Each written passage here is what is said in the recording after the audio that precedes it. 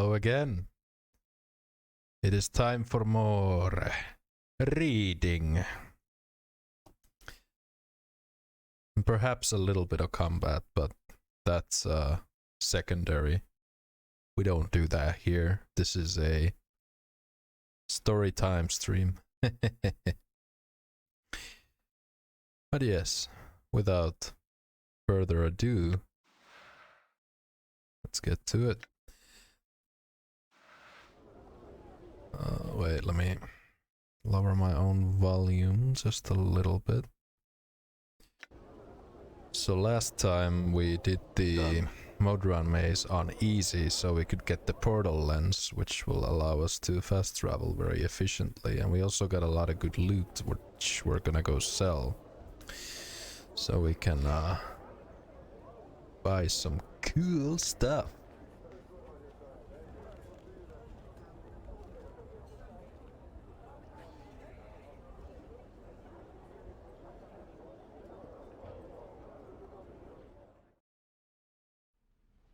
Done. Oh, let me turn the music back up. Story time indeed. Hello, Poofy. Hope all's well. I'll be lurking. That's cool, man. Thanks for your patronage. Much love and God bless. And hello, Bogu Bogu as well.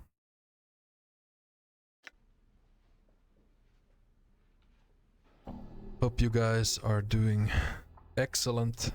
I'm doing a little bit better because it's not as hot today. I mean, it's still kinda hot to me, but it's not as bad as it was yesterday. And hello, Django.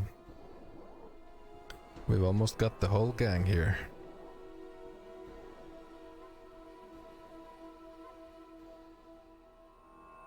Did I read your message from 6:55 PM about 20 minutes ago? What message? Oh. What is this? I didn't even notice. Kampela has been noticed by fellow Finn. Nebuga. Oh, Nebuga followed my channel. Well, if you're still here, Nebuga, thank you. Kiitos for following my channel. I think I am already following him back. Yes, I am. Okay. All is good. But thank you.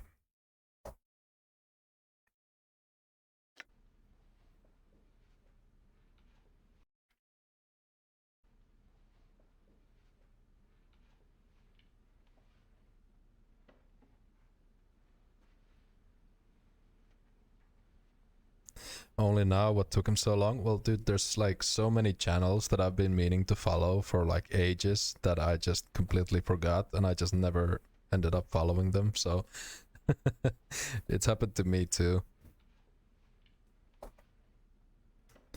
So, you know, can't keep track of everything. I certainly cannot. Weapons and charms, let's sell some garbage. Okay, so this is pretty bad. Yeah, so this is basically mirror image. These are pretty whatever.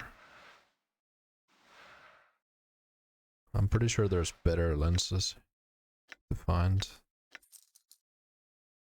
than that. Hello, I'll also be lurking. Hello, Barton the Slayer. Damn, a lot of lurkers today. But that's okay. I appreciate it.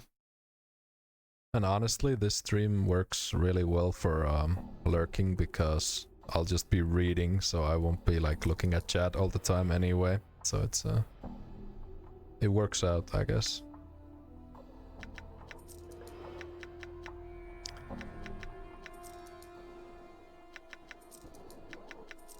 Okay, we got about 7k gold.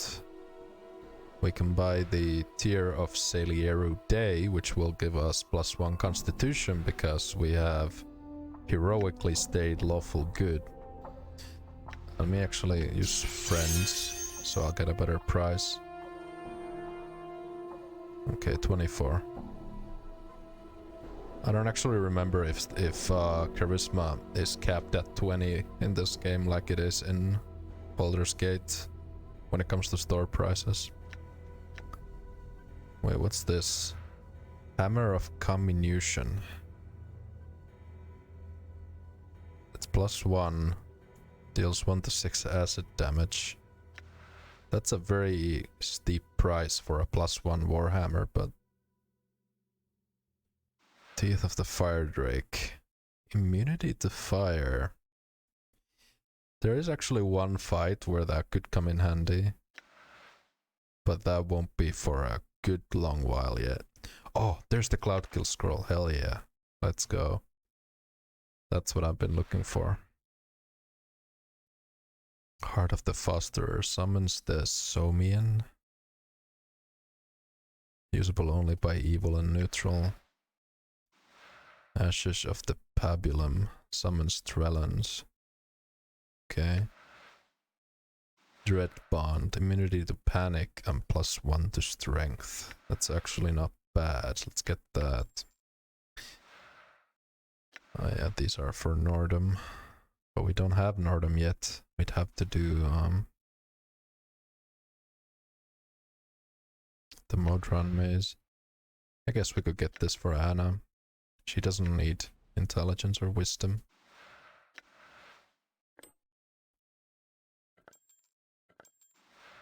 So she gets +10 hit points and she gets +25% physical damage reduction, but I'm not sure if this means, because it says normal attacks, so I don't know if it means that whether it, I don't know if it affects magical weapons or not, so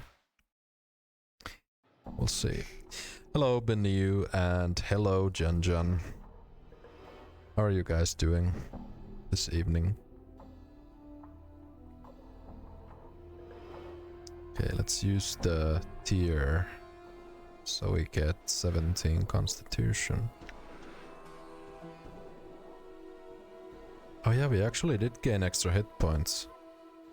Wait, so mage hit points are not capped at 16 constitution. I did not remember that. So technically we could keep putting points into constitution, get all the way up to 25, because that's pretty crazy. Your regen rate, if you have 25 constitution, you can almost out heal enemy damage in this game because of the ridiculous regen rate you have. It's the nameless one. Excited for story time? Well, I'm glad someone is excited because I'm not. I'm not excited for all this reading, but hopefully we'll have a nice time. Hungry, having dinner soon. Story time will set up my appetite. Well, I sure hope so. What are you having for dinner?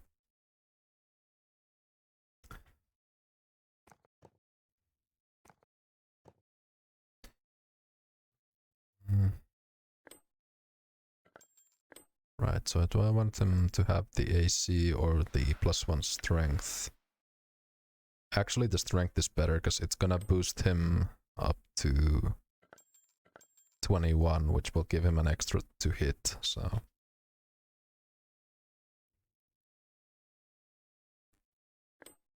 And I can wear this for a little bit of extra AC. KFC, Korean fried chicken. Interesting. I don't think I've ever had... Well, I mean, I'm sure I've had Korean food before, but not Korean chicken for sure. Or maybe I have and I just don't remember. I have bad food memory. I mean, I have bad memory anyway. I don't know what I'm saying. Let's just play the game. We got the Cloudkill scroll, which is really poggers because it's probably the best spell in this entire game. We got cheese, very important. We'll use this. From 1 to 4 images are created.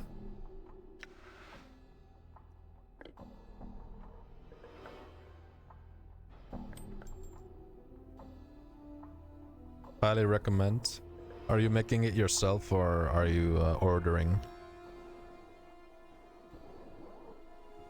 Can you fail to learn spells in this game? No, I'm pretty sure you cannot. I've never ever failed a spell in this game, so I'm pretty sure it's just you always get it. Let's look at the exotic items.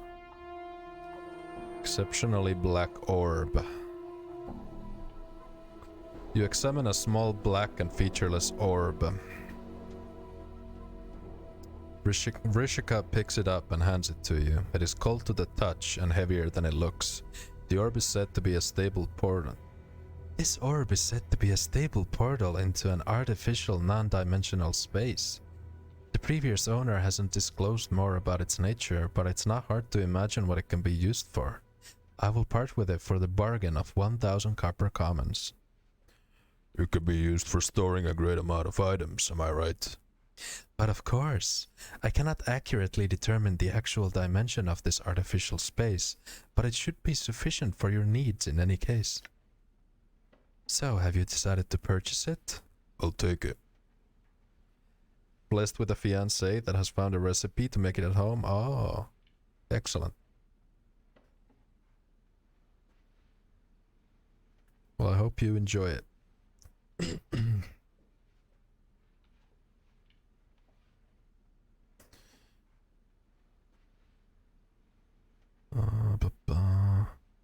Let's actually take a look at this thing we brought. This is a sealed pocket singularity. What looks like a black orb from afar is actually a transportable portal into a non-dimensional space. Not much is known about its nature, since the maker of this curious device has long been forgotten by time.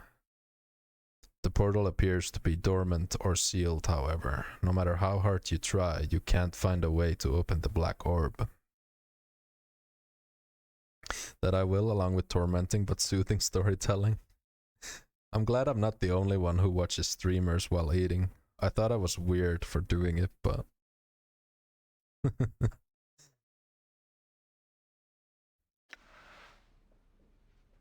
Examine the orb.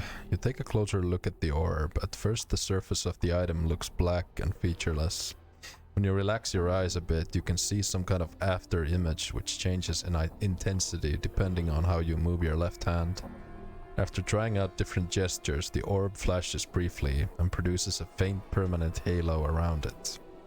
You can effortlessly reach into what seems to be an alternate space. Updated my journal. What do we need a succubus for? She'll turn on us, she will. Oh, it gave me a journal update for it too.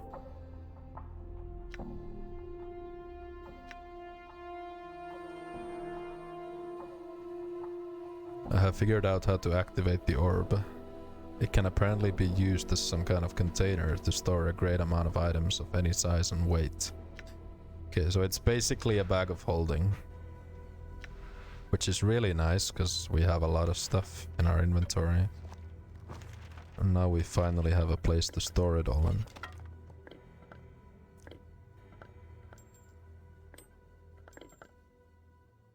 Look at this clean inventory now. Updated my journal. We'll be doing a lot of journal updating today. Okay. Let's look at the other exotic items.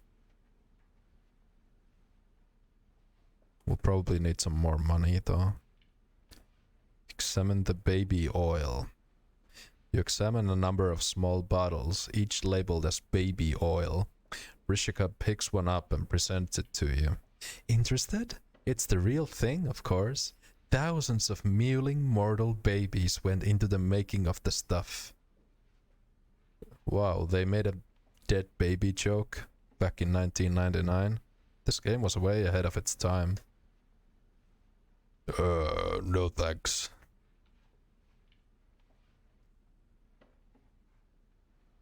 I'm trying to remember, because some of these are needed for quests, while some are not.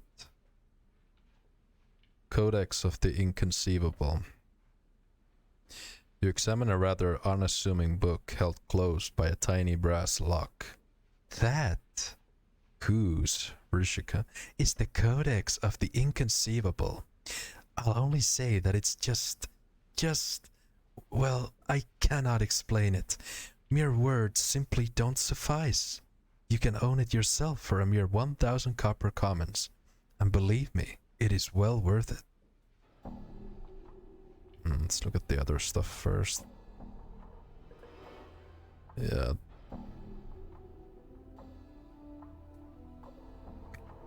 Oh, the tattered ragdoll. The years have not been kind to this tiny ragdoll. It is coming apart at the seams, and it looks like its threads are unraveling. It is obviously intended to be a replica of the Lady of Pain, but the button eyes and its plush softness don't strike much fear into your heart. Rishika holds it up for you. This was found in a well-trapped strongbox sunk deep beneath the surface of Sigil. It was part of a small hoard of treasure and forbidden magical texts, though I don't know what it's for. If you like it, it's only 99 copper coins. I'll take it. We can use the... I remember we can use the doll to get into the maze. The player's maze, I think it's called.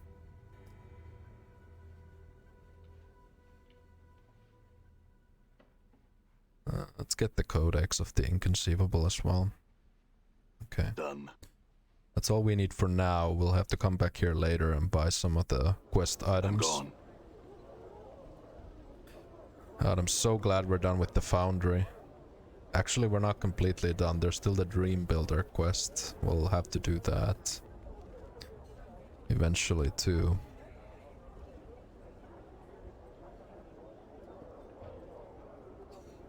Although I'm kind of worried about the doll, because I feel like doing this might make you more chaotic, and we don't want to be more chaotic. We want to be more lawful because, you know, metagaming. But this, I think, is safe to use. What you had first taken to be a rather unassuming book held closed by a tiny brass lock is, in actuality, bound in strange leathers and enchanted bronze. It is labeled simply the Codex of the Inconceivable. Open it and read. You unlock the book's bindings and open it. As you glance over the tome's contents, your jaw drops. You stand spellbound, flipping through its pages. Its contents are simply too much to be described. Mere words seem powerless to explain the wonders it holds. What was in it, Chief? Show him the codex. Mort floats over your shoulder to examine the codex's contents. His eyes nearly pop out from their sockets as they scan the pages. Wow.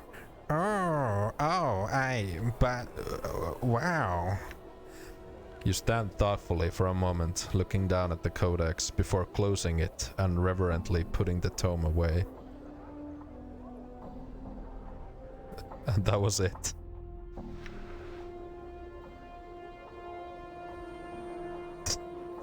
That was it. Yeah, real interesting.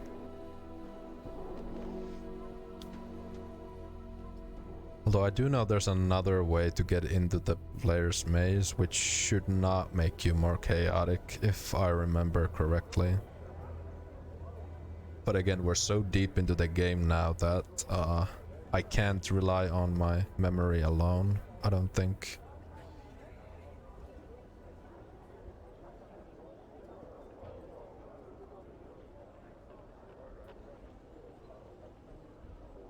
Whatever.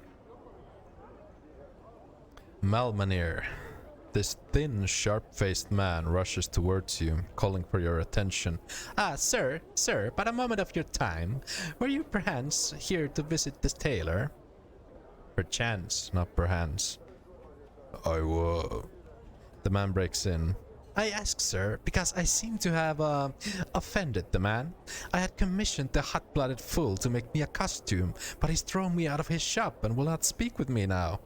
So, what? The man suddenly balls his fists and shakes them at the sky. What have I done to deserve such treatment? Nothing, I say. I was a patron. It is his duty to serve me, that churlish buffoon. What did you want from me? Eh?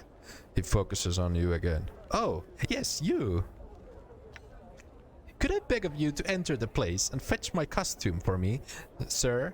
I have a masquerade to go to, and have not the time to commission another tailor.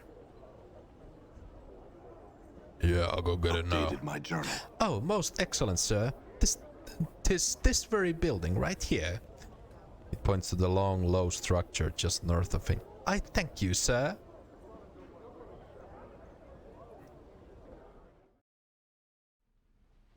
I'm gone. Oh yeah, it's the tailor shop.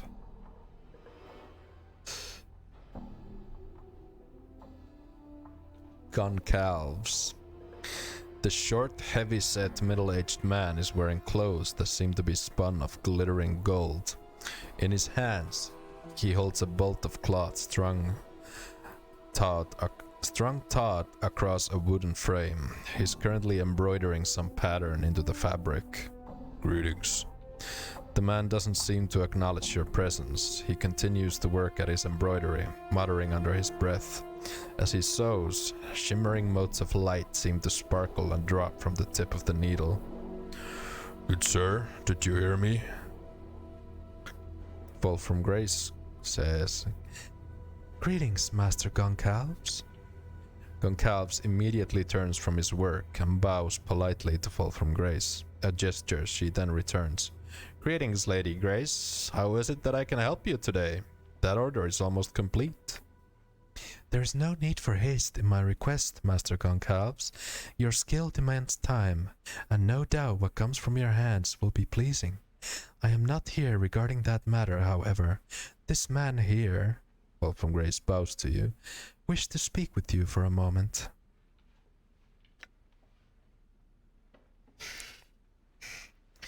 Of course, Goncalves turns to you. And so, sir, what was it you were here to see me about? Hey, got my portraits ready for Icewind Dale and Neverwinter Nights 2 engine. Hello, cooking is fun. It sounds awesome. I finally remembered to follow you on Twitch, by the way, so I can see when you're live, so I can drop in and have a look.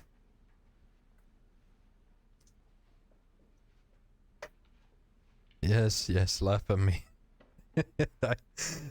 You know, I'm an old man. My memory isn't what it used to be. You stream early in the morning? Yeah, I figured, because, you know, if you're... Are you East or West Coast, by the way? Or are you in the middle? Because I can't remember. You're East Coast? Okay, so it could still be a reasonable time for me if you're East Coast.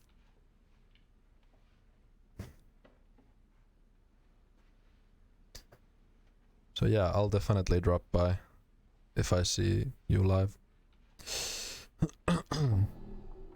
I had questions. I hope this about garments and the like. I shan't answer anything not concerning myself or the store, you know. I wanted to pick up a Dustman costume. You're in luck then, sir. I happen to have one available. Its cost is 30 copper commons. I'll take it. Goncalves takes a set of neatly folded robes from under a counter. Here you are, sir. I would warn you, though. If this is for the upcoming masquerade of Lord Erd, many folk are already attending as dustmen. I'll keep that in mind.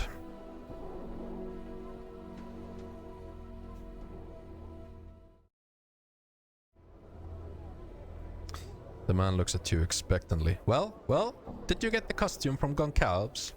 Yes, here it is. It cost me 30 commons. Updated my journal. Fine, take it, here. He tosses you 30 copper commons. Now I have to be off. Wait, Goncalves said many people were already going to this masquerade as dustmen. Did he? Blast, I would hate to arrive in such a common costume. I could go see if he has another ready. Not a bad idea. Not bad at all. Quickly, see if that portly nincompoop has another, would you? I'll return with another costume. my journal. Increased my skills. Ooh. Priest abilities have increased. +5 lore gained from specialization bonus. Oh, that's useful. Done. And by that I mean it's not useful at all. All right.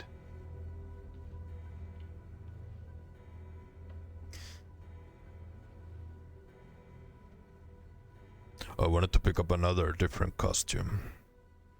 Concalves nods and smiles knowingly. The dustman's bit seemed a bit too common after all, eh? Well, it just so happens that I have a gutsman costume if you would like. It shall cost you only 50 coppers. I'll take it.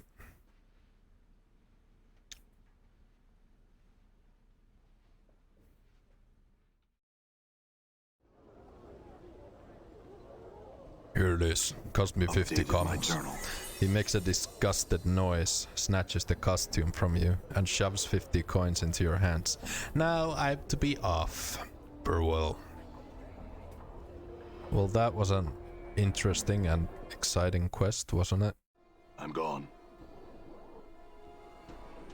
Let's talk to him again. What were those lights while you were embroidering? That? Nothing, sir, but a bit of the art, which I at times weave into fabric when the fancy strikes me. Those items which I lavish enchantments upon are my most special creations and are rarely sold. What sort of magical clothes do you have available? Concalves looks you over, frowning. Nothing that would fit you, that is for certain. I'd like to see what you have, just the same. Oh yeah, you can buy clothes for the women folk in your party. So this one gives you AC 5 and 3 additional first level, 2 additional second level priest spells. This one, same AC, but it gives her more regen. This is for Anna, it gives her AC 4 and +1 to Thaco. This is AC 6, but it gives her thieving skills. Okay. I mean, we'll come back here once we get more money. I'm gone.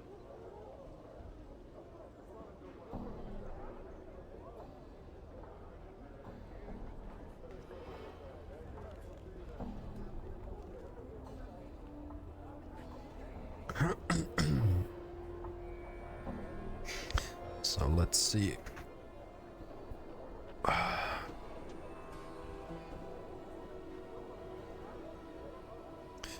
Diligence.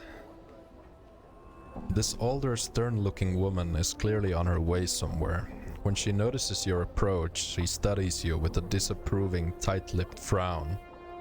Greetings. The woman nods curtly, speaking in a tone cold as ice. Yes, what is it? And watch your words, for I am Diligence, 4th Magistrate of the Ward.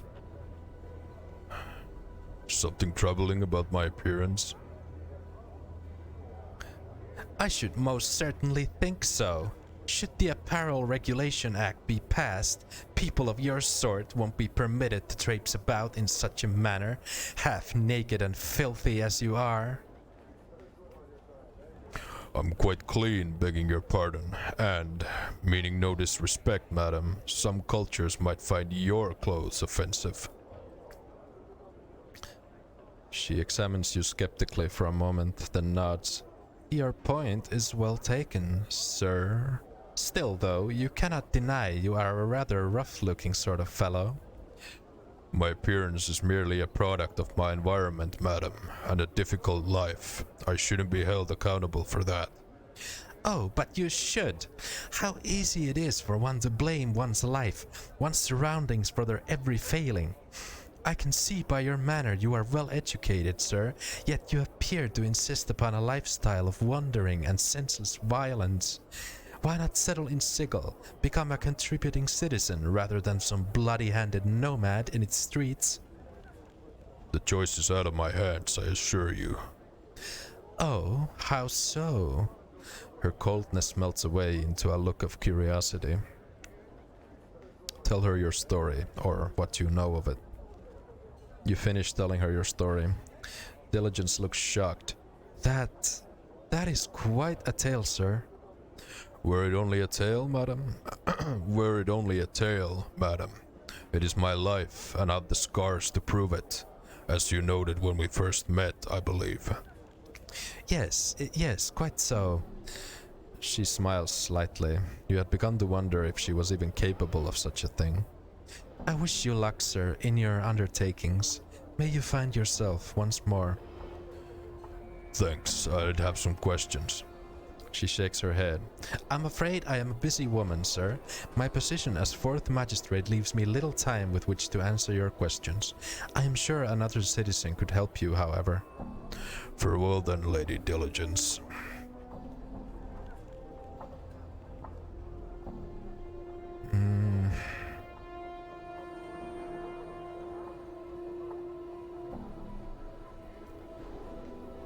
Jolmy's messenger. This slender young man approaches you wearing a somewhat worried expression. 1,000 pardons, sir, but I am looking for a certain man, and I think you might be able to help me. Oh, how so? I am a messenger, sir, who seeks a man it's said cannot die, a scarred man for whom death is nothing but the most trivial of annoyances. You match the admittedly vague description I was given, sir, and I had wondered if you were he. Yes, that's me. He nods, then bows deeply to you. A message for you then, sir. Mistress Jolmy at the House Sirma, a lady of high standing, has sent me. Mistress Jolmy would meet you in the Civic Fest Hall, where she would make a proposal, of which I know nothing, to you. Should you choose to seek her out, she wears green silks, trimmed with gold, and has hair the color of blue steel. That is the extent of my message, sir. Farewell. Farewell. Updated my journal.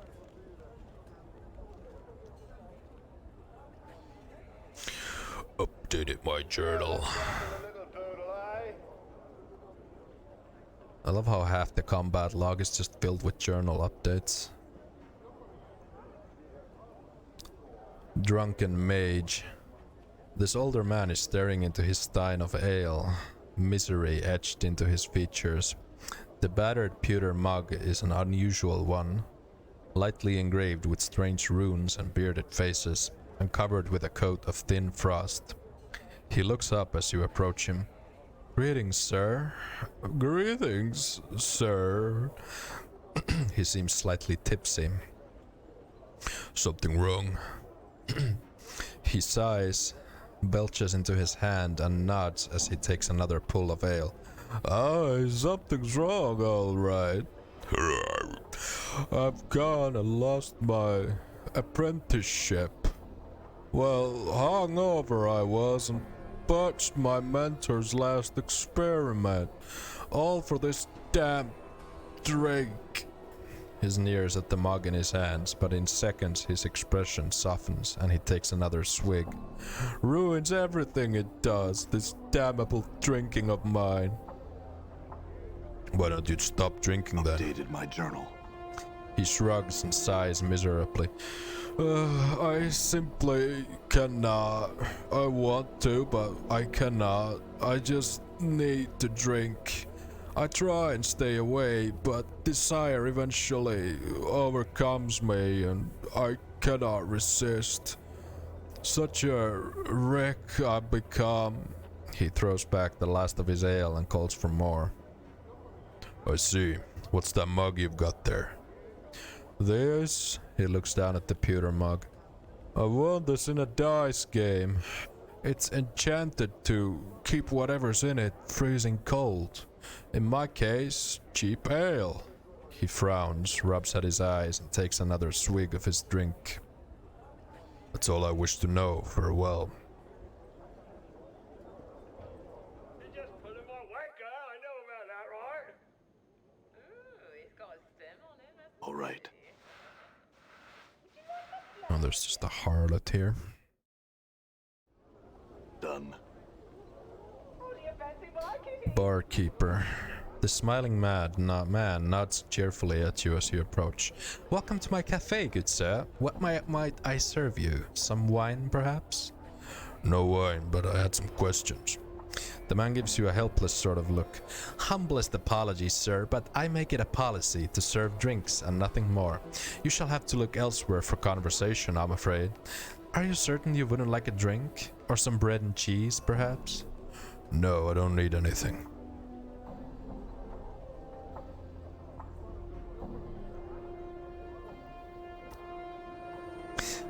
Namel, the woman smiles as she greets you, her beauty no less breathtaking than the first time you saw her. Again she met the stranger. Why, she wondered, could he have come to me once more? Are you looking for someone?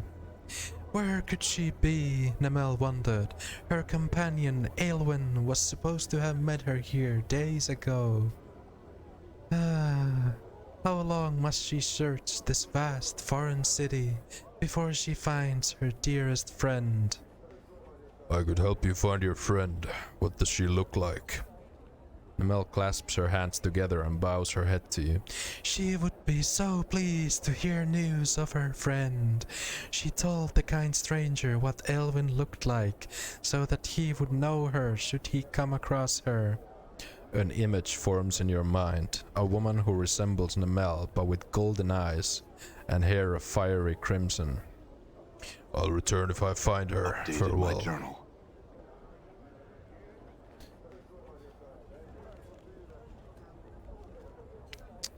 Abel ponder thought. This older man looks somewhat bookish.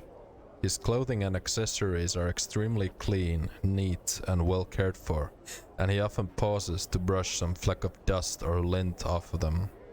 A symbol resembling a stylized dagger, piercing upwards through a flame, is embroidered upon his tunic. Greetings. The man's eyes pass over you, gleaming as they fix on Mort.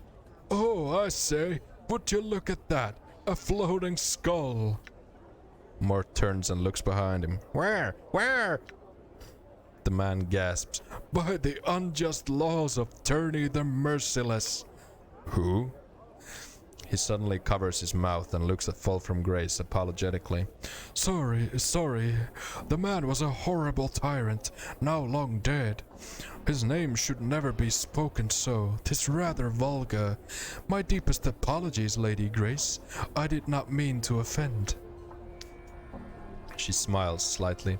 It is no matter, Abel.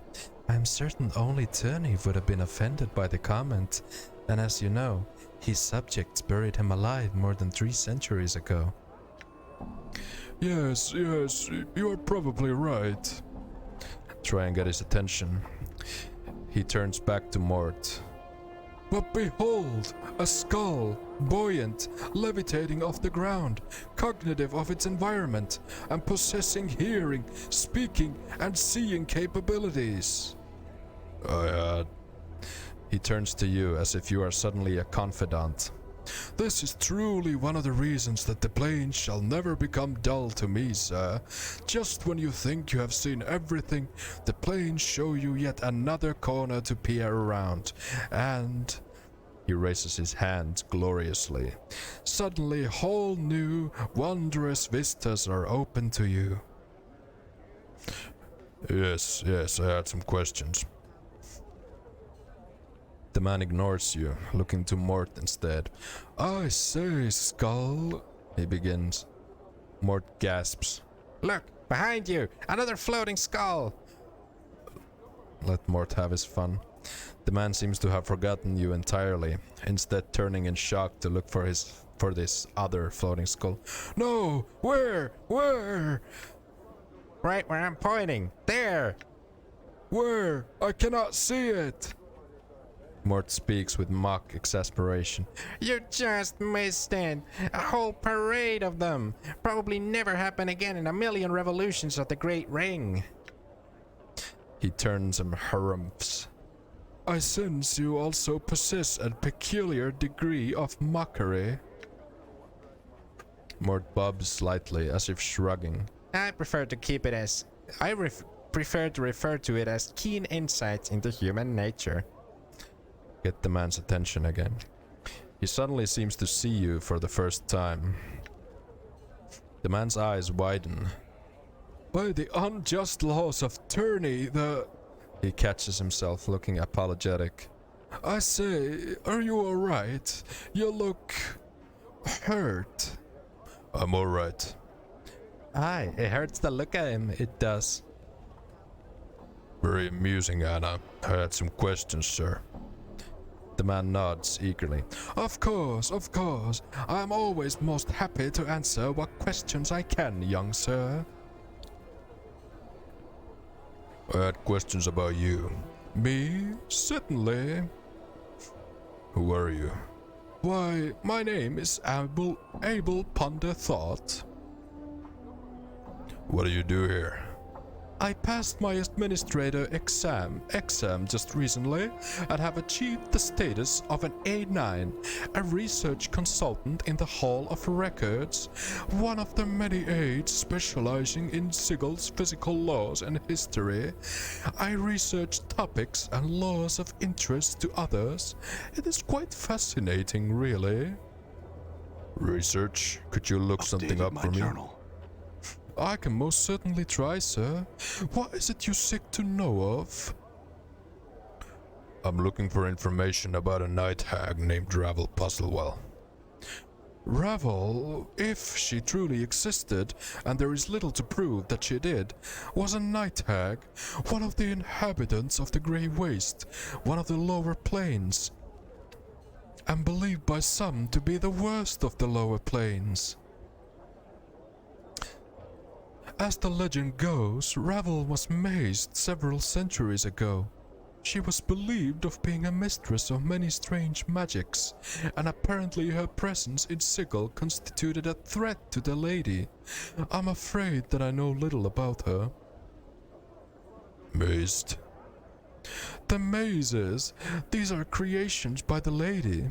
You see, she takes a small piece of sigil, copies it, then uses a portal to place the copied bit into the deep ethereal. Once there, the piece of sigil then becomes a demiplane, an endless maze that curls and twists about itself. So can you research her then? Actually no. Continue to listen. The lady uses these mazes to imprison anyone who threatens her power. Once she has determined that you are to be imprisoned, there is no escaping them. There is believed to be a way out of each maze, but it is most likely extremely difficult. So can you research her then? Yes, I shall look into it. I should have the information in less than a day from now. I'm looking for information on any deceased person who matches my description. He seems puzzled. An odd request, sir. Such a man or men would have to have been noteworthy figures for my work to turn up anything of interest. Are you investigating an ancestor of yours, or something like that? Can you check? Yes, I shall look into it.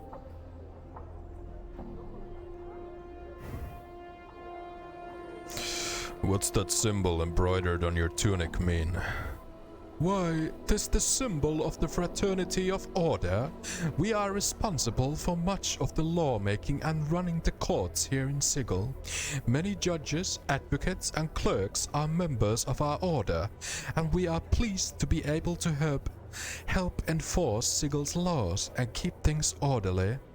We make a strident effort to learn all laws, whether they pertain to Sigil, the planes, or the multiverse itself. What does the Fraternity of Order believe? Updated my journal. The Fraternity of Order believes that the multiverse is governed by laws. When one knows all the laws, one will understand the multiverse. That is our goal. By understanding the laws, their limits, we learn to avoid certain laws. If you don't mind me asking, what sort of benefits are in the position?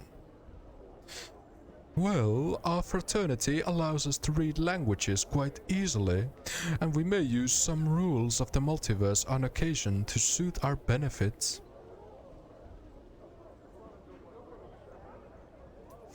I had questions about this place. I'll admit I know little of this part of the Clerk's Ward, sir, but please, ask. Was it called the Clerk's Ward? It is the seat of much of Sigel's record halls and administration. The staff at these places give the ward its name. Many clerks, scribes, priests, bureaucrats, and administration officials live in this ward. What's of interest around here? There is one of the finest advocates in Sigil located here. The Civic Fest Hall, home of the Society of Sensation, is also located nearby. And the brothel, sir, of slating intellectual lusts. Tell me of the advocate. He is also one of the Fraternity of Order, though his time there has ebbed somewhat since the unfortunate troubles he has experienced. I am not one to speak of them. His residence is just across the way, south and east of here. Tell me of the fest hall. It is a beautiful structure that is both the headquarters of the Society of Sensation and acts as a hall for the arts here in Sigil and the Plains. It is an opera house, museum, art gallery, wine shop, tavern, training hall, theater, sensoriums. Many things can be found there. Sensoriums?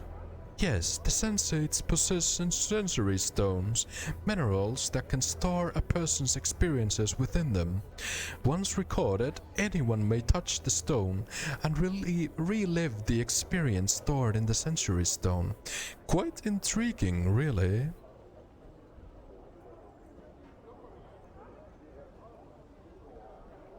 Tell me of the brothel. He nods, looking somewhat embarrassed. Yes, well, I am known to go there for the conversation. He turns to fall from grace. It is a noble pursuit you are engaged in, Lady Grace. I wish you would instruct your students in a more formal regimen. Perhaps give them more an overview in the city's laws and policies. Then they... Grace smiles, managing to politely interject. And why do you think you are always welcome, my good Abel? He digests that for a moment, then nods, beaming. Thank you, Lady Grace. He turns to you once more. Know of any work available locally? None of the temporary sort, no. I had questions about this city. Questions about Sigil? Please, sir. Ask whatever you like. Where's daylight here come from? I don't see a sun. The haze can make it difficult to determine for certain, so I understand your difficulty. The light comes not from a sun, but from a gradual luminescence that fills the sky. It reaches a peak called peak, then fades until the sigil is completely dark, called anti-peak. The source of luminescence is unknown, but it is most likely the lady's will. The lady? He begins ticking off the points on his fingers. 1. She is not just the symbol of Sigil, as some claim. She is very real and very dangerous. 2. She is believed to be the one that keeps the powers, deities, out of Sigil. As long as she is present, the powers cannot enter Sigil. 3. She also prevents unauthorized teleporting and gating into and out of Sigil. It prevents the outer planes creatures from bringing even more of their kind to Sigil outside of the conventional forces. Conventional forces? I meant roots. Hey, Robin for days. Thank you again for the biddies. Much appreciated. What up, fellow scarred undead multiverse warriors? Well, we're not really being warriors right now. We're being more like scribes, scribing into our journal. But thanks again, dude. Much Love.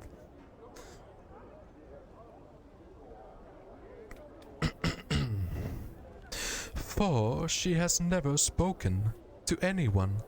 5. She usurped control of Sigil from Easkar, a power now believed dead. 6. Anyone who threatens Sigil or her is punished either by falling beneath her shadow, which results in a series of invisible stab wounds that can kill even greater Beatezu, or by being sent to the mazes from whence few ever escape. 7. She does not like to be worshipped. Those that do are often found with their skin missing. And lastly, the sight of her is believed to drive others mad. She stole control of Sigil from a power. How do you know this? 'Tis the belief of my order. You'd said the sight of her drives people mad? Yes. He ponders it for a moment. But I must add the caveat that I have never seen her, you understand? No.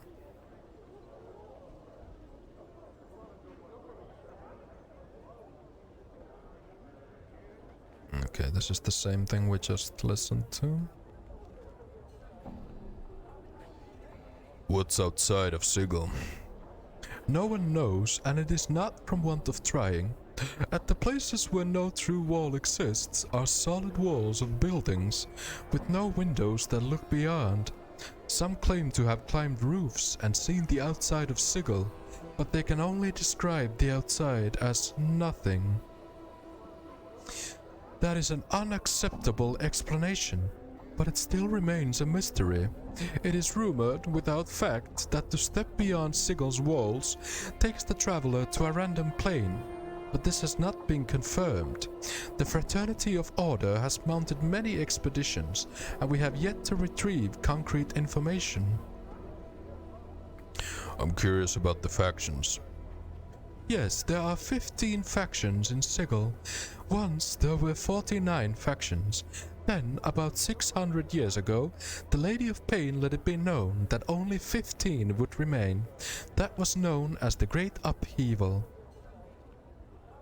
And sure enough, in a fortnight 34 of them perished or faded.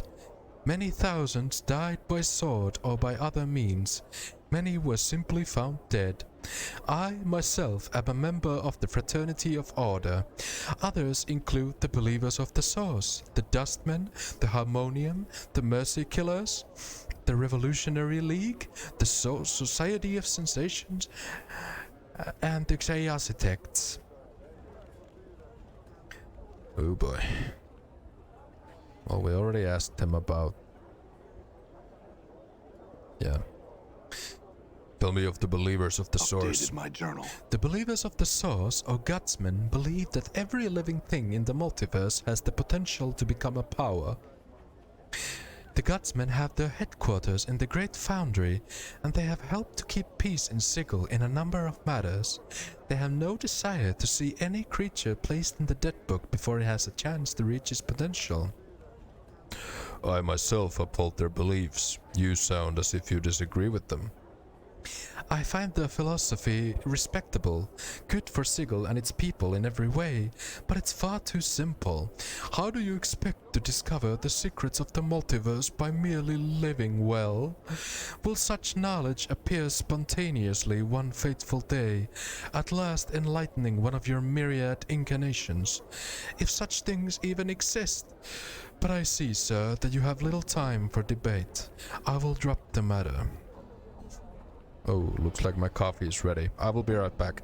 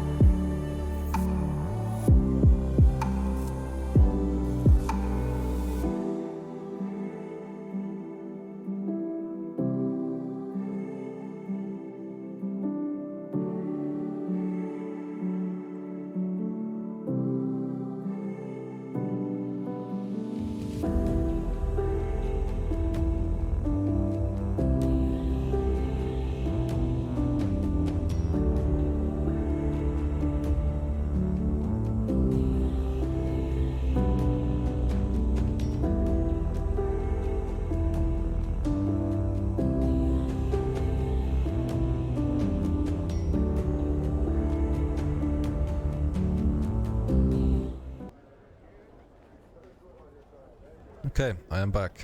And I have some coffee now.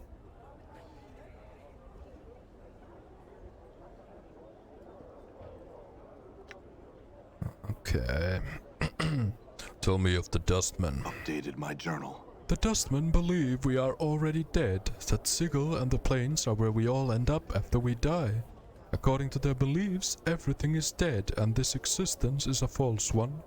To keep any ties or feelings for this existence only prevents a soul from truly dying.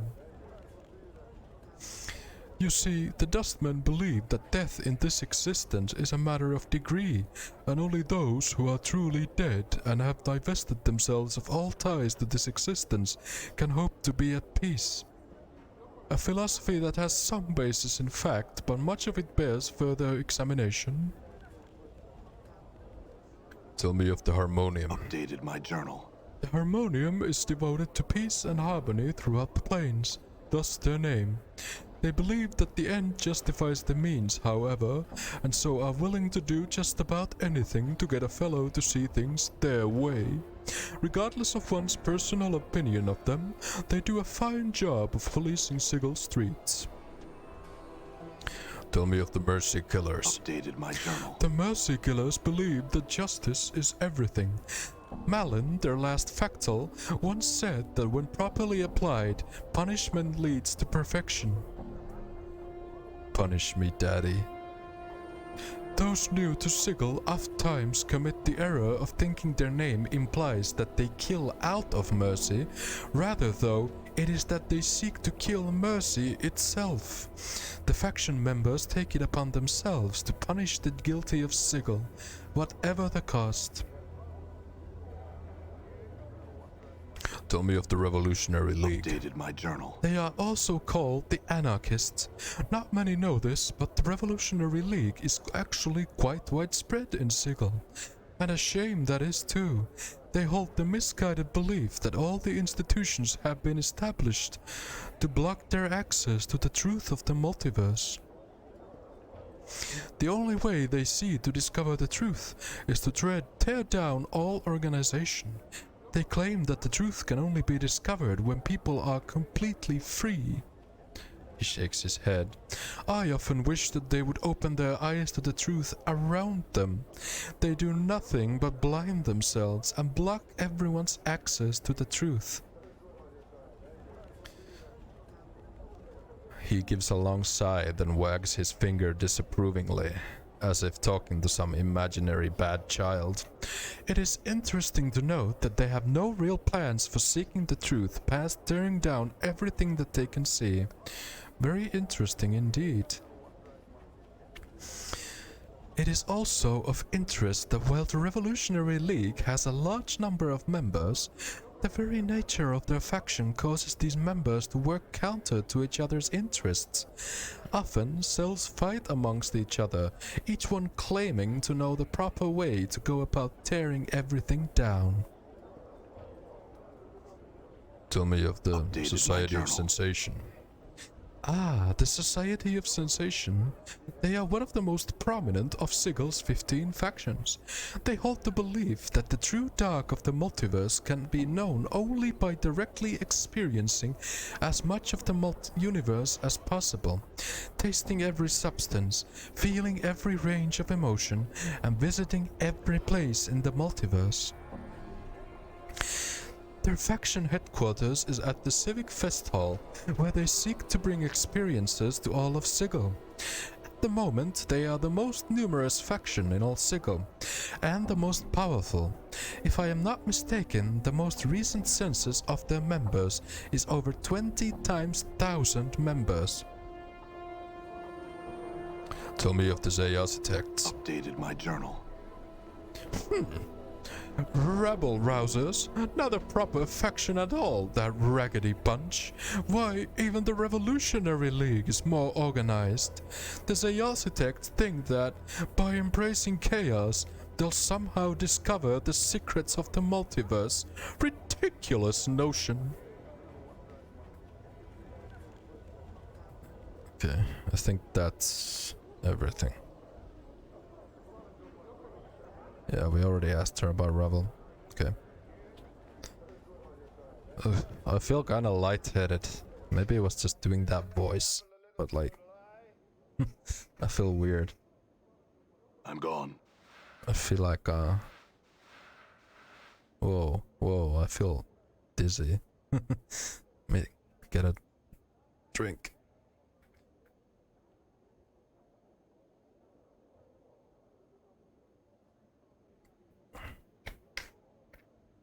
Boot shiner. The young man smiles as you enter his tent, gesturing for you to sit down. Clean and wax your boots, sir? A wondrous shine for only 2 copper commons. No thanks, farewell. And a farewell to you, sir. Please return should you need your boots shined. Done. I'm gonna stick my boot so far up your ass you'll be tasting shoe polish.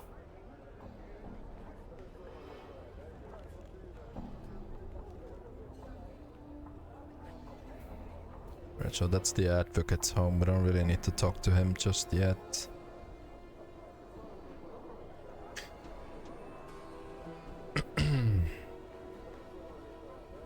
Look at these journal updates. The combat log is just journal updated, journal updated, journal updated. Performance artist. This man's face has been painted white. A pair of arched eyebrows has been penciled onto his brow, and red powder has been used to make small circles on his cheeks and accentuate his lips. He says something, but you can't hear him. His hands are pressed up against what looks to be an invisible wall. What? I can't hear you. He hangs his head, sighs soundlessly, and shrugs. He then steps back a bit, waves farewell to you, and begins to pantomime various actions, pulling on a rope, walking downstairs, and so on. Fall from Grace looks closely at the man. I believe I've heard of this sort of performance art. It's common on a number of prime worlds. She lowers her voice so that only you can hear her, and widely loathed on more than a few of them. You reach out to touch the man, but your hand is stayed by some unseen force. The performance artist appears to be trapped in some sort of invisible box or cage.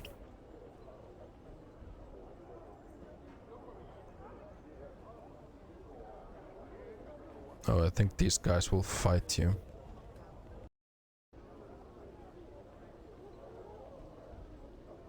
Thug boss. This young but well-muscled thug, while certainly well-armed and large enough to be dangerous, seems awfully clean for a typical street tough. He's carrying a massive axe in one hand and a steel box in the other. As you near him, he puffs up and scowls at you. What are you looking at, sod? Pike off before I have to scrag you. Scrag? What in the 9 planes of Beator are you talking about, you idiot? Scrag's nagged, yip nipped, yanked by the hardheads, you clueless addle-cove berk. He glares daggers at Anna, but says nothing. Calm down, I just had some questions. Stop shaking your bone box, leatherhead. This is my territory and you'll be leaving it quick if you don't want my bloods to tear you apart. Anna snickers, shaking her head. Rattle, you sod. Rattling your bone box it is.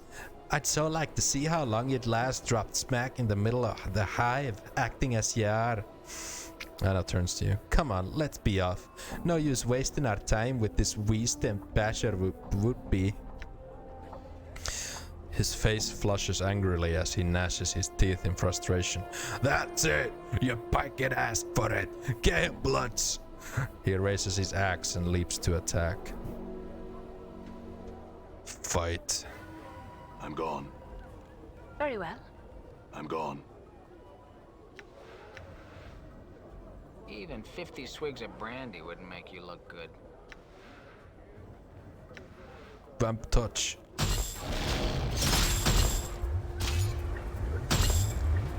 All right.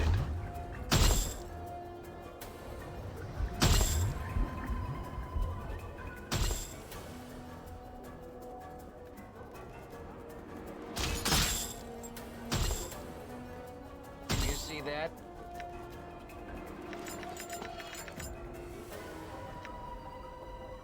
gone.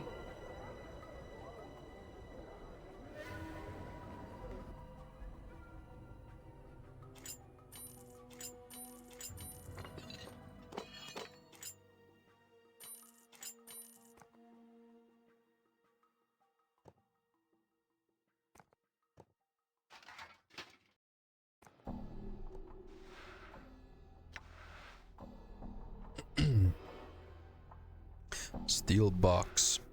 This sturdy steel box has a thick leather handle on the top, but there's no apparent way to open the thing. It appears to be welded shut. There are a number of very narrow slits along one side that you can't quite see into the box through them. A sickly sweet, rotting smell wafts out from the slits.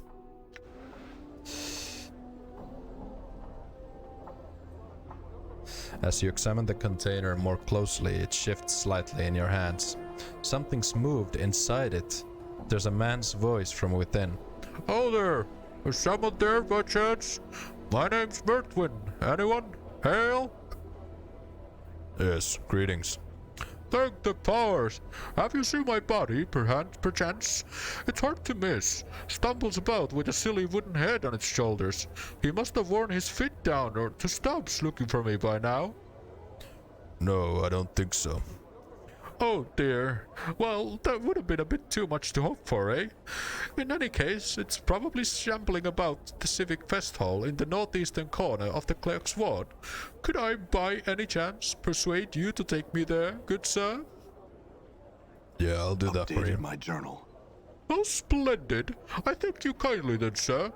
If you don't mind now, we'll hold off speaking any further until I'm with my buddy again." "All right."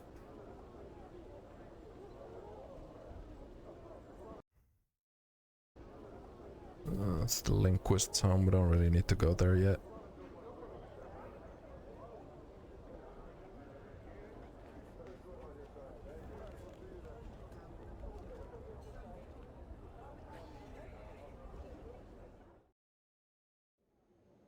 All right.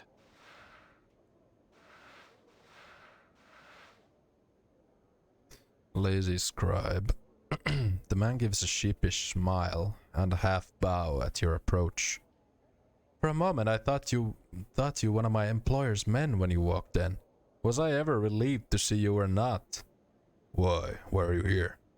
"I could not stand my work at the record sub hall 7 for another moment, so I darted off. Had I simply gone home, my employer would have sent a messenger that tyrant. That is why I am hiding here, of course. I intend to lounge about for a bit longer before returning to my cramped little desk." "Very well then."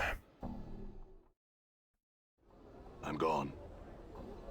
Somehow I feel like these NPCs were meant to be part of some quest, but they never fleshed them out.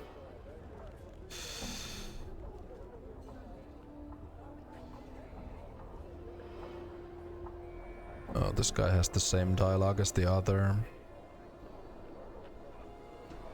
Barkeeper. There's Elwyn.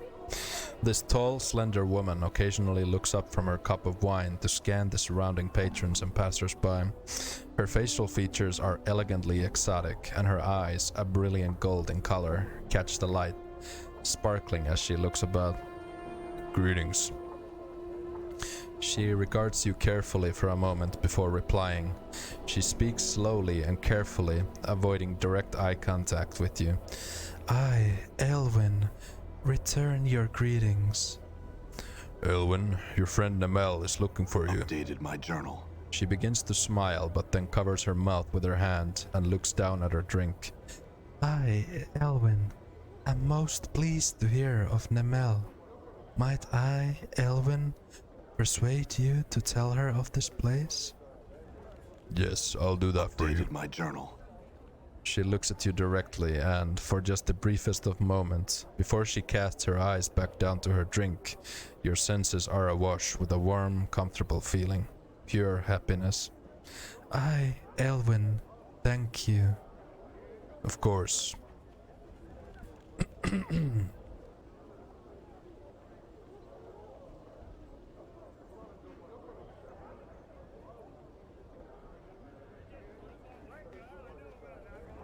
Holy shit, all this reading is making me lightheaded.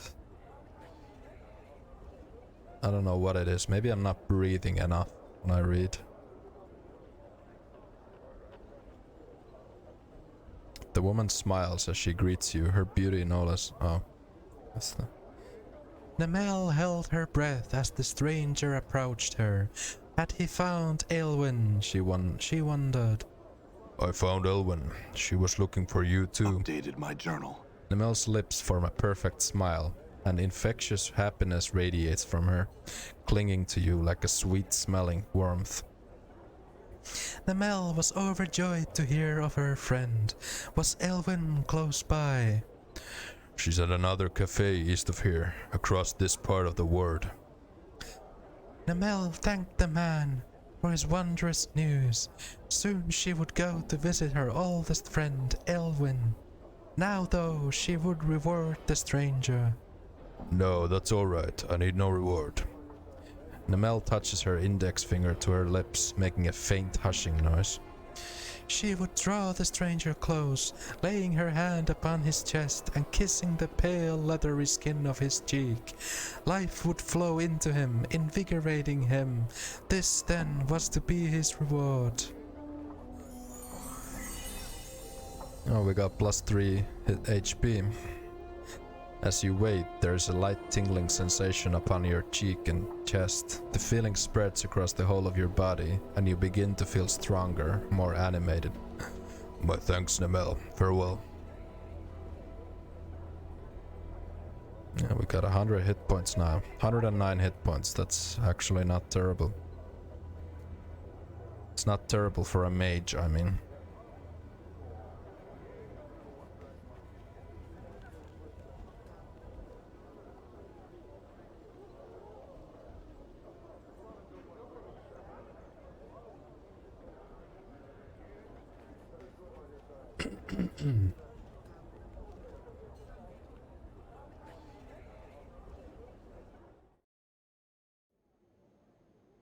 Done.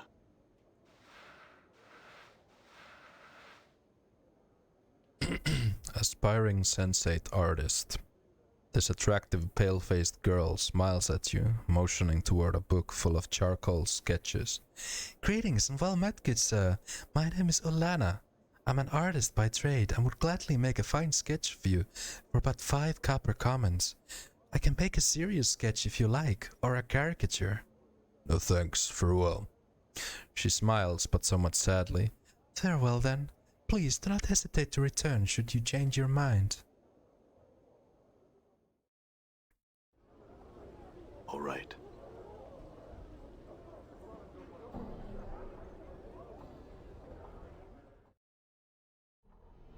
I'm gone.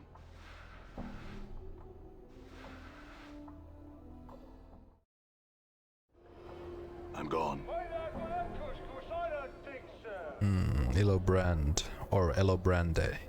I wonder if the E is silent or not. I'm gonna say it with Elobrande. This old woman examines you closely with her sharp grey eyes. First your face, then your arms and various tattoos. Greetings, scarred one. Come to speak with Elobrande, have you? Have ye? Come to have your fortune told, mayhap, for a paltry 5 coins. Yes, tell me my fortune. Elobrande places your coins in her belt pouch and takes your hands. She quietly studies your palms, frowning deeply. At long last she speaks. Some rare folk are what's called fateless, ye see. They wander through their lives, doing as they see fit, creating their own destinies. Ye have no fortune to tell, scarred one. None at all. I've nothing to tell ye, and so here is your coin. She returns your 5 copper. Farewell then. Hold ye one moment, scarred one. Elobrande reaches out, touching your arm. My mother gave me something once, long ago. A scroll, sealed with wax. A hooded man had entrusted it to her, and said that a man such as ye would one day unwittingly come to claim it. Here, I would have ye take it now. What is it? Brenda shakes her head, frowning.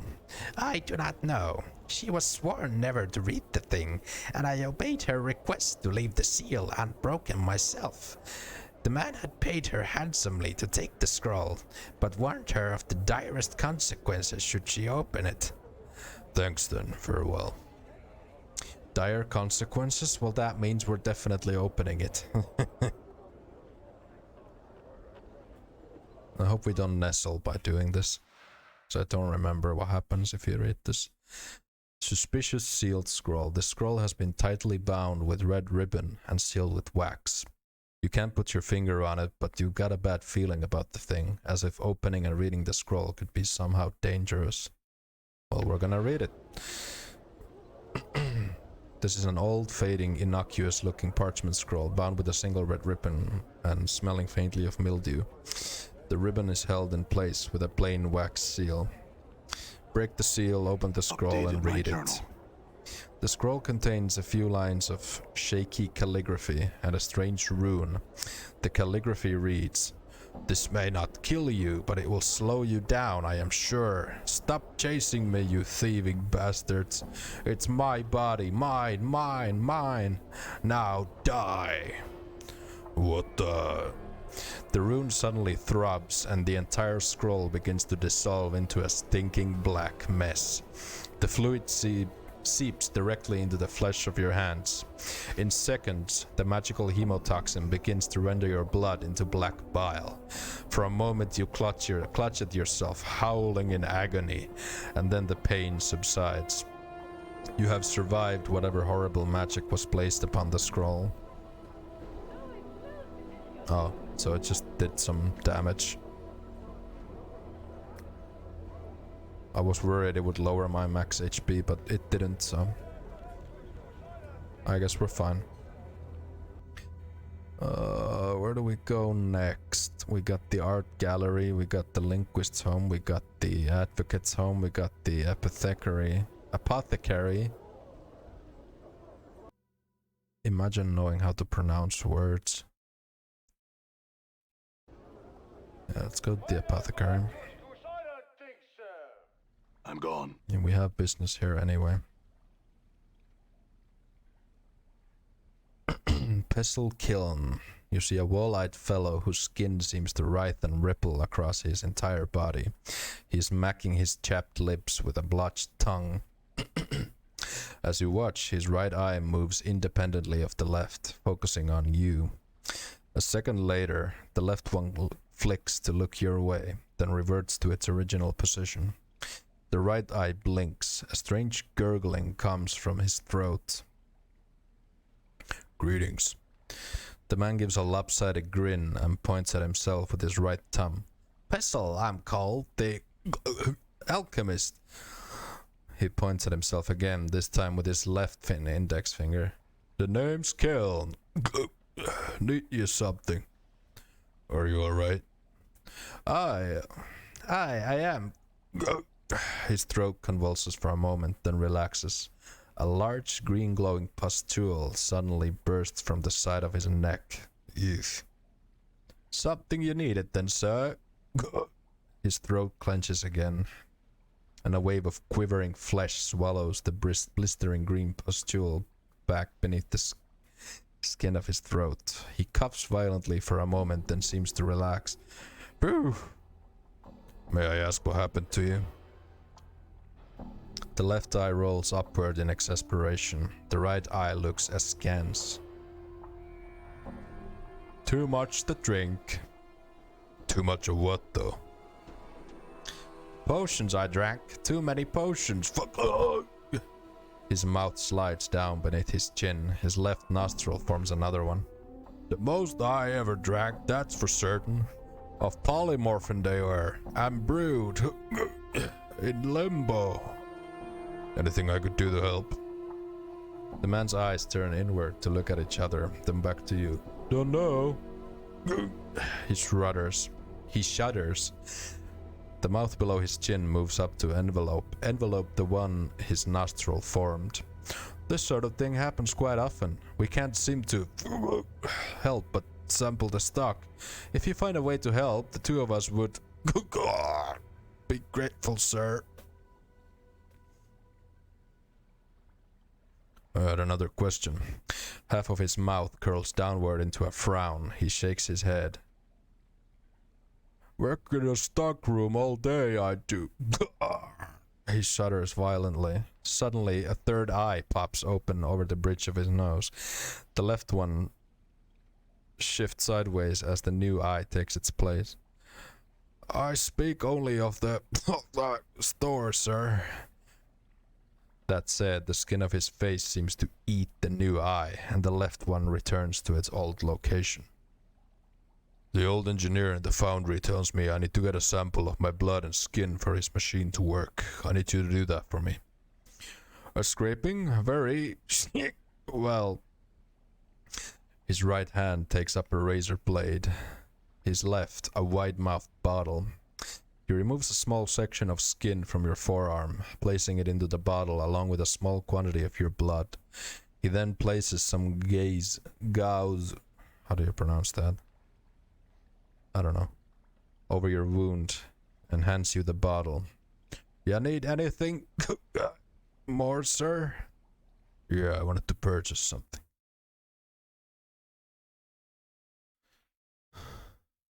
Actually, I didn't want to purchase anything. I lied. Done. I lied even though I'm lawful good.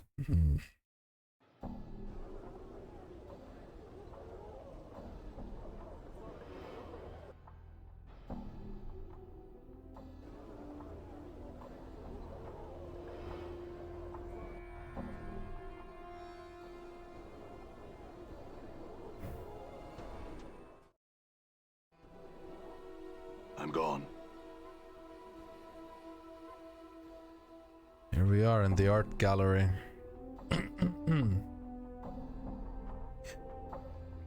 Ivana. Wait, give me a sec.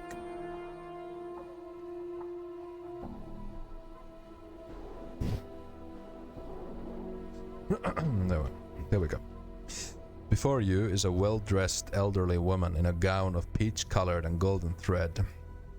She stands quietly, her hands folded together primly, and nods in your direction. It is then that you notice that she has no pupils. Her eyes are entirely white. Greetings, sir. I am Ivana. Welcome to my galleria. Feel free to look about, spending as much time here as you like. Should you have questions regarding any of the pieces, do not hesitate to ask me of them. I had some questions, Ivana. One moment, sir. Your voice, it is heavy with age and wounds. Would you be so kind as to permit me to touch your face? Yes, go ahead. Ivana smiles, gently running her old hands over the skin of your face. She frowns, looking slightly puzzled. So many scars, both old and new. They seem to... She touches the side of your throat, flushes, then pulls away. Pardon me, sir. I was curious to see how far they went. It's fine, and they're everywhere. My whole body is scarred. Ivana nods. I had some questions. Of course. Please, ask. Can you see, Ivana? I believe she is blind by choice and not by circumstance. Ivana nods, smiling. Your friend is quite correct, sir. I cannot see, but only because I do not wish to. In time, I will allow my vision to return, so that I can re-experience the contents of my galleria with the benefit of new, fresh eyes. You look familiar to me.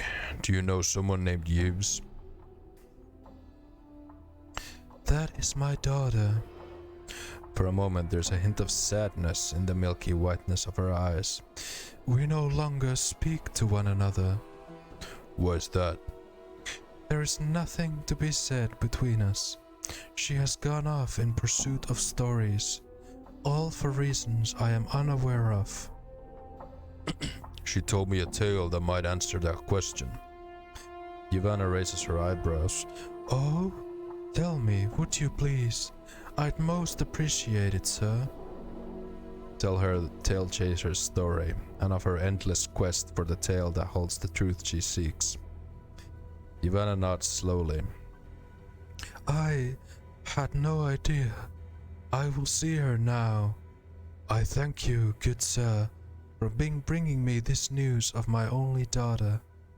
As she speaks, color slowly bleeds into her pale irises until her eyes are a brilliant shade of green.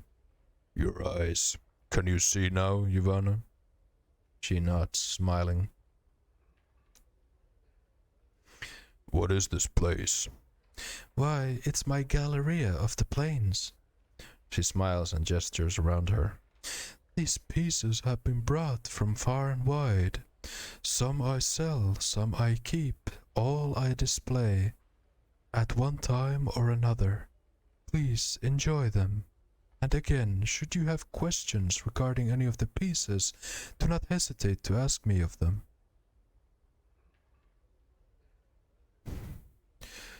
What is of interest here? I am afraid that I do not go far from beyond the Galleria, and cannot help you with this matter. You might try and ask someone else. It's the same thing. What do you know of Ravel Puzzlewell? She is a night hag, one of the eldest Grey Sisters of the Wastes, who came to Sigil many centuries ago to pursue arcane experiments. It was believed that these experiments were against the lady's will, and that Ravel was thus banished from Sigil, imprisoned within one of the lady's mazes on the ethereal, where her body rests to this day. Go on. Ravel was said to have been a master of riddles and puzzles, but it was believed that one riddle, one question in particular, was said to have plagued the ancient night hag. What can change the nature of a man? She set the line. She issued a challenge to any who were interested. She promised to instruct any who came to her in her craft, if they could only answer the question to her satisfaction. If they could not, they consented to be her next meal.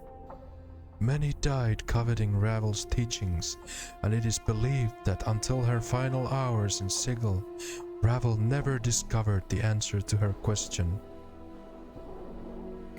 Ravel's crime was believed to be some means of trying to shatter the cage, trying to crack open Sigil itself for some unknown reason.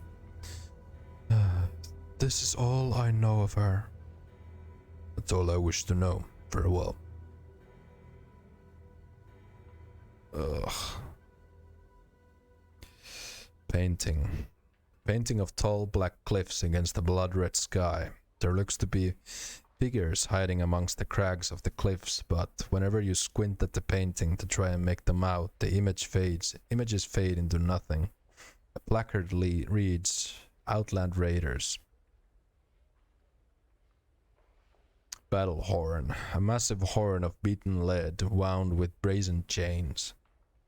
The horn is horribly mangled, as if some tremendous force had crushed it. Jagged blades protrude along its length, almost as if it were meant to be used as a club by some gigantic creature, as well as a battle horn. A placard mounted beneath the horn reads, Cleansing Horn of Acheron. Put your head against the wall, try and blow the horn. Try as you might, you can get no sound to issue from the massive horn. Your lips come away from the mouthpiece, tasting of blood, smoke, and metal.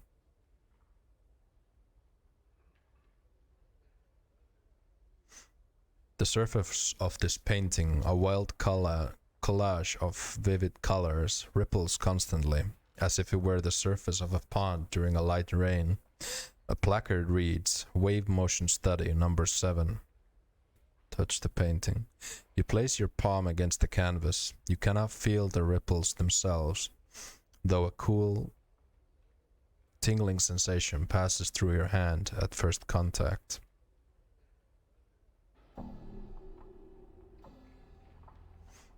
A brilliant ruby statuette stands on this pedestal, carved into the image of a winged humanoid.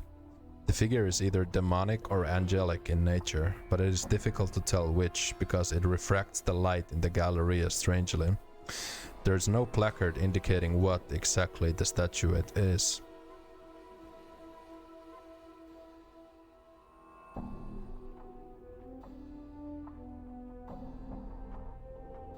Painting. This is a portrait of a grotesque, hook-nosed old crone. The hag's flesh is a sickly blue-gray color. Her eyes glow red like the embers of a dying fire. Her chin, long and sharp, juts forward in an extreme underbite. Two yellowed canines protrude upwards from her lower jaw like small tusks. The smile upon her withered purplish lips speaks of a horrible secret. A placard reads, "Grey Hag of Oinos." As you begin to turn away from the painting, something in it draws your attention. A strange tingling sensation arises in the back of your mind, a memory beginning to surface. You recall standing, confused, in a maze of briars. The hideous crone from the painting is before you, cackling wildly. You grit your teeth in frustration, wondering why she's laughing at you. "My poor dear lovely man thing," she croons. "Why, that was your first wish." She points a single bony clawed finger at your forehead. Your temples begin to throb painfully, and you can remember nothing more. This looks to be a subterranean landscape, a massive cavern interior filled with colorful, faintly luminescent, gigantic fungi. A placard reads, "Veiled beneath Clangeddon." "Clangeddon's might be with us." Yeslik? In Planescape Torment? This painting is a dark cityscape, a faraway view of some giant center of civilization being burned to the ground. The streets of the place are empty, however, absent of soldiers, refugees, and even corpses. A placard reads, "The Folly of Udo."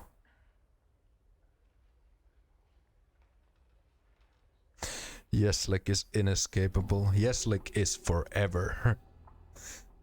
Yeslik is eternal. Stained glass. The hundreds of chips of translucent green glass which make up the stained glass window don't appear to be held together by anything, but rather remain free-floating and mysteriously suspended within the iron frame's boundaries. The shards ripple and move in slow waves, causing bizarre patterns to fluctuate across the window's surface as various portions of it refract the Galleria's light in different directions.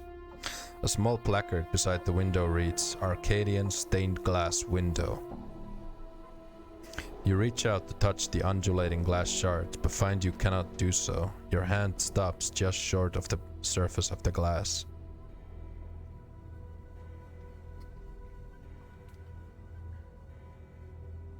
This painting shows an enormous granite keep, a hideous thing, long and low, covered in leering gargoyles, suspended in what looks to be the night sky. A cloud of crimson and violet vapor whirls in the background along the right side of the painting. A placard reads simply, "The Library."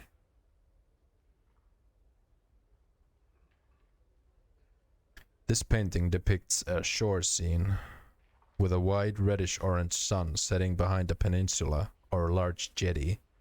The scene, though unoriginal, is breathtaking. The play of the fading daylight across the water is captured perfectly, but staring at the painted sun for any length of time makes your eyes ache. A placard reads, "Surface of Talasia." Touch the painting. Oddly enough, there is nothing unusual about the surface of the painting. A set of 4 paintings which portray an empty beach in the dead of night. The air around the paintings smells faintly of brine, and the painted sea seems to ebb and flow across the darkened shore. A placard reads, "Carissathran Shoreline." Sniff at the painting. The surface of the painting smells strongly of sea air. You place your hand on the painting, not knowing quite what to expect, but it is merely the texture of painted canvas that you feel beneath your fingertips. Dark birds of Ocanthus. Several shards of black crystal or ice swirl within the freezing wind that this ornate pedestal gives forth. Each shard looks razor sharp. Touching or grabbing one could be perilous. A placard on the pedestal reads, Dark birds of Ocanthus.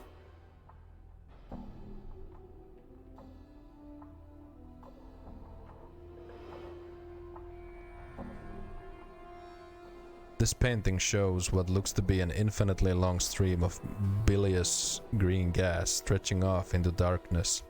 The horizon of a blasted rocky plain can be seen in the lower right-hand corner of the painting. One is given the impression that the head of the green cloud is rearing to strike down upon it. A placard reads, Hazazoth at the consumption of Nagar. Oh, if you pronounce that wrong, you're gonna be in a lot of trouble. Nagar. I hope I said that right. Oh my god. If you pronounce that wrong, you're gonna be in a lot of trouble.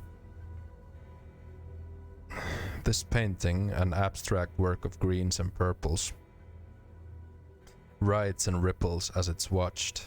Closer examination reveals that the actual painted image is changing rather than the canvas itself. A placard states, Moment's glance from the walls of Mochma. Mochma. No, it's probably Mochma. Mochma. God. Get banned by Automat.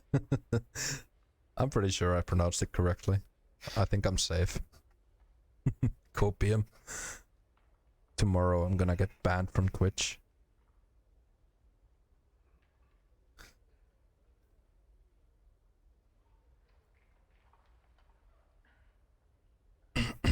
Touch the paint. Oh. I wanna touch the painting. Even though mom said not to touch.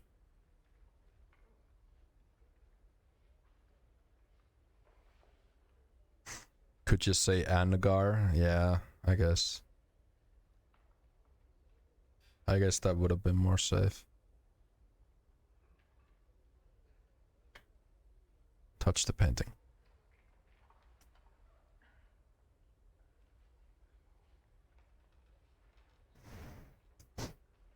Reported and unsubscribed. Yeah.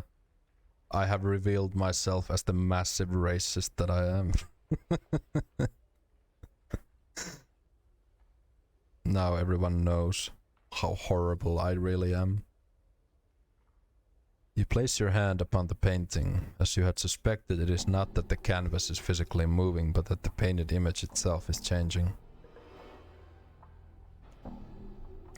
Animated chain. An animated bloody iron chain, coiling and uncoiling upon itself. The chain itself seems to bend and weave like the spine of a snake. A small placard reads, A Chiton's animate chain from Jangling Hitter. Jangling Hitter. I don't know how to say that. The chain is slightly wormed to the touch, as if it were alive. You notice that various barbs, tiny hooks, needles, and other small sharp bits are welded along the chain's length.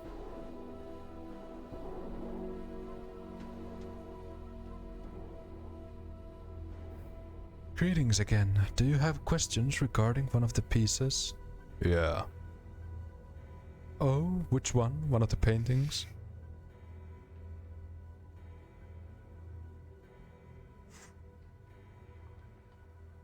You pronounce it like Hitler without L, Mr. Racist.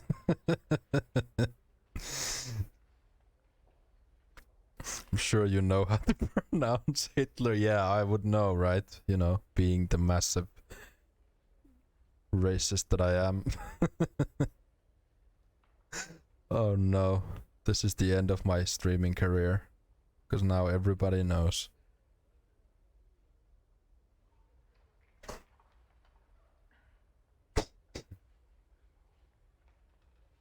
The Arcadian stained glass window.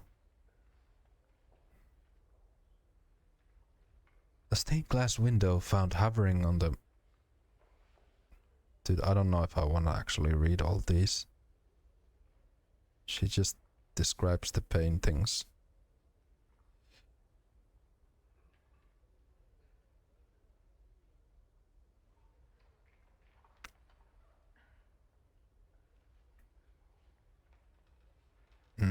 Yeah, I don't feel like reading through all of these. It's a bit much. There's no real reason to. It's not like you have to. Like, I would love to finish this playthrough, like, within this decade. So. Oh, I think I remember this statue. I think it kills you. But you get something good from it. Although I don't remember what it is. Dream vial. That does not look like a vial to me, but...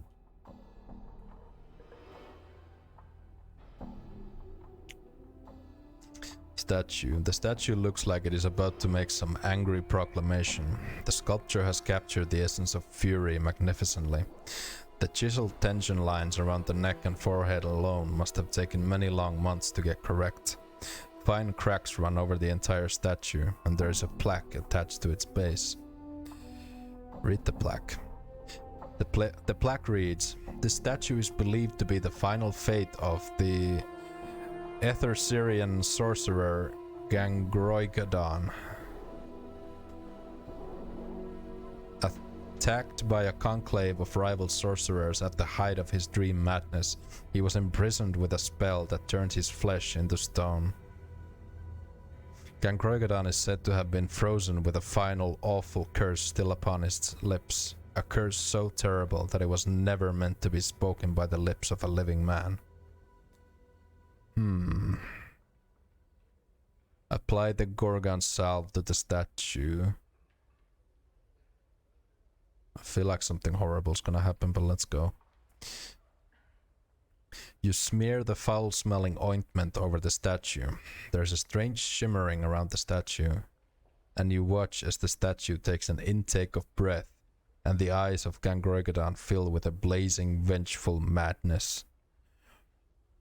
"Greetings." Before you can do a thing, a blazing torrent of words flies from the sorcerer's lips. As he speaks, you feel an agonizing sensation, like a sudden wave of raging heat, pour over you and settle into your skin like a blistering wound. Blindness strikes you as your eyes burst, running from their sockets like shattered eggs. You hear someone screaming and realize it is you. What could possibly go wrong? Yeah. I don't really remember what happens. I think you like die and then you get something from this, but wait for the horror to end. The last things you hear, even over your own cries, is Mort shouting. New taunts, alright. Oh, right. Mort gets an improvement to his skill. The Litany of Curses. Okay. By the lady's plated teats, what a... Everything suddenly falls silent as the last of your senses flicker and fade away to nothing. Oh, great. You know you fucked up when the only option you have is to die horribly. Die horribly, a victim of Gangroigadon's awful curse. Well, we're gonna nestle here. GG. Back to the mortuary. How many times must this fool die? Damn. Oh, it puts you back here. Feels like I've been strained through someone's bowels. Wait, I lost max health for doing that? Are you kidding me?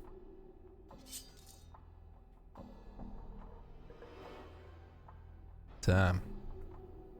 I actually lost health. Like max health. Don't want to part with that. Don't want to part with that. Well, that sucks.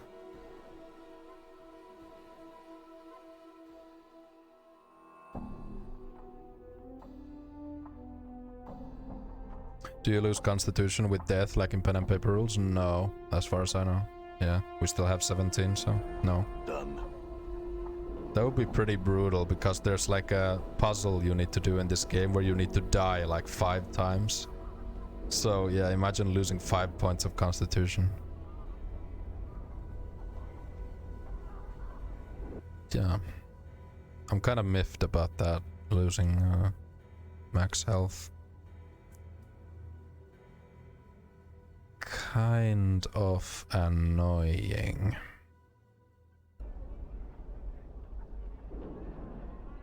Not that it's really a big deal, because, you know, it's not like I'm frontlining. There will be a certain location later where you can sacrifice max HP for information. Oh yeah, I know what you're talking about. But that'll be quite a while yet before we get there. Actually, do I have anything to do here?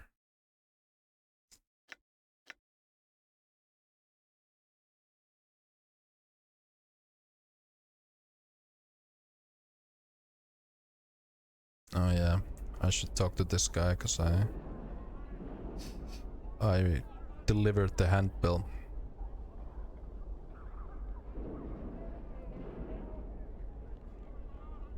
Once again, you come to me. The bill is posted at the smoldering corpse. Then I have no more jobs for you, my friend. You have my thanks. Very well Updated done. my journal. Yeah, let's do the Dream Builder quest too, because, you know, dreams. You gotta have dreams.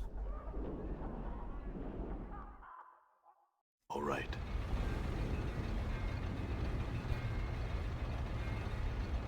Who knows, maybe we'll even get to ravel this dream. Although I really doubt it.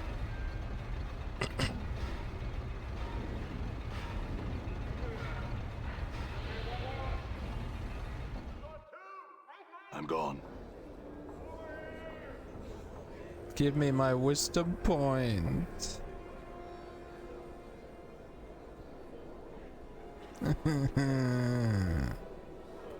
I want my wisdom point, but I messed up and now I can't get it.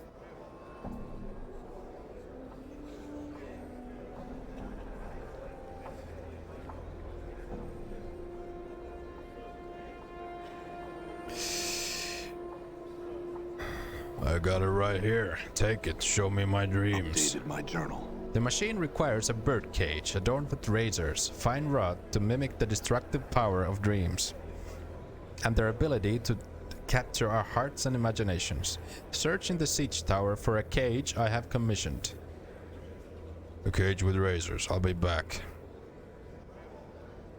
Do you deserve it after dying to the statue? Well, I mean, we improved Mort's skill. It's actually really good.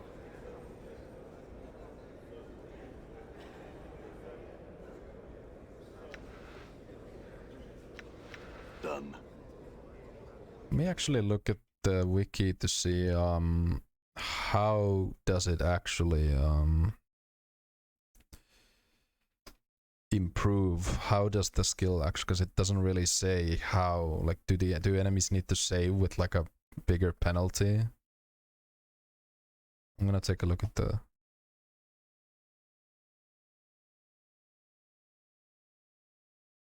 when Mort learns new taunts, he is actually getting a +1 bonus to his litany of curses, lowering his enemy's chance to save by 1. Ah, okay. And looking at this... Oh. It looks like we got every upgrade, so now enemies are saving with a -5 penalty against it. That's actually really pog. And it might even be worth losing the max health.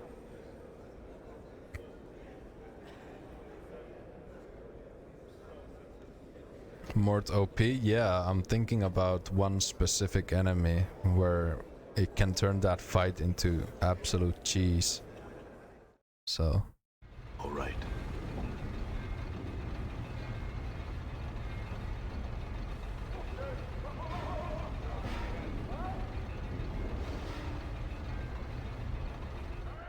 Actually, I'm thinking of a couple of All right. enemies.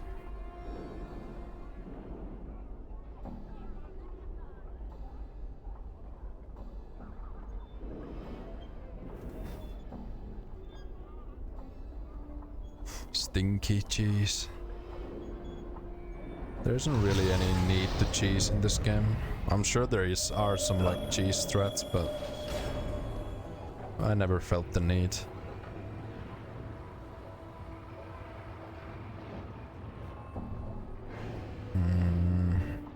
I need a heavy, decorated wrought iron bird cage. Do you have one? I have such an item.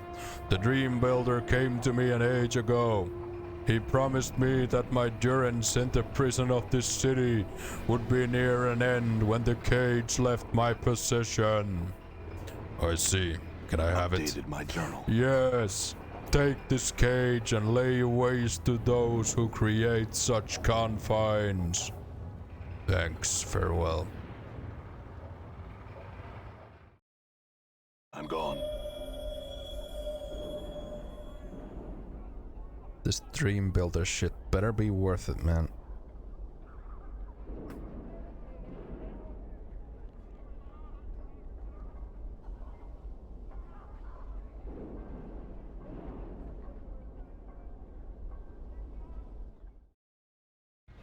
I'm gone.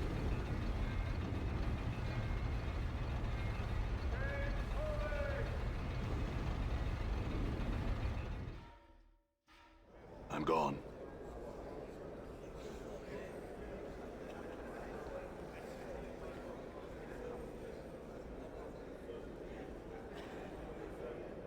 You know what I should do? I should get like a voice changer or pitch shifter. It would make voice acting different characters like more interesting. Like if I was voice acting like Coke's Metal, I could give myself a huge...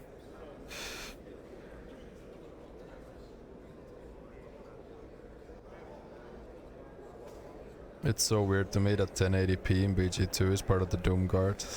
1080p, so you mean HD, Herdelis. Yeah. Yeah, the Doom Guard is one of the factions in this, but it's actually not even... I think it's mentioned in this game like once, but there's no... You don't meet anyone from the Doom Guard.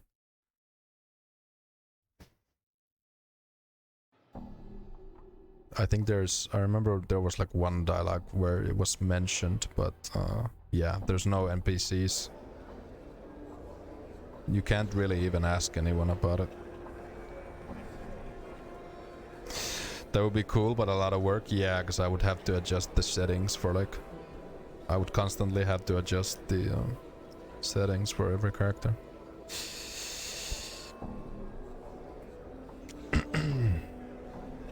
I've got it right here. Now give me my dreams. Updated my journal. I need just one more item from you, and we can begin the final process of the Dream Builder. I need a pillow that has lain inside a coffin. It will stimulate a sleep so profound that you may as well be dead. It opens your mind to the emanations of the Dream Builder. It is, if I say so myself, a touch of inspiration on my part. I'll get it.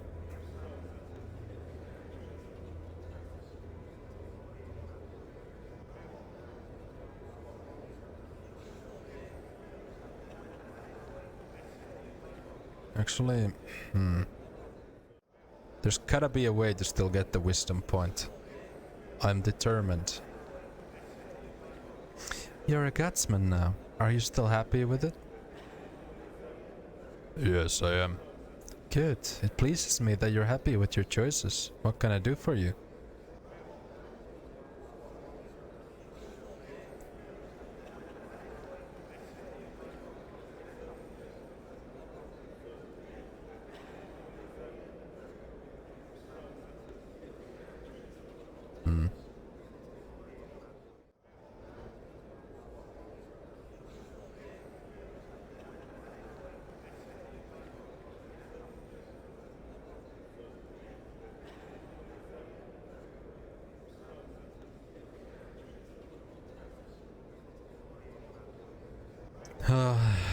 I guess I need to accept it. I'm gone. Just stoically accept it. Maybe if I had 20 wisdom I could stoically accept it. But I don't.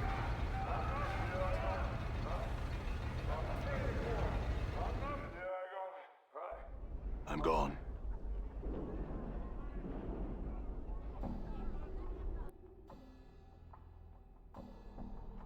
Bring a coffin pillow to Xander. Well, the coffin maker surely has some coffin pillows.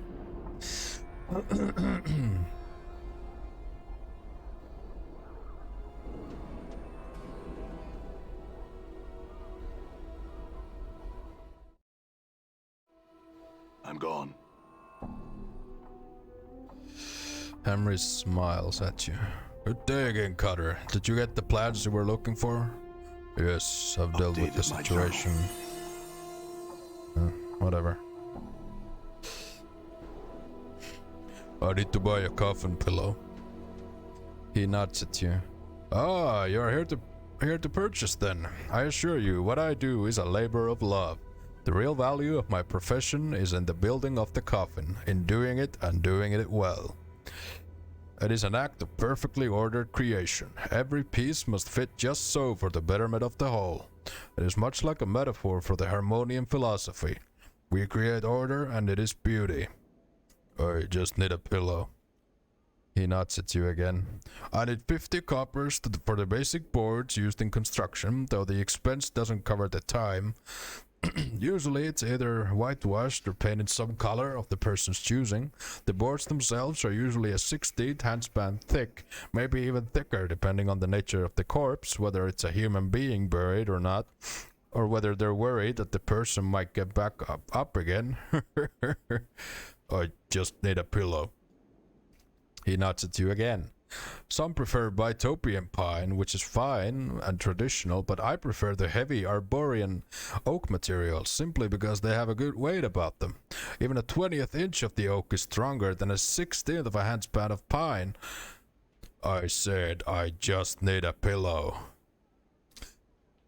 He nods at you. From there, I might need about a score multiplied by a score of steel wood screws. Gauge about 8 by 1¼ inch or so. Lots of shops around here carry them, not a big deal to acquire them. I'll also need some sort of metal pins for securing the interior lining, best to pick them up with the bunch. Then there's the matter of the battens and corner blocks, depending on how you wish to do it. Are you listening to me? I said I just need a pillow. He places his hand on his chin. And although I usually let the natural wood speak the color of the coffin for itself, sometimes the person commissioning it wants it painted special or engraved. I don't usually do the finer work for that, though I am skilled, but contract it out. And the handles alone are another matter entirely. He nods knowingly. What about the handles? Big thing, handles. Everything about handles depends on how the coffin is to be carried. You got skilled men carrying the coffin at shoulder height, don't even need to worry about handles. Professional pallbearers never use them, see? If you got your family and friends carrying the coffin, then the handles are necessary. You'll need some rope handles or even metal handles. It gives you a satisfied look. That's fine and all, but I came in here for a pillow. Do you have any? Let me give you an example. I think the most beautiful coffin I'd ever seen was this one of clear pine. I don't know where they managed to get it, whether from a place in Bitopia or elsewhere. Anyway, it was pegged together carefully and trimmed with this beautiful run of redwood. The effect was somewhat ruined by the crude amounts of thick hemp rope that surrounded the affair. Surely something was needed for the pallbearers to hold on to, but to ruin the entire beauty of the coffin with such badly woven rope... I'm sure this is fascinating and all, but I just want a pillow. Then there's the matter of measurements. They can be tricky, and I try and do it myself, since occasionally a client will neglect to inform me as to the race of the deceased or forget something like the hip width. Very important indeed. Also, if the client is still alive, I try and make precautions should the client fill out before they die, you know? Then there's the construction itself. Reese. There's many different ways of attaching the sides and end to the floor of the coffin and to each other. Some use internal battens or corner blocks with plenty of wood screws to secure it in place. You can also do the fiend's tooth method and just cut alternating tongues and recesses all along the edges to be joined so that they fit together like a fiend's jaw. Requires a little more work and precision, but the result is neat and very strong. Reese. Then there's the lid. The lid's gonna need a rim or a lip all around its edge, made from a strip of wood pinned onto the box or carved around the edge itself. Once you have some pilot holes drilled into the main box, then drill in the screws in the top of the lid, maybe half a handspan apart. You get the impression that he's not going to stop talking now that he's on a roll. If you don't shut up and give me a pillow, I'm gonna hit you hard. You think you finally got his attention. He frowns at you with a confused look on his face. Pardon? I said I need a coffin pillow. That's all. Just a pillow. Do you have any? He looks relieved and smiles. A pillow? A pillow? Ah, I thought you might need the entire coffin. He puts his hand on his chin again. I'm so sorry, but I'm out of stock on pillows right now. I don't know when I'll have them again. What with the warehouse being closed and all. Yes, you mentioned a problem. Updated my journal. Okay. Oh god. I'm gone. That took 8 minutes to read that whole thing. Not quite 8 minutes, 7 minutes.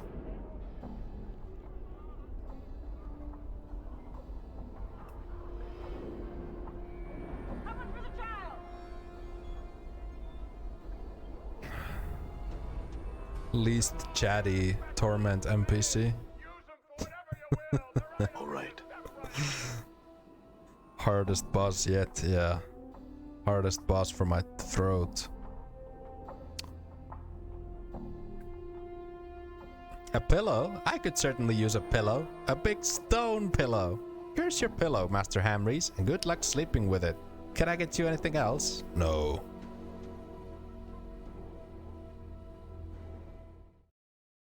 I'm gone.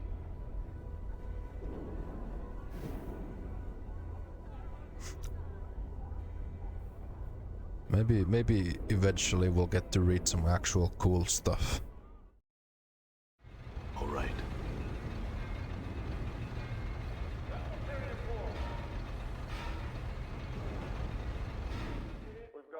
Okay, we can finally finish the Dream Builder.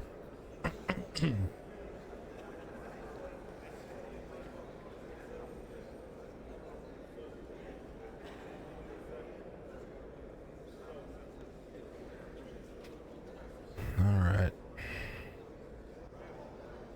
I have the pillow for you. Let's get on with it. Updated my journal. Anytime you're ready for the dream keys, Guardman, give the word and I'll pass it to you. Give me the key. He pauses as if gathering current thoughts. Close your eyes and stretch out your hand. You have to feel this key before you see it, or it won't function. You feel a touch in the palm of your calloused hand. At first you can barely feel it, but it rapidly grows in solidity in moments until you finally hear Xander's voice. Open your eyes. When you do, you see a simple black feather in the palm of your hand. My work is finished. Use that key on the leftmost door of the foundry, and the Dream Builder will open to you. I must go now. I have work to attend to. My thanks, Updated my Xander. journal. My skills have increased. Our skull leveled up. +1 fist. Let's go. Our skull can fist more efficiently. Oh, he's got high mastery in fisting now. Not only is he a high master in fisting, he can also do it with his teeth.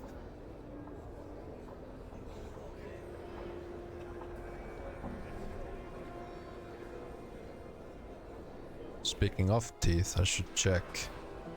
I want you to become a more powerful magic weapon.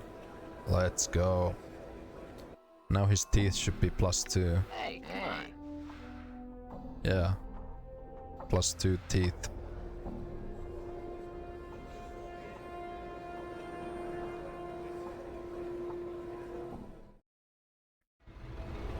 All right. They butchered BG characters good in BG3. Shake my head, I'm still match. How come? I mean, I only know that Jahira and Minsk are in the game, but how did they butcher them? And hello, based swag.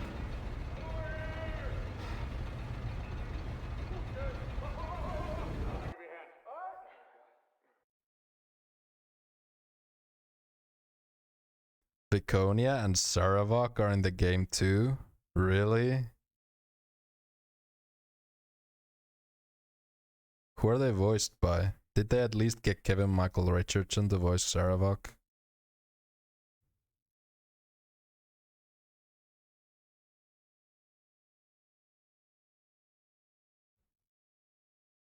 Thanks for the spoils. Oops. Yeah, let's not spoil anymore.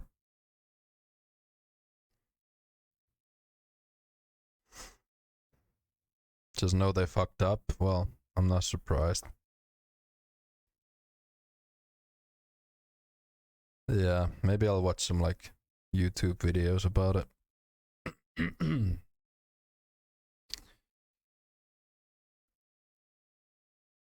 Hello, Zerail. Welcome.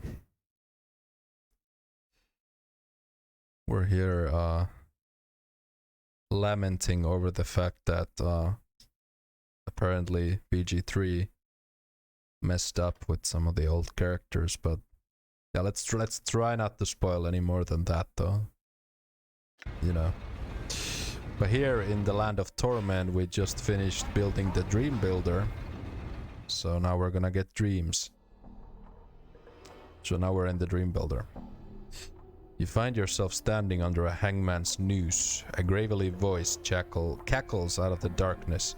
You dream again, again, again. Your body seems strangely light and airy, like you've lost control of it, like the winds blow you where they will. You find yourself floating through a maze of twisted plants and black barbs that tear at your insubstantial body. Creatures of nightmare pull themselves from the ground and walls and rip at your flesh. Their furious attack drives you into unconsciousness.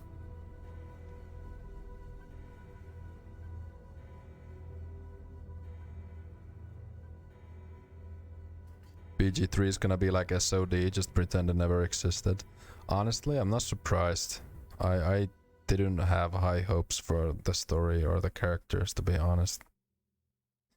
And you have to understand, the game is for a completely different target audience.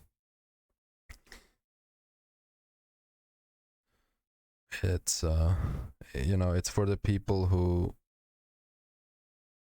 it's not really for the RPG nerds like us. It's more for the people who like romances in their games and who yeah. I'm not trying to like shit talk anyone who enjoys the game, because I mean the Veyron seems to enjoy the game, but I'm just saying like it's for normies. Yeah, that's kind of what I'm trying to say here. Do I want you to get me super mad? Well, as long as you don't spoil too much, sure.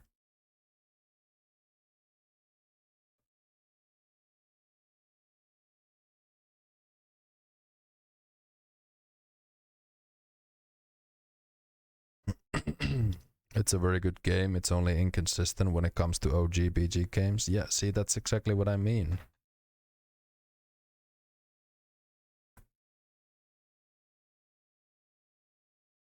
Like,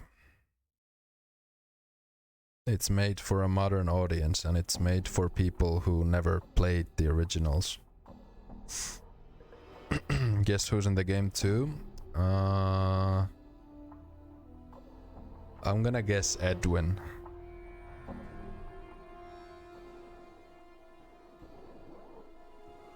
But again, Zerail, like, I'm not like trying to shit talk anyone who enjoys the game. That's not what I'm going for here. I'm just saying that, you know, there's a discrepancy in the target audience of the game and people like us.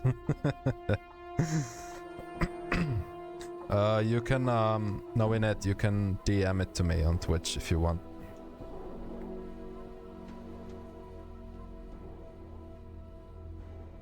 Like, I don't care. I'm probably never gonna play the game myself, so, like, you can spoil me as much as you want.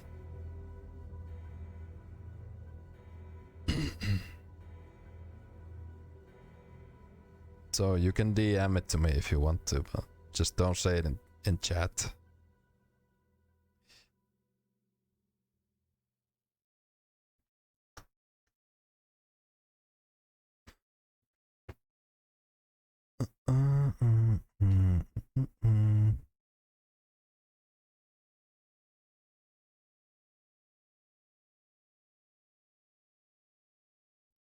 Let me try and actually play this game too.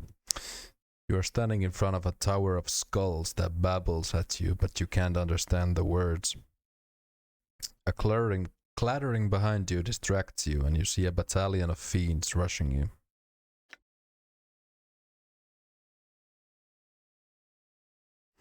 My only problem with the game so far is the generic British accents across the board. Regular druid, British. Goblin, British. Devil, British.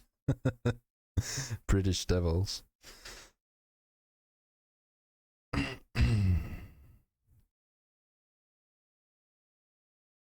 You are standing in the maze again, and the stench of death surrounds you. You know you have killed all of them. The cackling voice breaks in once again. Oh, my pretty little puzzle. You have killed these and so many more that I have lost count of them all. You are stricken mute and cannot reply. Come to me, my puppet. Come to revel in her black-barred maze. Come dream with me. Shake yourself awake. All right.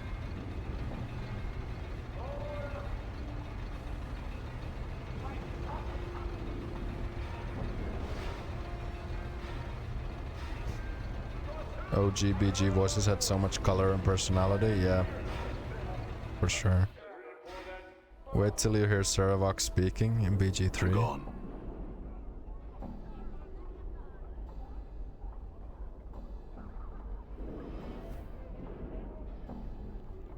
Nah, OG Saravok voice for sure, character ruined.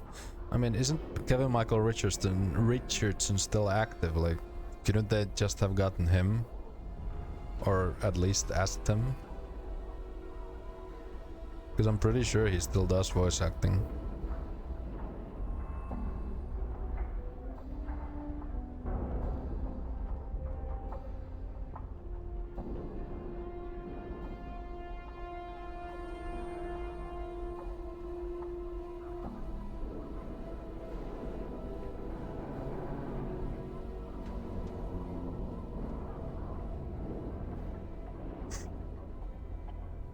They could have gotten Delil for Viconia too, but no. Yeah.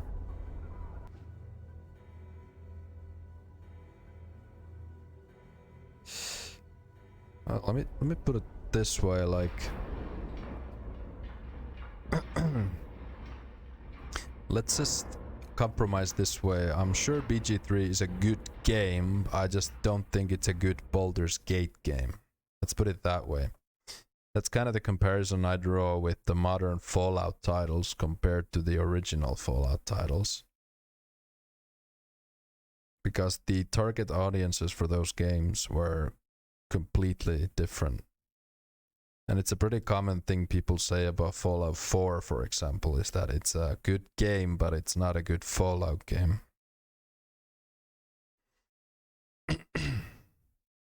Which I would agree with.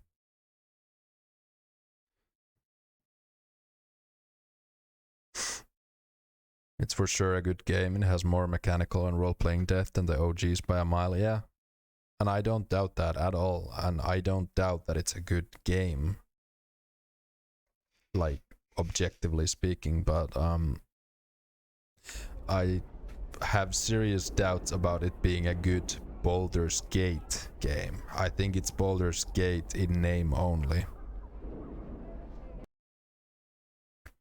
I don't know if any of this makes sense that I'm babbling about, but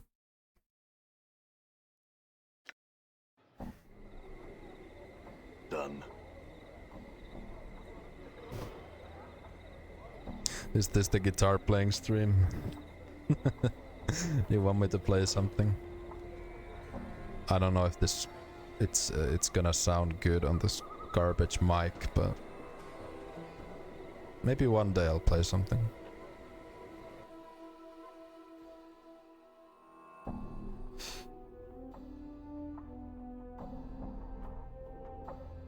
What was I doing? I get distracted when I read chat.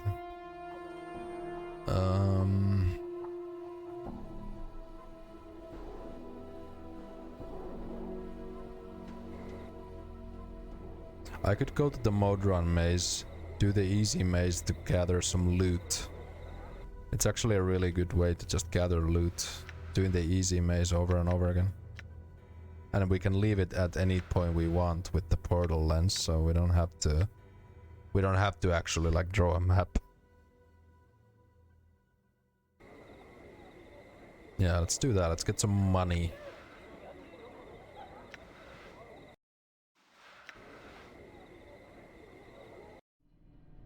All right.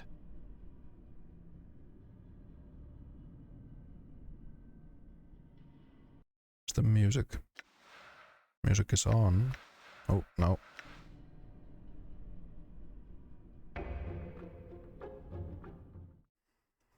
Just met Jahira in my game and she's level 8.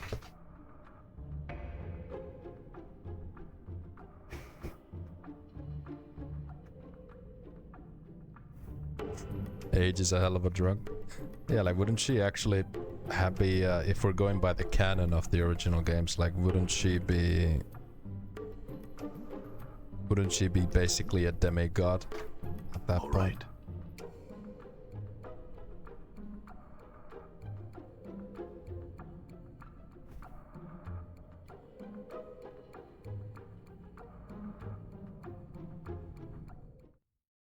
I'm gone.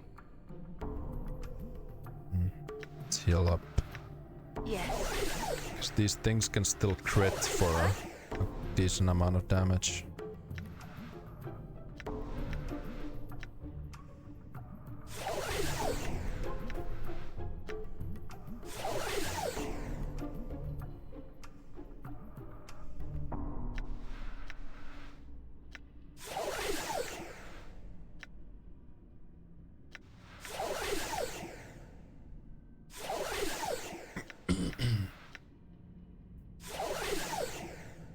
Let's go.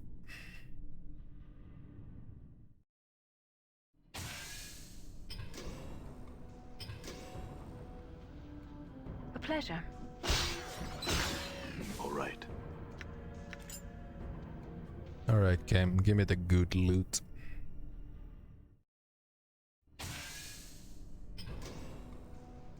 Very well.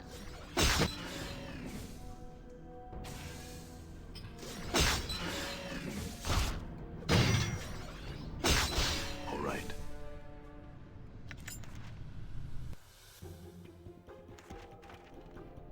All right.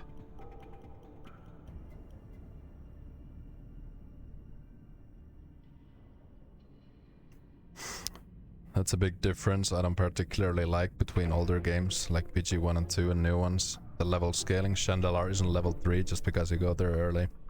Yeah, level scaling seems to be a pretty common thing in modern RPGs.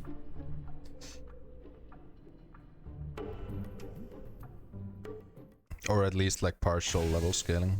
Like I think like New Vegas, what New Vegas did was the game mostly isn't level scaled, but some enemies might be.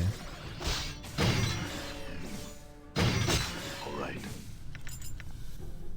Like in New Vegas, if you go directly north from the starting town of Good Springs and you try to take on the cazadors there, like you just get mulched. You just die. All right. Compared to like Fallout 3 where you can take on Enclave troopers at level 1. A pleasure.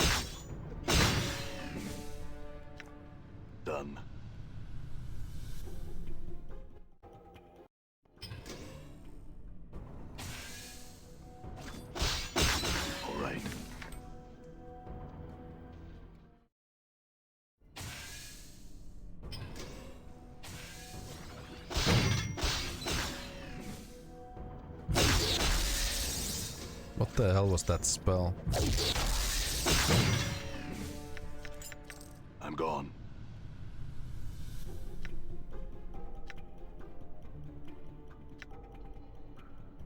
Hey, why not? Spotted a trap. Disarmed it. I think some amount of level scaling is good, yeah. Done. When it's applied intelligently, it is. It adds to the game. Mode run maze. Well, I'm not doing the actual hard maze yet. I'm basically just doing this to gather some loot so we can get money, so we can buy some important items. So I'm just doing the easy maze. Because the easy maze still drops good loot.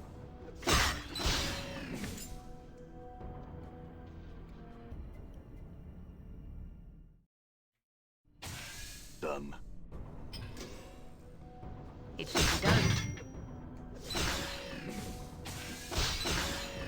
I'm gone. Level scaling is punishing for progressing with the game. Yeah, if the whole game is level scaled, then absolutely, yeah. If you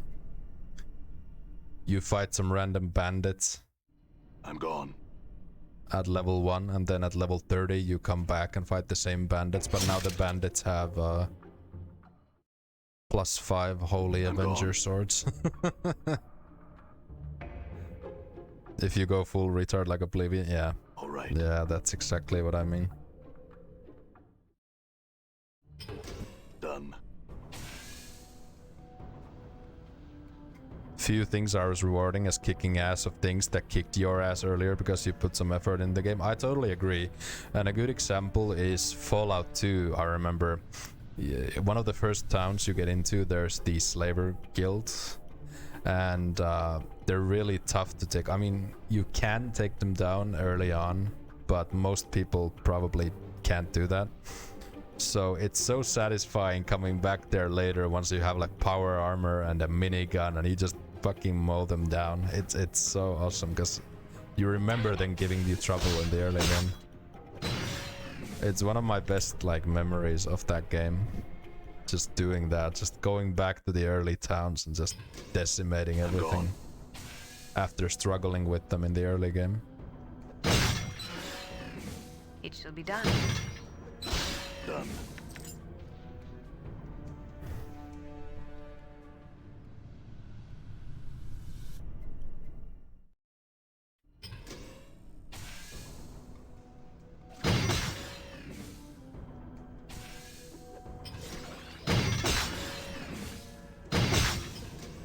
Damn it.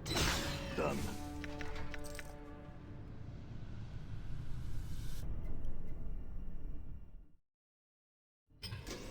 I'm gone.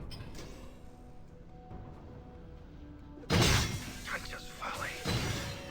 Did you just find a yo-yo? Nah, that's a Pleasure. lens for Nordum.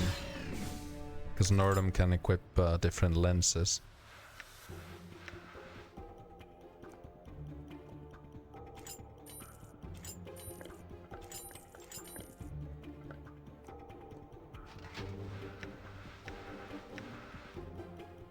My lore's 54. Oh, she's got 55. One difference. Still not enough. Oh, shucks, partner. Done.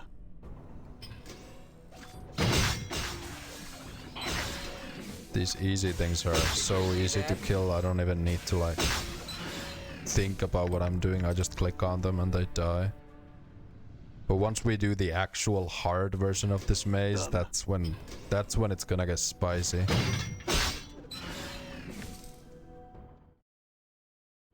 I'm gone.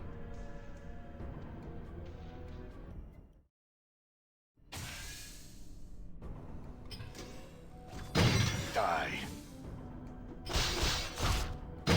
All right. All right.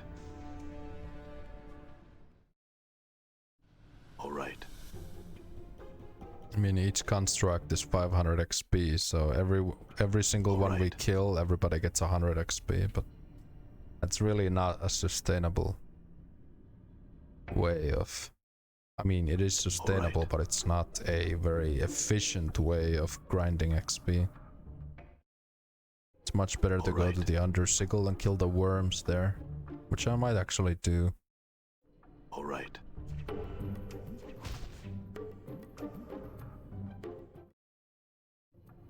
All right. Okay, whatever, let's just go up.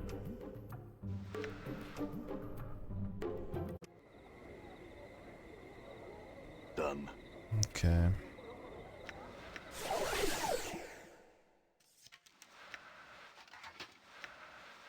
What's this? Bolts of Kesek the Devourer. +2. Thaco +4. Interesting. Beer goggles.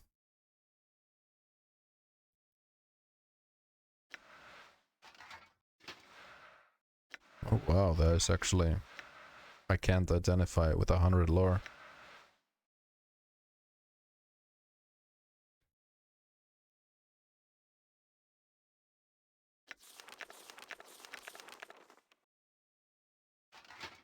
Must be something quite spicy. Let's go and ID it.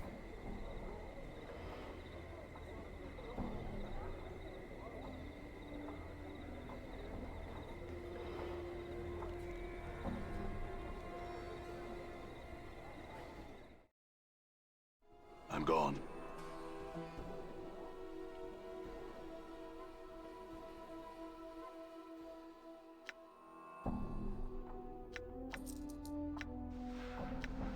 Are you kidding me? These are 400 for one bolt. Whoa. She can't identify it? Are you kidding me? Does she have an identify scroll for me, perhaps? Nope.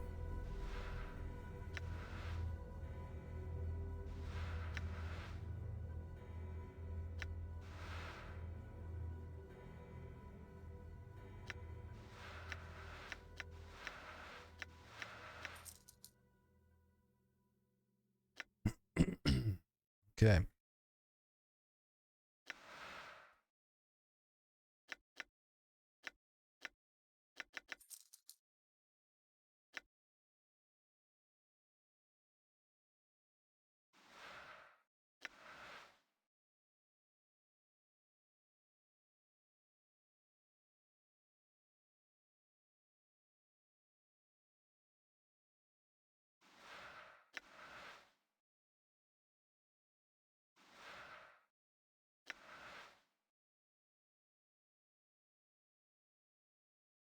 Weird. Okay. We should have enough money to buy basically all these exotic items. Let's look at the front first. Chocolate Quasit. You examine a twisted little imp-like creature sculpted out of pure milk chocolate. It looks delicious, does it not? Imported from the lower plains. These are rare, you know, and quite prized by lovers of chocolate and confections. It's a real quasit, a fiendish familiar, polymorphed into chocolate by powerful sorcery. It's only 199 coppers. I'll take it. Bean's tongue. You examine what appears to be a tongue floating in a jar of brine. Rishikam frowns at it. This is a fiend's tongue, a Cornugon's, I think, but who really knows? It's said that placed into the mouth of any living thing, it will give the ability of speech, even if there was none before. I'm selling this oddity for only 66 coppers should you want it.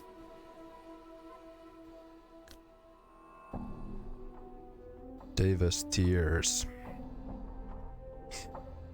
You examine a small glass vial labeled as Davis Tears. These were collected from a Deva who was captured during a Blood War skirmish. The fiends tormented the imprisoned angel for eons before he at last escaped. This small bottle holds the 12 tears he shed in that time. Their price is but 100 copper commons. Elixir of Horrific Separation. You examine a bottle labeled as Elixir of Horrific Separation. Vrishika presents it to you. This stuff was compounded by a scholar who'd found she possessed a darker half, a side of her which took control, at times, and bade her do awful things. This potion was to have split the darker half away from her, creating two separate beings. Mercy killers, however, found and executed her for a string of depraved murders before she could use it. I'd charge you only 200 copper for the elixir. Okay. I can't buy the baby oil made out of literal babies. I don't need the Gorgon salve. I already used it. I already found it elsewhere. Monster jug. You examine a plain-looking jug. Despite its common appearance, you feel reluctant to touch the thing, as if it might bite you. Rishika watches you, chuckling, then shrugs. It's a jug. It's got some sort of monster trapped in it. That's why your hair is prickling up like that. If you'd like it, it's only 123 copper. I'll take it. Yes.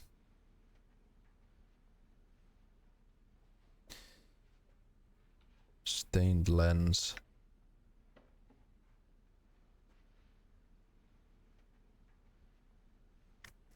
You examine a stained ground glass lens, the width of your hand, held in brushed steel ring. A small geared protrusion coming off the ring makes it look as if the lens should attach to some sort of clockwork machine, and it smells faintly of horrible perfume. Rishika holds it up for you. I've no idea what this really is, but it radiates fairly powerful magic. An old soldier named Gaisis brought it up to me from a lower plane battlefield. He'd murdered his own men in order to escape his tour of duty there, and brought me a number of interesting items he'd collected over the course of the campaign. I've kept it mostly as a conversation piece, though you may have it for 149 copper coins if you'd like. Yevra's ring. You examine a ring in a small padded case. Rishika holds it up so that you can see it more closely. This is Yevra's ring of almost invisibility. It makes its wearer invisible. Well, almost. I will part with it for the meager sum of 349 copper commons. I'll take it.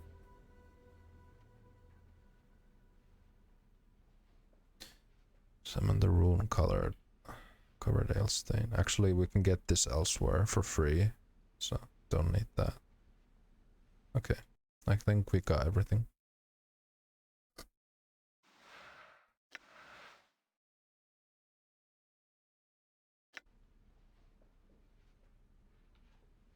We got what we need. Done.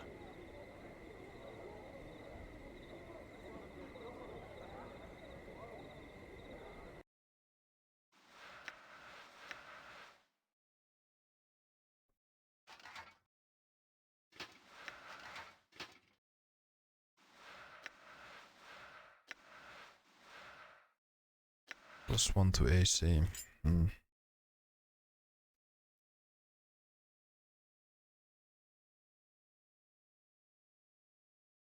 Kinda trash. Don't know why I bought this.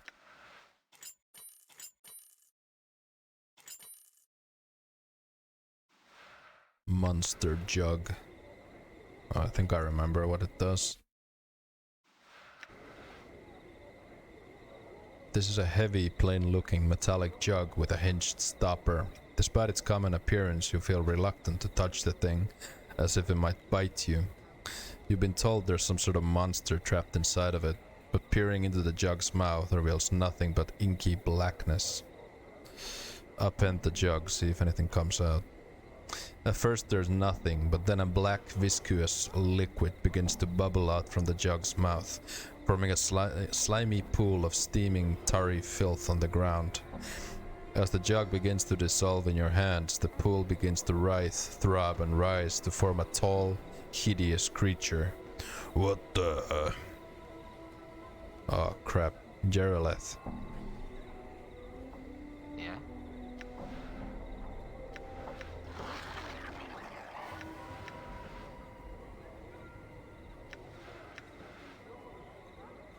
Might as well. How may I? A pleasure. Insert the mod's name.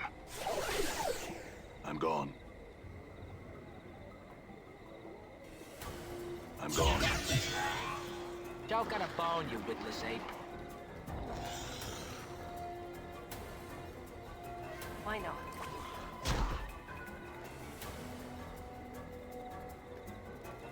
Slashing damage.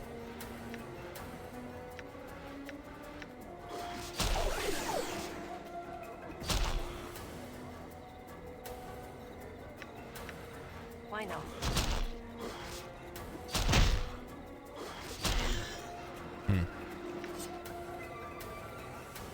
Done.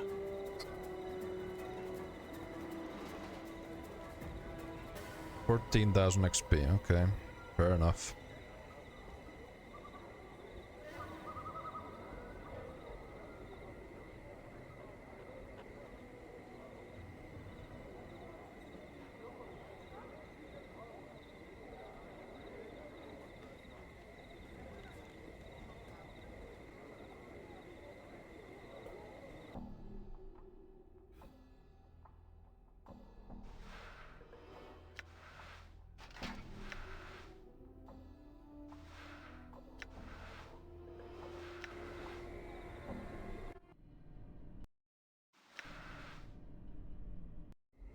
I'm gone.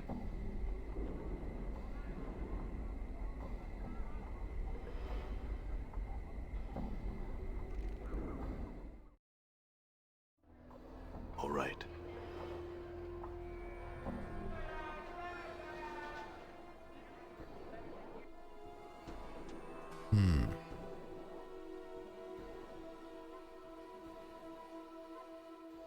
Right, I don't think I need any of this stuff.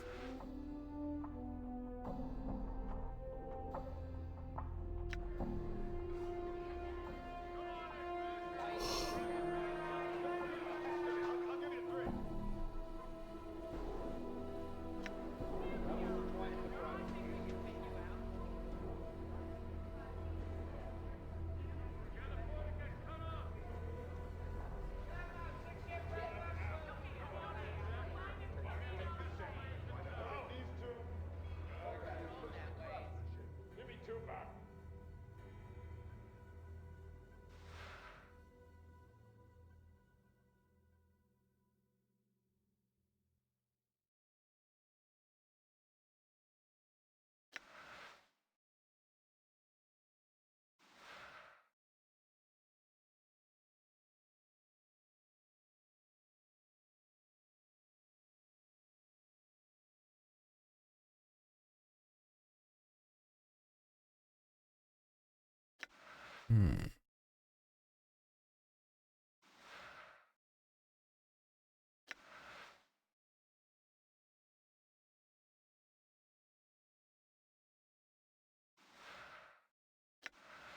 Yeah, these are all actually pretty trash.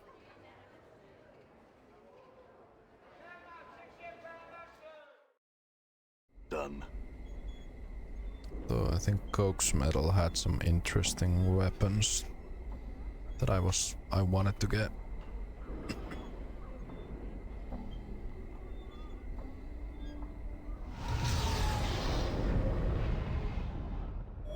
I'm gone.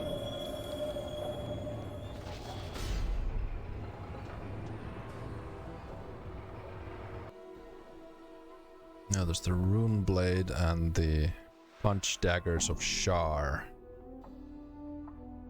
Yeah, plus 35% magic resistance. That's not bad at all.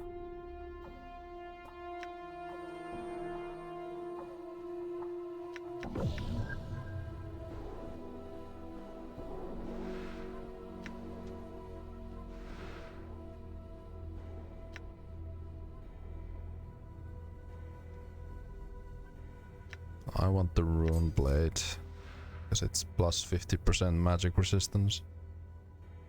That is not bad at all.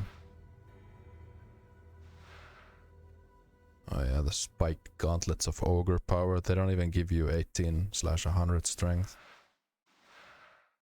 These are quite good.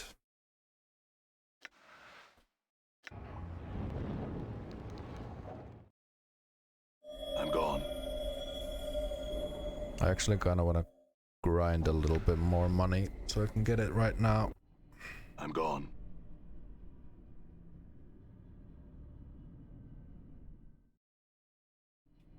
I'm gone.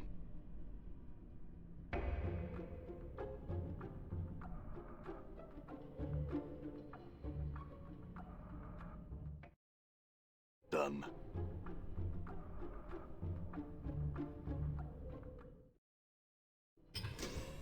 All right.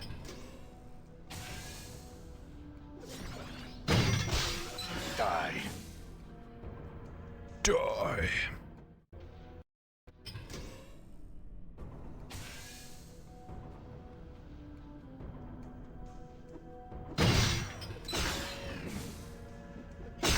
I'm a little out of practice, it seems. I'm gone.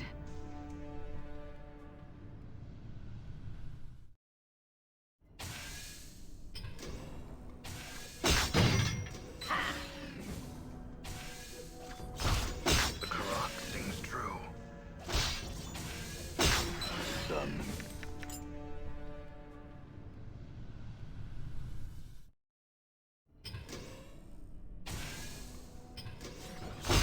Tiny Valley. Karak sings I'm gone. True.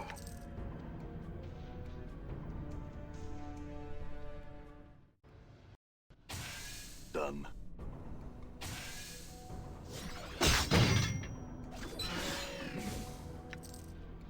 Come on, give me some good drops, Done. or I'll be very angry.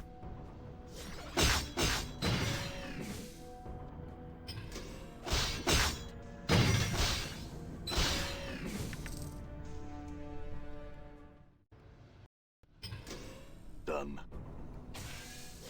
Die. Damn it!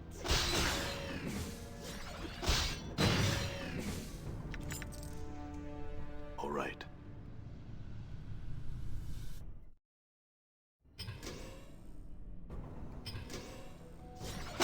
Oh, might as well.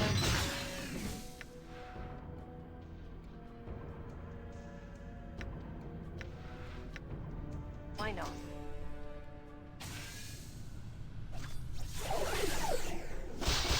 It can be done. All right. All right.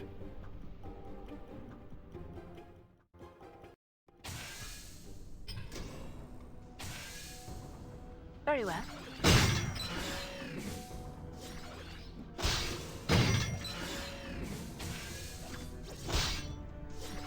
Done. I'm gone.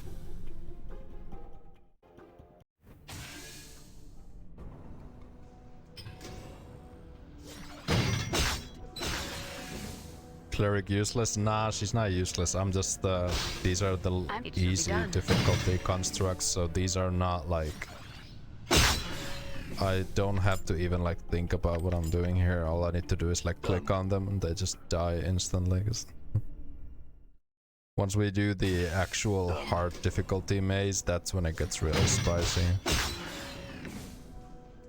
And I'll actually have to like play intelligently. Done.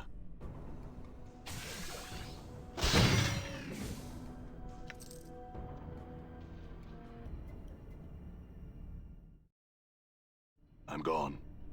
Oh, you got mazed? Well, not really. I can just leave whenever I want. I have the portal lens, so I'm gone. we'll be fine.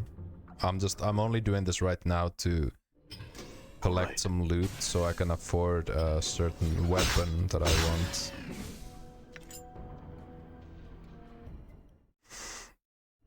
Hard difficulty maze, the slaughterhouse, it really is, yeah. I don't look forward to it. But we'll do it a lot later once we're like properly high level. All right. Okay, well, We got one interesting item, so...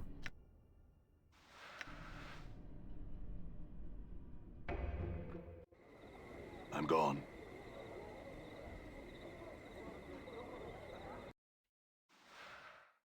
Lens of seeing double.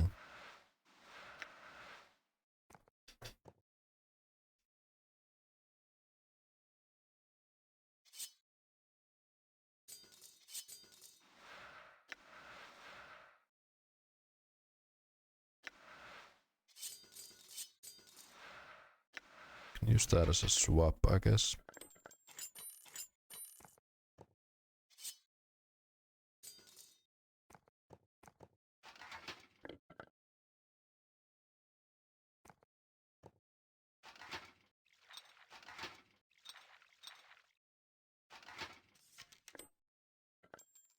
This is good also for finding the lenses and ammo for Nordum. Yeah, for sure.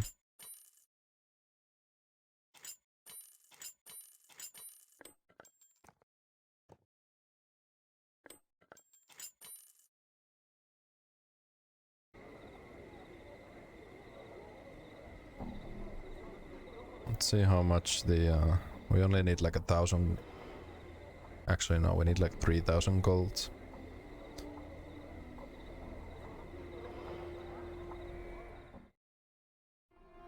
I'm gone.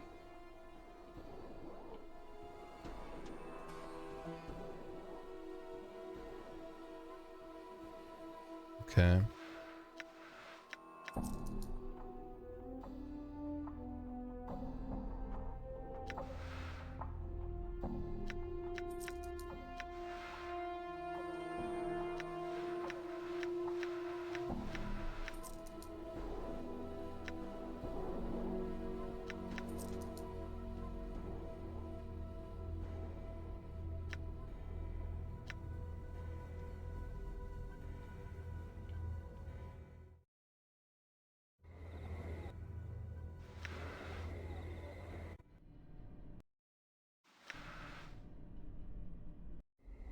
I'm gone.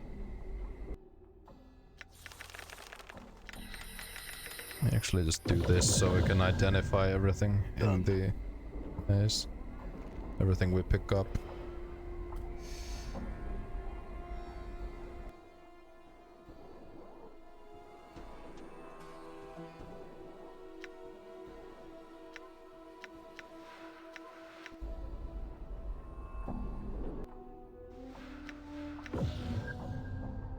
Upticks. Cursed.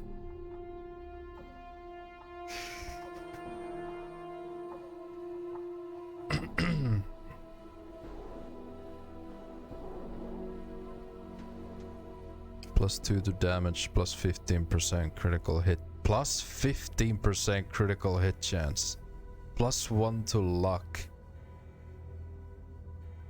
And the only downside is that it's cursed. Whoa. This might actually be the best lens for Nordum. Damn.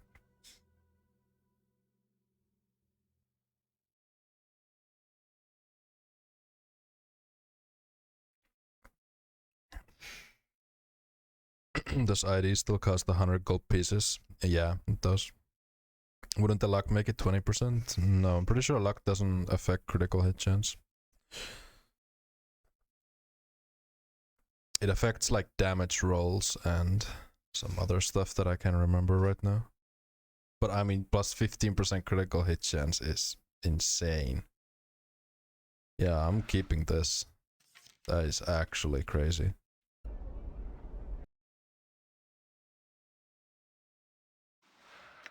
Of course, we'd have to actually find Nordum to make use of it. I'm gone. Nordum's gonna break some skulls. Oh, you bet.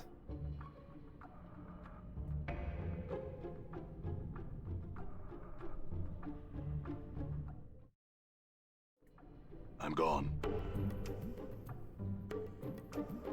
I know Icewind Dale 2 had luck effect crit chance, which made some OP luck build if you got lucky with drops. Yeah, isn't Icewind Dale 2 3rd edition? Maybe in 3rd edition it affects critical chance, but in 2nd edition it doesn't. And this game is 2nd edition, so.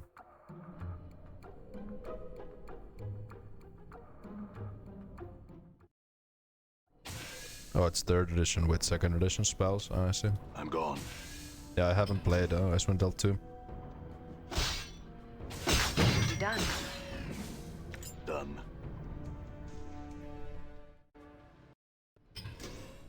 All right. Die. It's very unique. I did watch Epic White play it some time ago, but that was a while ago. All right.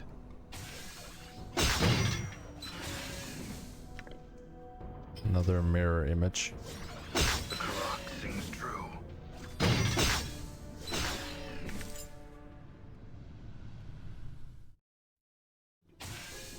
All right.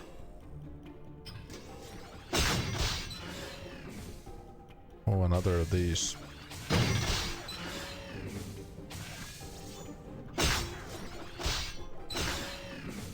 I need to finish streaming it. I'm right before Underdark.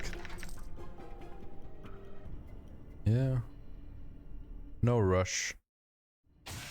I'm gone. Just enjoy the game. Savor every moment. Kinda like I'm doing right now. Which is not at all what I'm doing right now, but... It should be done. Too many games to play? Oh yeah, I feel you right there. I have so many games that I want to like stream and play, like it's crazy. Like I've been planning, I want to play Max Payne 2. All right. I want to stream, I was planning on doing a little bit of Team Fortress 2 at some point, maybe with Boofy if he's up to it. I was thinking of All right. Fallout New Vegas. I was thinking of Disco Elysium. I was thinking of Fallout 1 and 2. There's so many damn games.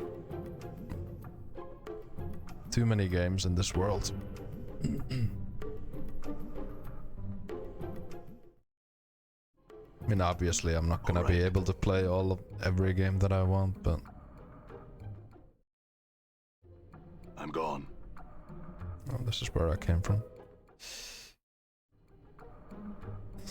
Time to make a year-long schedule, pretty much. Just have them lined up, like, okay. Play a different game every day.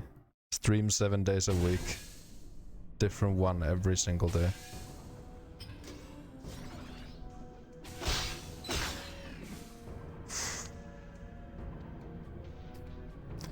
I'm waiting for... I'm guessing that's Dragon Age 4. I have a list of like 15 games I'd like to play on stream, but I go through one game per 4 months or so. Yeah. I mean, this game is probably gonna take like another 10 streams to get through.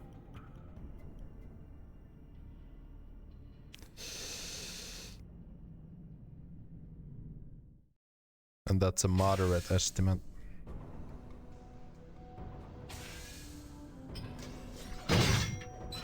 Oh yeah, and I need to play through Kingmaker too, because I started it. I'm gone. Done.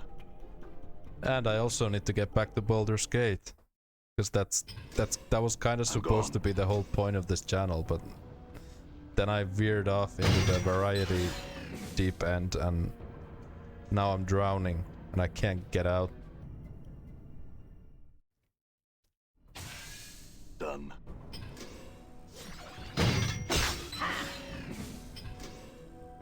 Still playing Gate, Pepe laughs.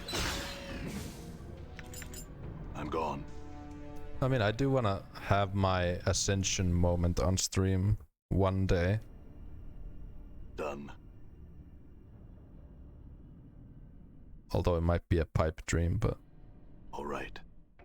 You never know. Done. Variety claimed too many BG streams. Yeah. Done. There's that kind of like pressure when you do Baldur's Gate, when you do the no reload I'm challenge. It's like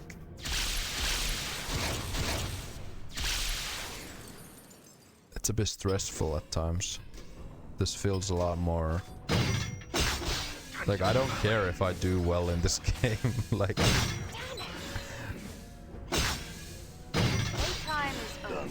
I feel stronger. I leveled up. Are you kidding me? We killed so many of these things that I actually leveled up. Right, now some decisions here. Do we keep pumping up Constitution, or do we actually put points into like Dex and Strength? Strength I really don't care about, that's so whatever in this game, but I wouldn't mind having 18 Dex at some point.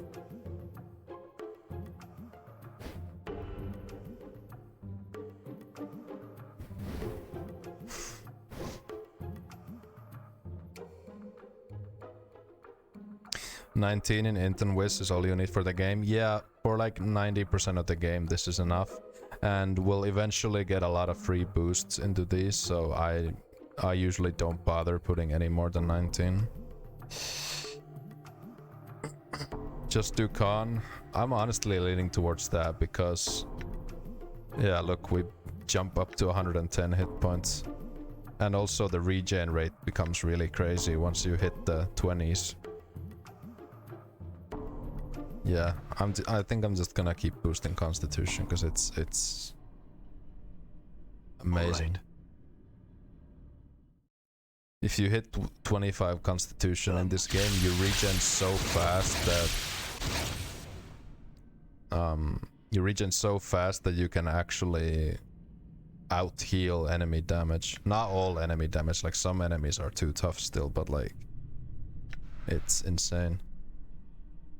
I shall serve.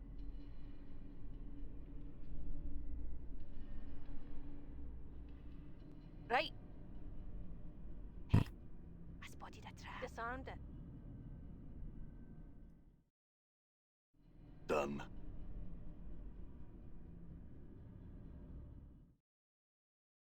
Done.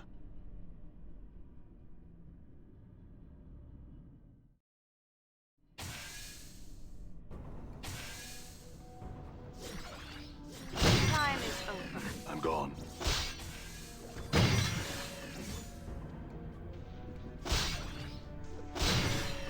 Done. Endure. Done. What's that? Nordum's Ocular.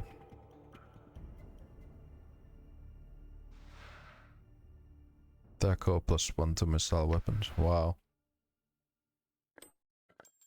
Yeah, I think I already found the best possible lens for Nordum.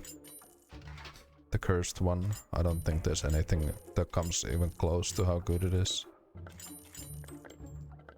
That plus 15% to critical chance is very spicy. Alright, I think we gathered enough loot to actually get the item that I want.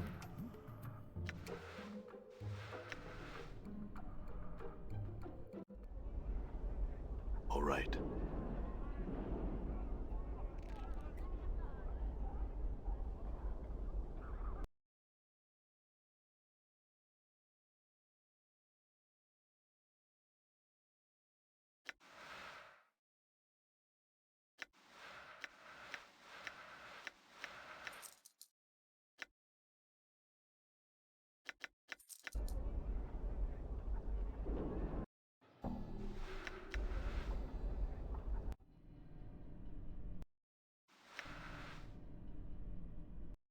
I'm gone.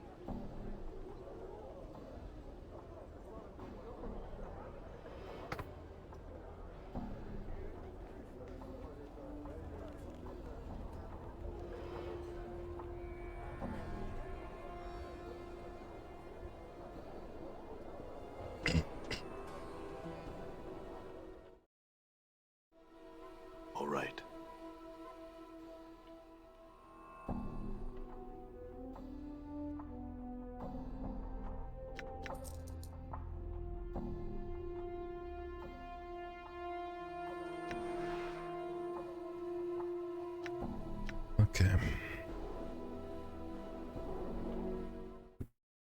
Now we can get I'm the gone. cool punch daggers.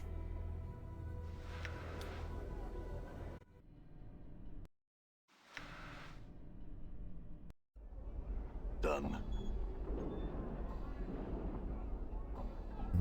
Actually,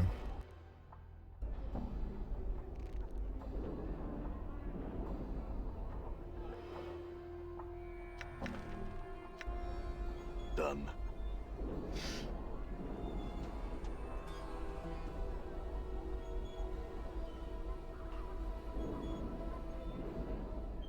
Come on, we got a special on slaves. Use them for whatever you will. They're right over here. Step right up.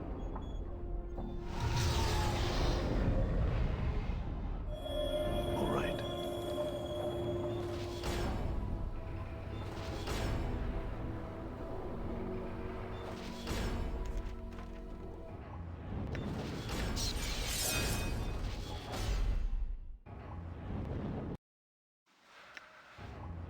All right.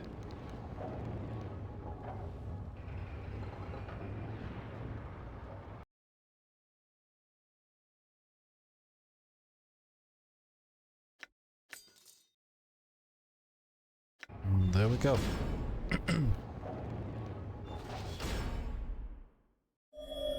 Done. We got the punch daggers of Shar.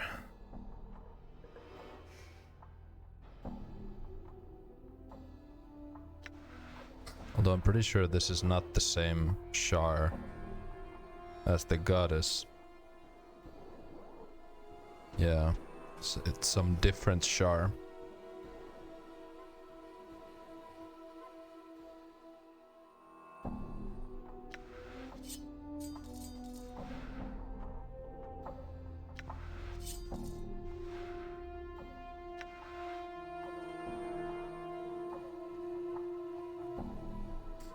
She's got 68% magic resistance now, which is pretty damn pog.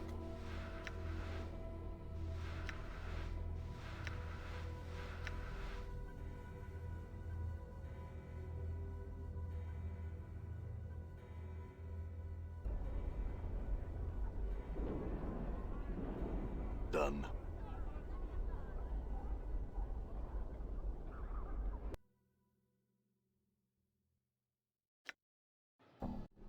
All right.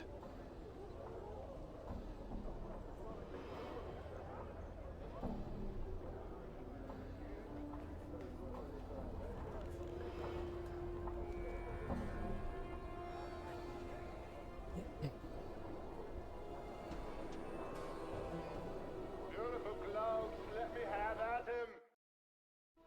Done. Okay. You see Pestle Kiln.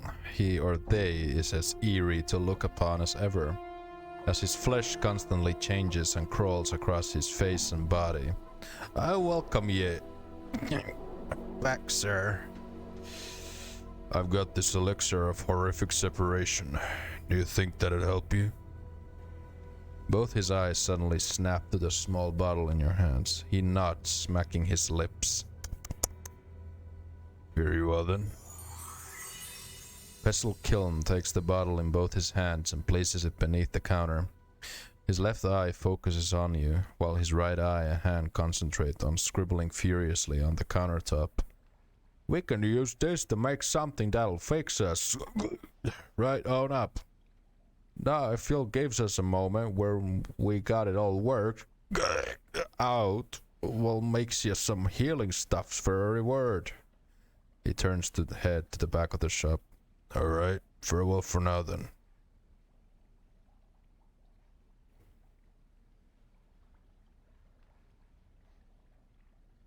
Okay. I guess they got separated now.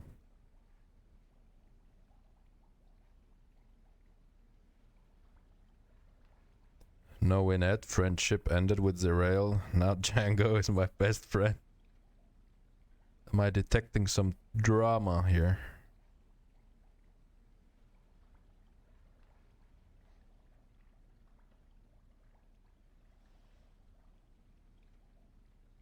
Zerael hates you? I don't think that's true.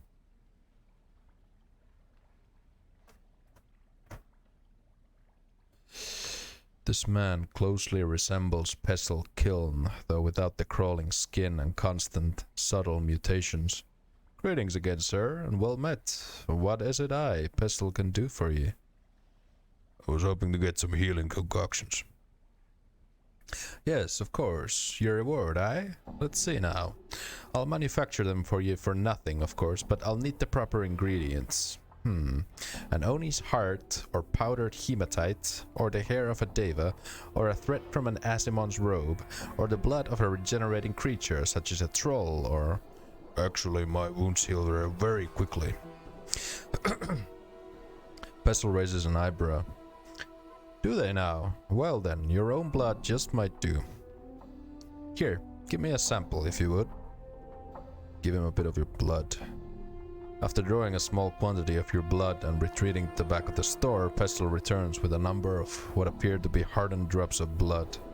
Placed upon one's tongue, these clot charms will heal existing wounds and aid in the prevention of new ones for a time. Thanks.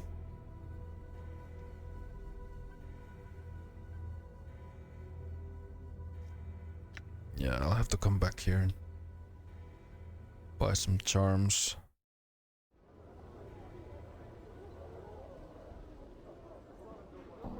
All right.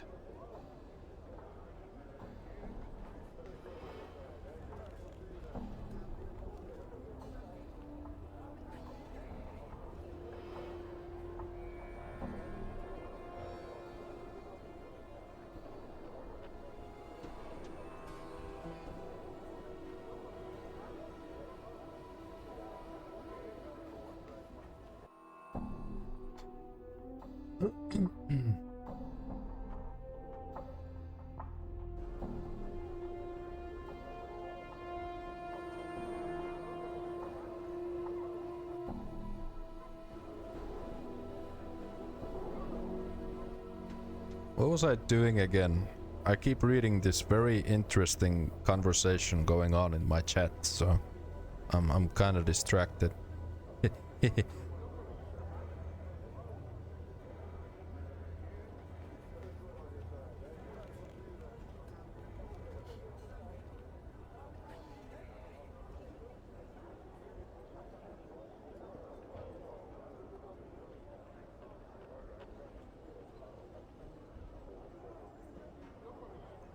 But we do have a saying in Finnish. How would I translate it?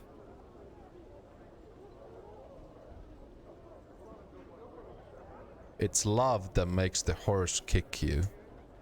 I guess that would be the closest translation.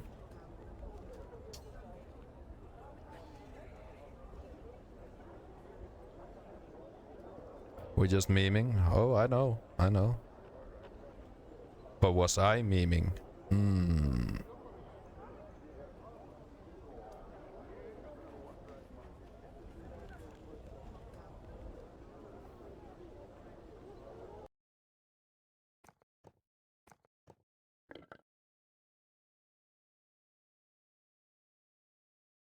What was I doing? I can't read chat, it distracts me too much. Solution? Don't read chat. Haha! Let's look at the epic journal, that will help us.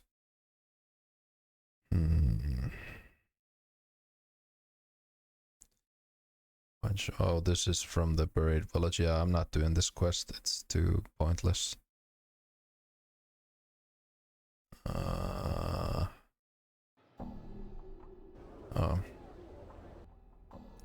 To be honest, I'm just trying to look for something that doesn't take a lot of reading, but then I remember, oh, right. I'm playing Torment, there's nothing but reading. So, I guess we just better embrace it.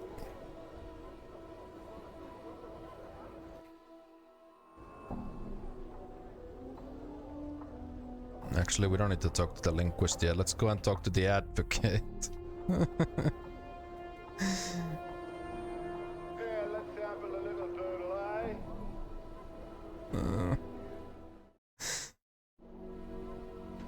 I'm gone.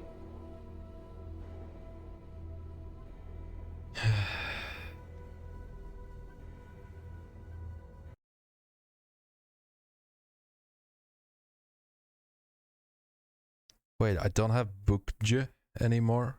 What have I done? How could I have removed it? This error must be rectified at once. How could I have removed bookje?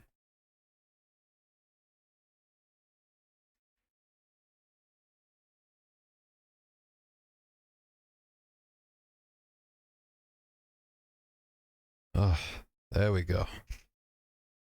No fridge either. Well, fridge is a bit too silly. But bookje, I absolutely need bookje, especially since we're playing this game.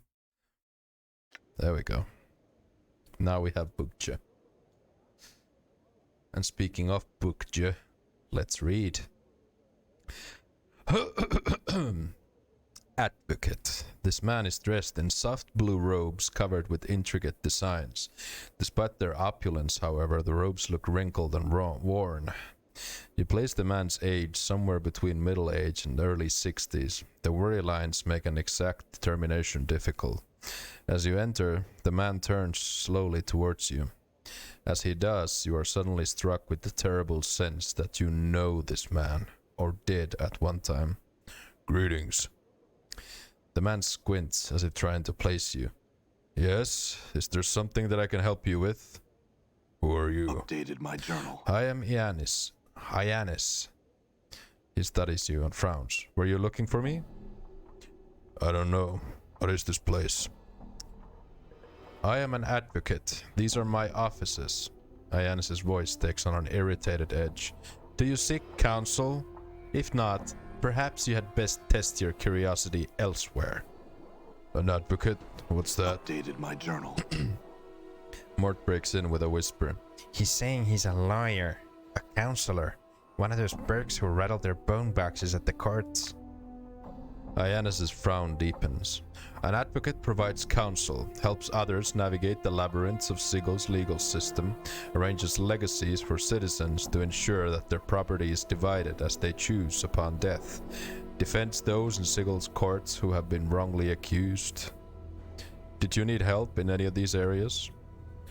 Legacies. They are contracts that are deliverable at the death of the client.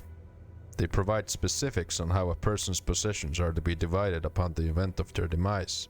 I have also heard them called wills. Are they anything like Dustman contracts? Oh my, no. The Dustman contracts, while they are deliverable at the time of the client's death, bequeath the client's body to the Dustman. Not a pleasant business at all, but some who are poor of means find the Dustman contract to be a means of support. How would one go about invalidating a Dustman contract? Updated my journal. He frowned slightly. One that is already signed? Little or nothing can be done once the signature is in place. The Dustman contract is quite specific on the destination of the corpse after death. Without the destruction of the contract, there is really nothing that could be done. I see. Do I owe you anything for this information? I am not the sort to charge others for giving them aid of this sort. He smiles slightly. I am an advocate, not a rug merchant, and greed is not permitted to step into my office. Thank you. I am grateful. Perhaps there is something else you can help me with. Very well. What is it I can help you with?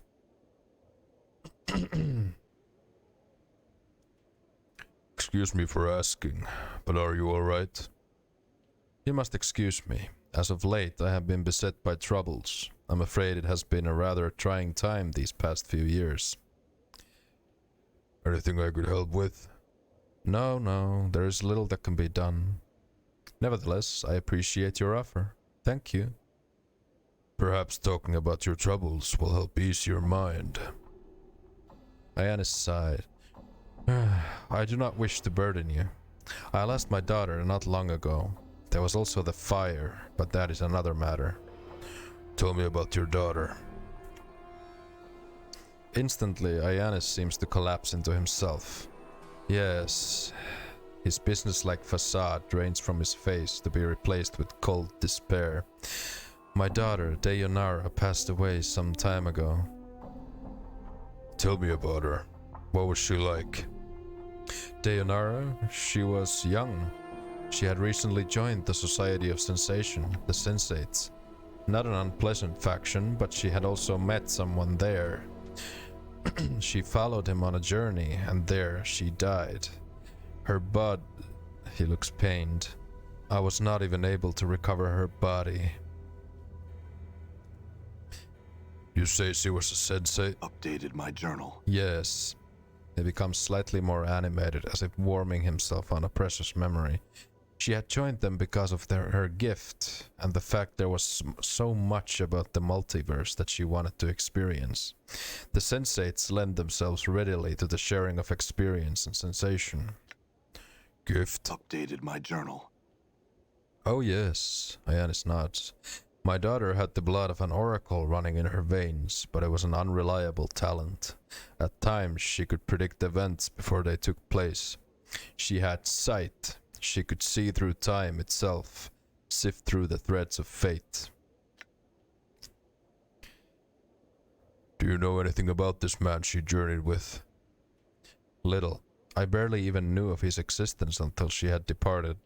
By then, it was too late to have known him. Do you know where she went on this journey? She never said. I am not certain she was capable of saying where they had gone. It must have been a terrible place.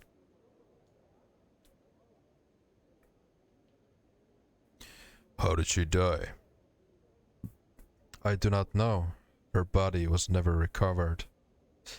Ioannis's face turns blood red and his hands clench into fists. And that is perhaps the most maddening part of this misery. I will never know what possessed her to run off like that, what happened to her, nor where her body lies now. Forgive me for asking, but how do you know she's dead if you never saw the body? It is most curious. I went to the Dustmen to see if they had found her body, and they directed me to one of their faction outside the Dustman monument. A Dustman named Death of Names, I believe. He is said to be an oracle of sorts concerning those who have died. He told me my daughter had died.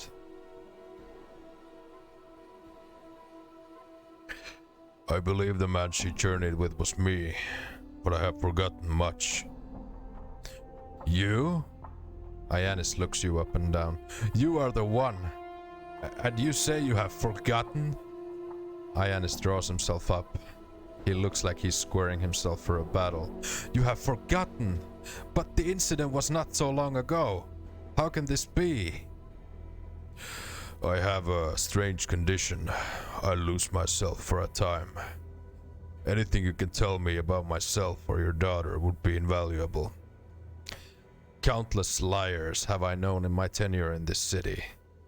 Ioannis studies you intently. You do not strike me as one of them, at least on this matter.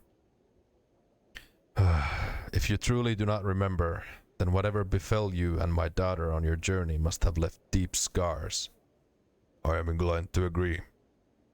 Then I ask your word on this.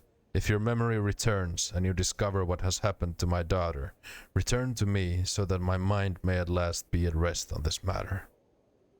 I will do that. Very well then. Now leave. I wish to be alone with my thoughts. But I wasn't done talking to you yet. You see Ioannis. He turns as you enter and affixes you with a tired gaze. There are dark sacs beneath his eyes, and he looks as if he has not been sleeping. Greetings, Ioannis. You again.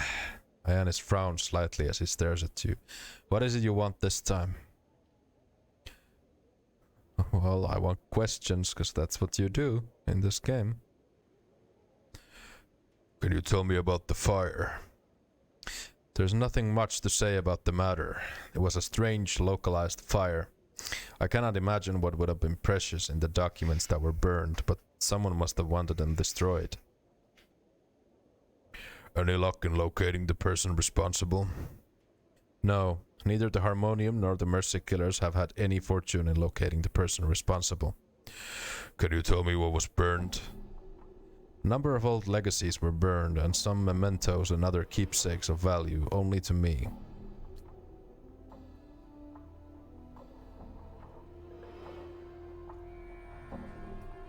Okay, we'll have to come back here later, because I think... yeah.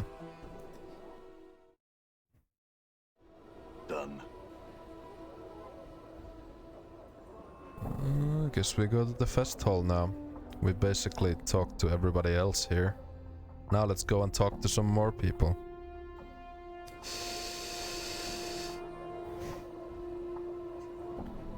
Here's a question for you all. Which, if any, Planescape faction would you join? That's a good question. I personally, if I look at my own life philosophy, I think I would be somewhere between... I mean, the only factions I know are the ones that are mentioned in this game. I think there's still a few more that are not mentioned in this game, but like, I think...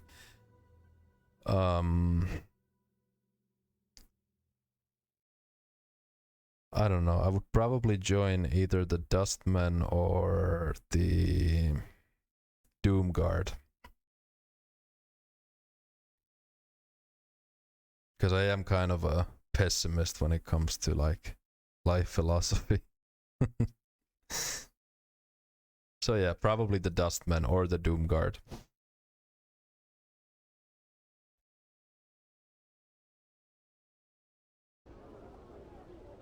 Which one would you join, Benu?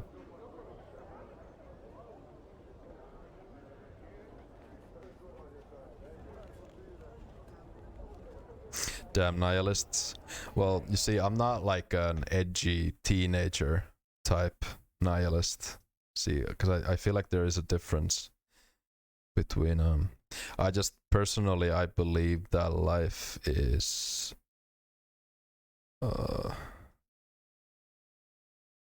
not a net positive, and for that reason I have decided to never have children, for example,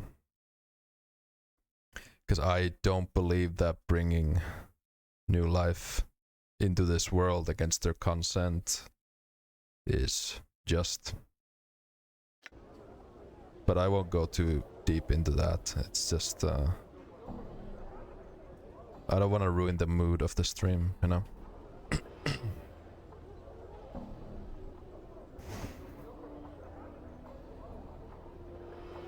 Come on, Jan, say it.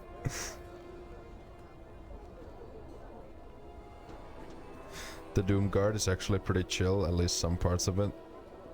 It seems to be a lot about just taking things as they are. Yeah, I think I read about it. It's basically, I think they have like 3 different sects in the Doomguard, where some of the Doomguard believe that entropy is too fast and they want to slow it down. Some believe it's too slow and they want to speed it up, and then some believe it's fine just the way it is.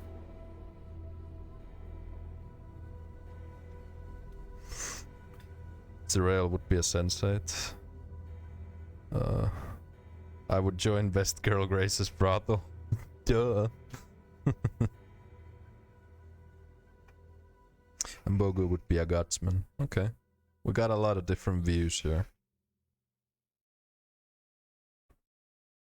Different philosophies, different outlooks on life.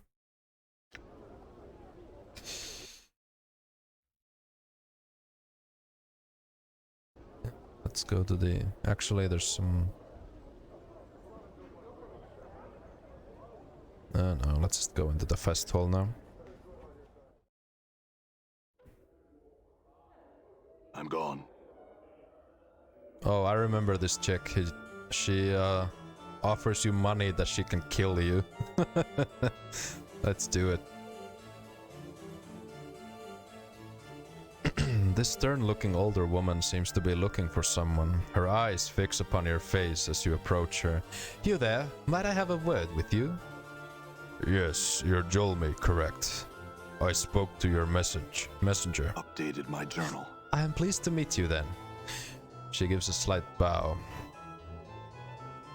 I would make you a somewhat unusual proposal, though you must admit you are an unusual man. I will give you 1,000 copper commons for your permission to kill you. Are you open to discussion on the matter? But why? Cholmei doesn't bat an eyelash. But why not? I thought it might be an interesting experience, paying someone for the privilege of murdering them. When I first heard rumors of your existence, how could I resist? So, what is your answer? Shall we discuss the matter in greater detail? One moment. Where did you hear these rumors? Cholmei frowns. One hears all sorts of things in the fest hall. How could one not eventually hear of a man like you? Again, I ask, will you consider my proposal? Yes, let's work out the details.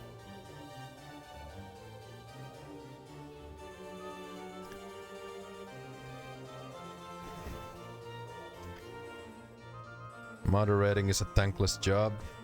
Oh yeah, speaking of moderators, I should really get some extra ones. Cause Little Xiaomi, who's my first ever moderator, I haven't seen him around in like ages. And Sureyu is seems to be busy with his own stream, so I should probably name somebody else a moderator as well. Not that I really need that many moderators, cause all we really get is the occasional bot, but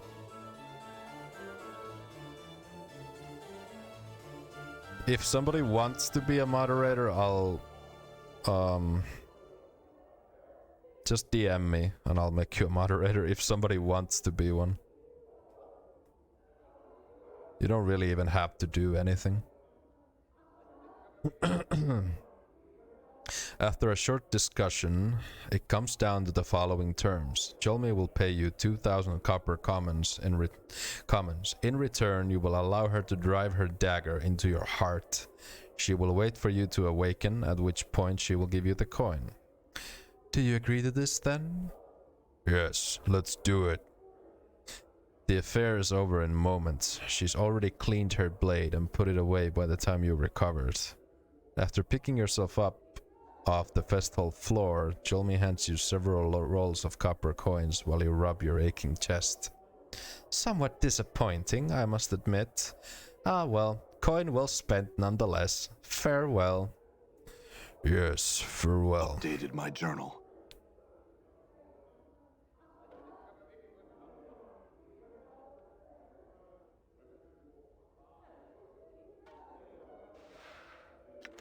Scroll of force missiles.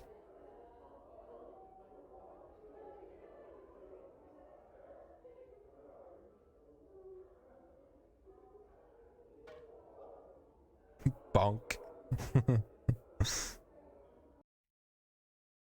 It's just bonking.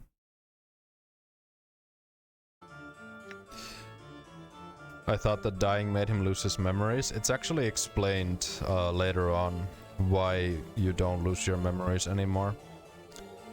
I'm not gonna spoil it, but there is an explanation for it.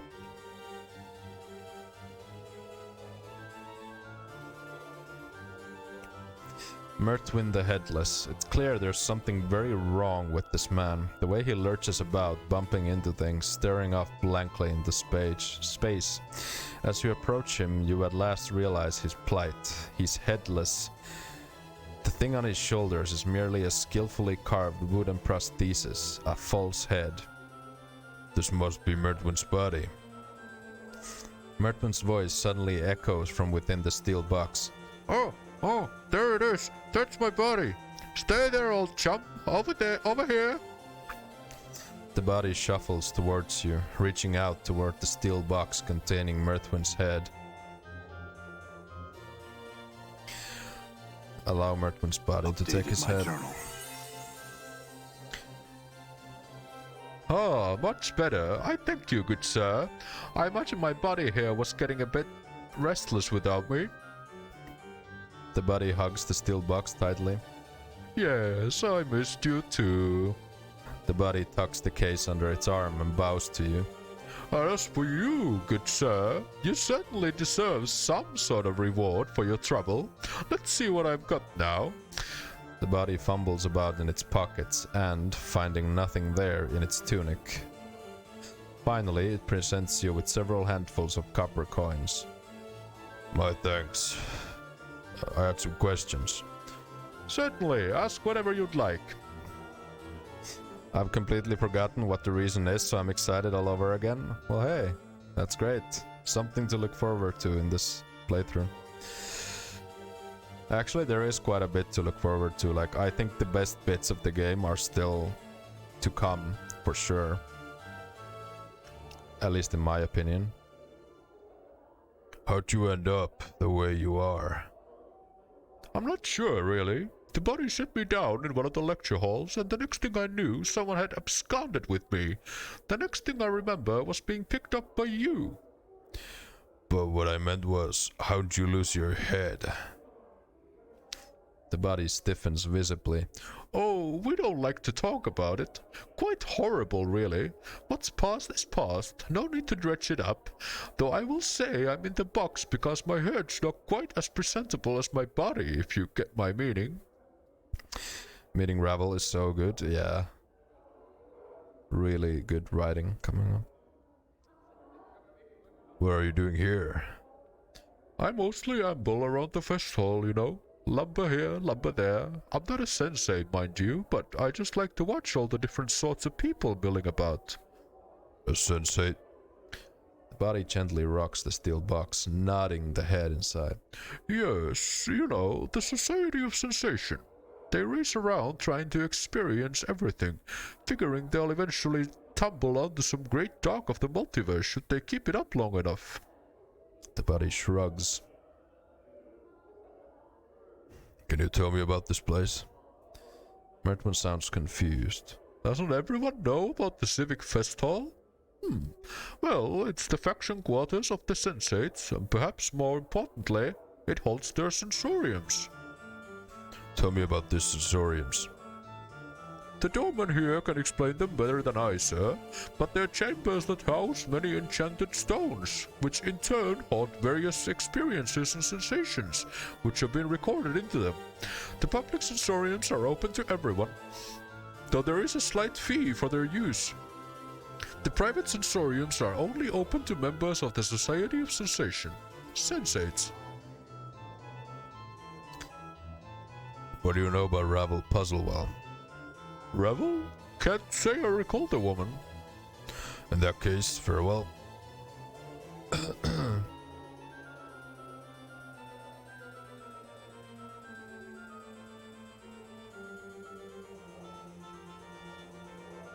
Let's actually talk to this dude.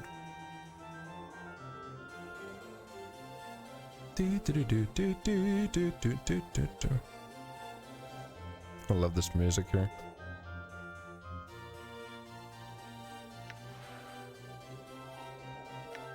Oh, I forgot to...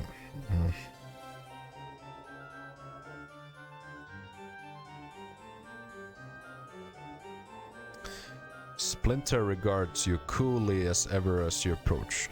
We welcome you once more to the Civic Fest Hall, traveler. How may we help you? How can you help me? We do many things in this fine hall, traveler. We answer questions guests might have regarding it or its inhabitants. We direct both visitors and members of the Society of Sensation alike to the sensoriums or lecture halls. We also accept new members into the Society. Lastly, it is through us that purchases from the Society's vaults are made, spells, items, and such.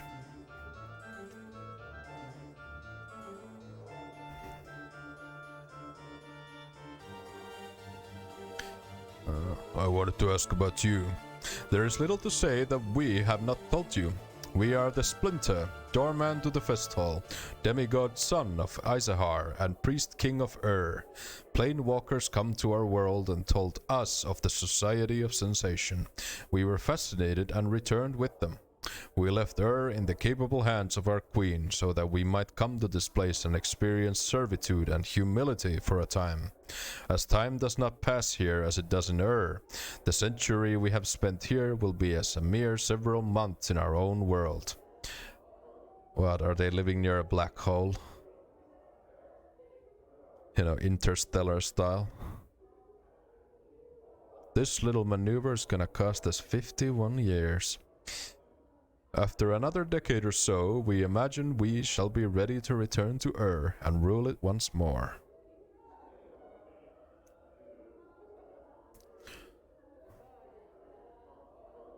Is there anyone here who might know about Ravel Puzzlewell?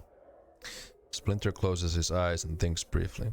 We would recommend that you speak to a wizard by the name of Quell about Ravel. Quell is always somewhere in the fest hall, most often in the private sensorium. Actually, I know where to find everyone.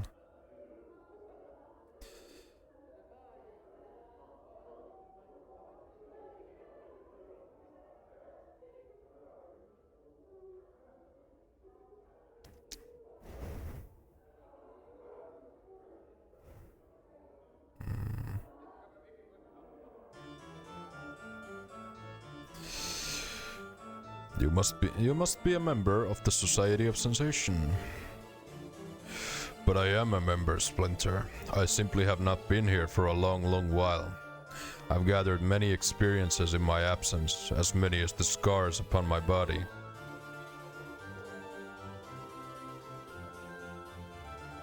He narrows his eyes, herming as he looks you over. Very well. We shall grant you access to those privileges allowed only to members of the Society of Sensation, if you can show us what sensations you have gathered recently. Alright, I'm ready. We would ask for 5 sensations, then each pertaining to one of the body's senses, or a single experience which has strong elements of all 5 senses. I'd have a single experience to contribute then. I woke up, not knowing where I was, on a cold, blood-slicked iron slab in the bowels of the mortuary. A place where only the dustmen or the corpses in their care have seen. Splinter nods. Go on. My entire body reeked of embalming fluid, but even the smell of that was not enough to match the coppery scent of gore around me. Dozens of bodies lie on countless bloody slabs like the one I rose from, all in the process of being gutted, flayed, and the like by nightmarish clockwork devices for reasons unknown. The only sounds were the squeals of labored metal and the unsteady tread of undead workers as they pushed the slabs about the mortuary on rusted iron tracks. A disturbing experience. And I even left out the part about the chattering skull that flew at me as soon as I was upright. Will it suffice, Splinter? Yes, we welcome you back, Traveler, and grant you access to those privileges allowed only to members of the Society of Sensation. Music seems fitting. Yeah, kinda cheerful.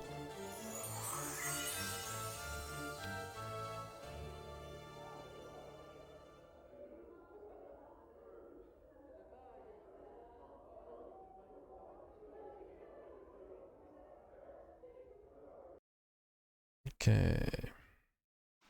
Power word blind. I didn't remember. What's max level, by the way? I think it's something absolutely ridiculous, like 99 or something. Like it's basically you don't have to worry about it unless you cheat. Like it's practically impossible to reach max level in this game.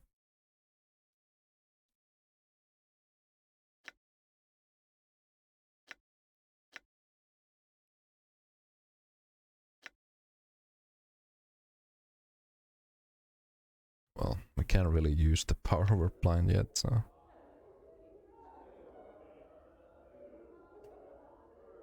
It's like old Final Fantasy music, is it? All right.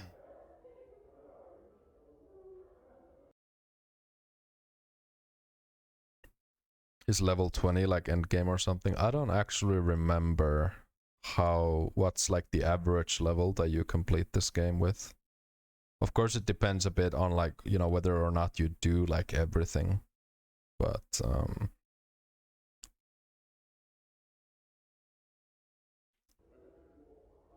yeah.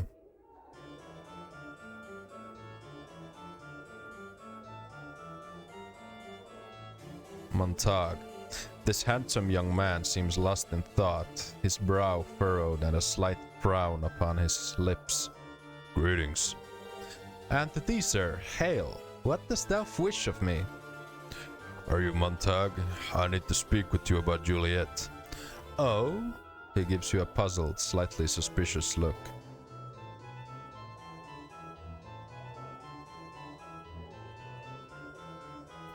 This seems a bit sus, but...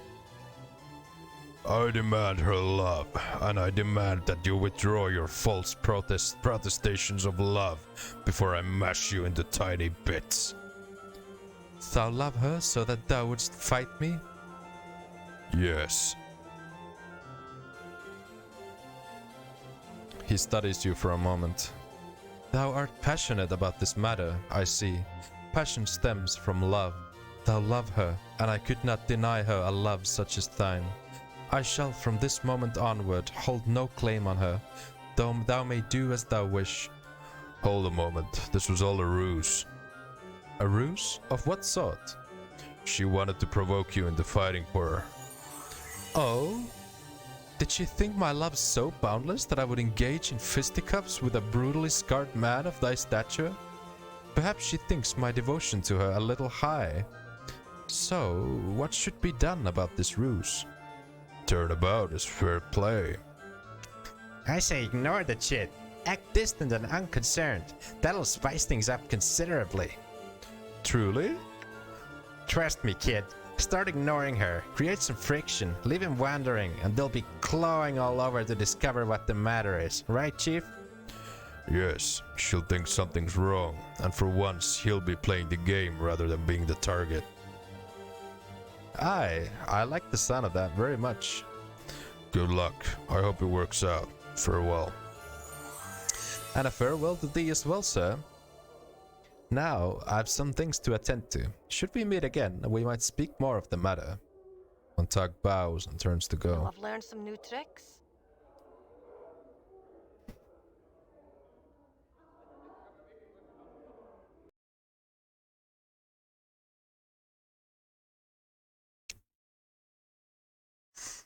The nameless one doesn't learn new knowledge throughout Planescape Torment for the most part. What he does is remember the knowledge from previous incarnations. That's the in-lore reason. Yep, that is pretty much the reason why. Okay, and I leveled up. Which is now level 7-7.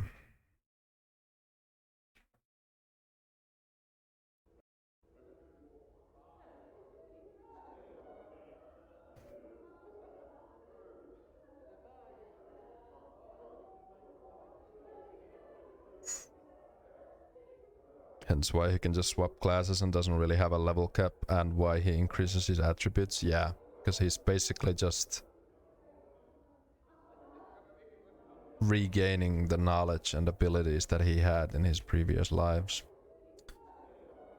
Like, there were probably incarnations where he was a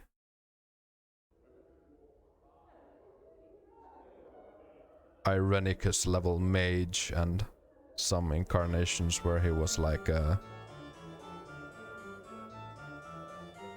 Saravok level fighter, you know, you get the picture.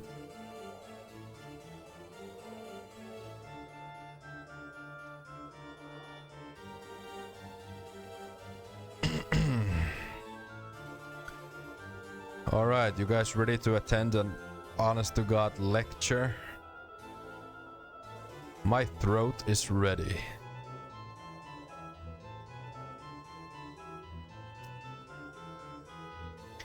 But no cleric. I think that's also explained. Actually, I don't think that's explained in the game, but I think the lead developer of this game said, or the lead writer of this game said that the reason why you can't be a cleric as the Nameless One is because every god has forsaken him. No god wants to be worshipped by him. I think that's actually the reason.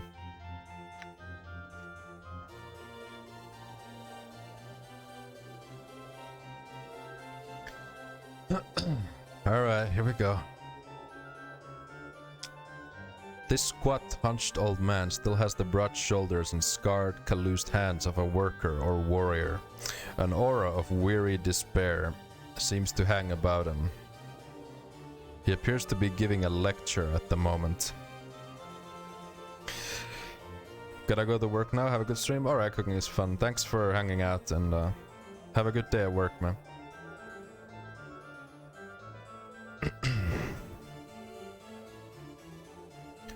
Stay for the lecture. Right, now listen up. This is the seminar on the war. If you're here to listen about the Blood War, take a route. If you're not, you're in the wrong hall, and you best dump your soft, comfort-loving Sigillian limber stems out of here. The Blood War? More boring than listening to a governor recite laws. Let's find some young sensates who need to be indoctrinated in the ways of passion. He waggles eyebrows in anticipation. A skull is waggling his eyebrows. Ignore Mort, keep listening. The man suddenly throws a dark eye over the audience, as if looking for something. And further, if you're Tanari or Batezu, up your scaly eyes out the door. It's not letting you ordinary bastards bend an ear to this and then listen to your barmy arguments. Need this emo but with Mort? Oh my god, that would be so good. But I don't really have the skill to do it. That would be such a great emote. Just Mort wiggling his non-existent eyebrows. Because this is no discussion on who's right. Behind you, you hear the sounds of something large leaving the lecture hall. It just tells the Blood War from the human point of view. It's not promoting one side or another, because they both stink in different ways. The speaker becomes somber. So, what's left of your... Oh, God, this is so painful to read with all the apostrophes. So, what's left of you wanting to listen to some Blood War stories? Tells about the war. Ear to ear, the horror of it all, no doubt. The floating fortresses wove and weaved of human skin. The plains wide battlegrounds, the Blood War we fought on. Scottish accents are now my #1 enemy. Yeah, I can. And like, look at this text. This is so painful to read. God. He bares his yellowed teeth. Tales of fiends locking fangs with other fiends. Grrr, sure. His snarl fades and he looks suddenly bored. Keep listening. Well, let me peel back your lids and crack your bone boxes. There's all a steaming heap of barmy nonsense to be dwelling on that forged dung. He spits in derision, rolling his eyes wildly. Just give him American accent. Damn Scots! They ruined Scotland! Yeah. Let's try to get through this. I'll tell you this though. You can't imagine the scale the Blood War is fought on. Nothing you've seen, heard, or participated in. Nothing compares. Time, numbers of legions, sheer bloodshed. Nothing compares, Berks. To try and imagine it, forget it. My advice, simple. Stay away from the big bloody mess altogether. Wait. What if I gave him a Finnish accent? Like a proper rally English Finnish accent.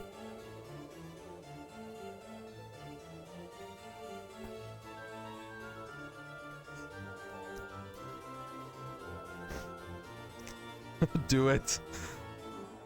Okay, I'll try. The only thing he needs to know is this. Fiends are killing fiends. Paatesu are slaughtering Tanari. Tanari are butchering Paatesu. Right now. He spits again. Neither's winning. Fuck. I'm mixing it up with my Scottish. Wait. Let me think about this.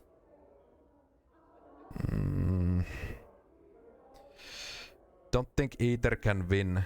Biggest stalemate this side of eternity. Thank the powers. Okay, I think that's good.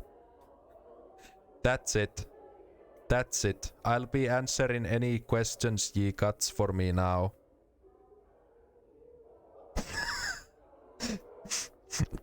You sound like a Finn putting on a fake Finnish accent. Yeah, I know. I know. Like, we're entering so many layers of meta that it's like I can't do this anymore. What's your question, Cutter? I can't do this. It's so stupid. Can't you give me a little more on the blood war itself? If I were to boil it down, it'd be this. The blood war's been going on damn near forever and will keep going on until damn near forever itself gets bent in the dead book. The Tanari, the champions of chaos and evil, are trying to stamp the green-colored tongue out of the Paatesu, the champions of law and evil. Alright, enough. Enough, this is stupid. They butcher each other over how each of them thinks evil should be, if you can believe that. What do you think would happen if someone stopped the blood war? You can't make any fucking difference in the war. It's too sudden big. You're a stone, a pebble in an ocean that's a pebble in another ocean, which is a pebble in another ocean, and so on and so forth, till the stench cows come home. As a pebble...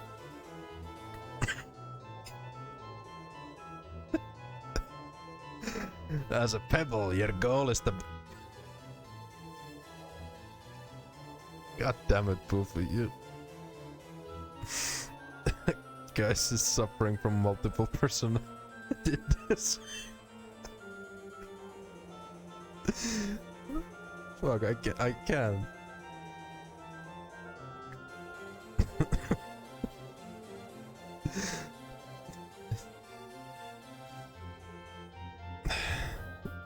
Yeah, it's the same thing as last time, like when we were at the brothel, and it's happening all over again. You Scots sure are contentious people. Okay, focus up, yeah. I'm actually gonna take a little break, cause, yeah. I'm gonna take a little break and get something to drink. Thanks for watching, guys. I'll be back in a sec.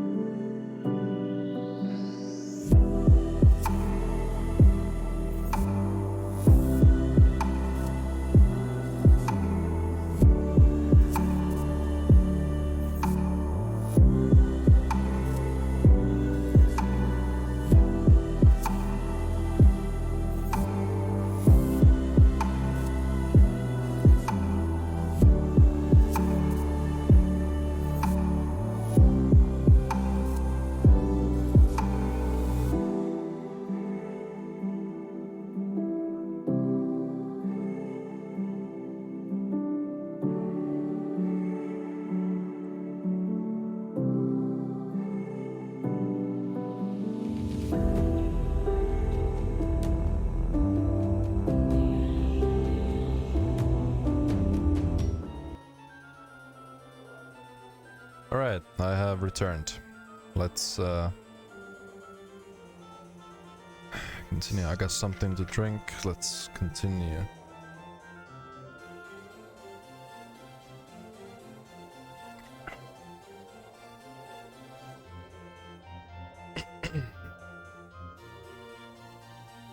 Welsh accent when? I can't do a Welsh accent. I wouldn't even really like recognize one if I heard a Welsh accent.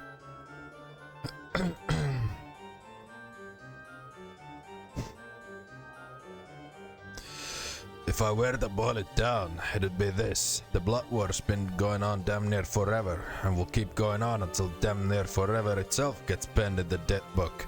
The Tanari, the champions of chaos and evil, are trying to stomp the green-colored dung out of the Bathezu, the champions of law and evil.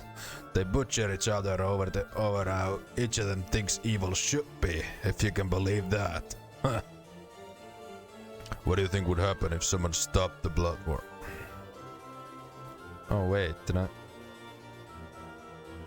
already read this. Oh, I must have... Yeah, because when I pressed my scene switch key, because I have it bound to my Be Right Back screen is bound to my numpad 2, and apparently numpad works in this game. So when I pressed 2, it picked the dialogue option. That's so weird. Oh well.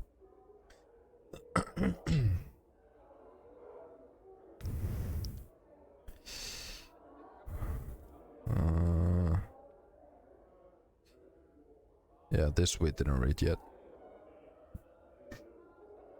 If you could make a difference, which you can't, you shouldn't try. Because then the planes would tumble on down. The planes would tumble down? Why?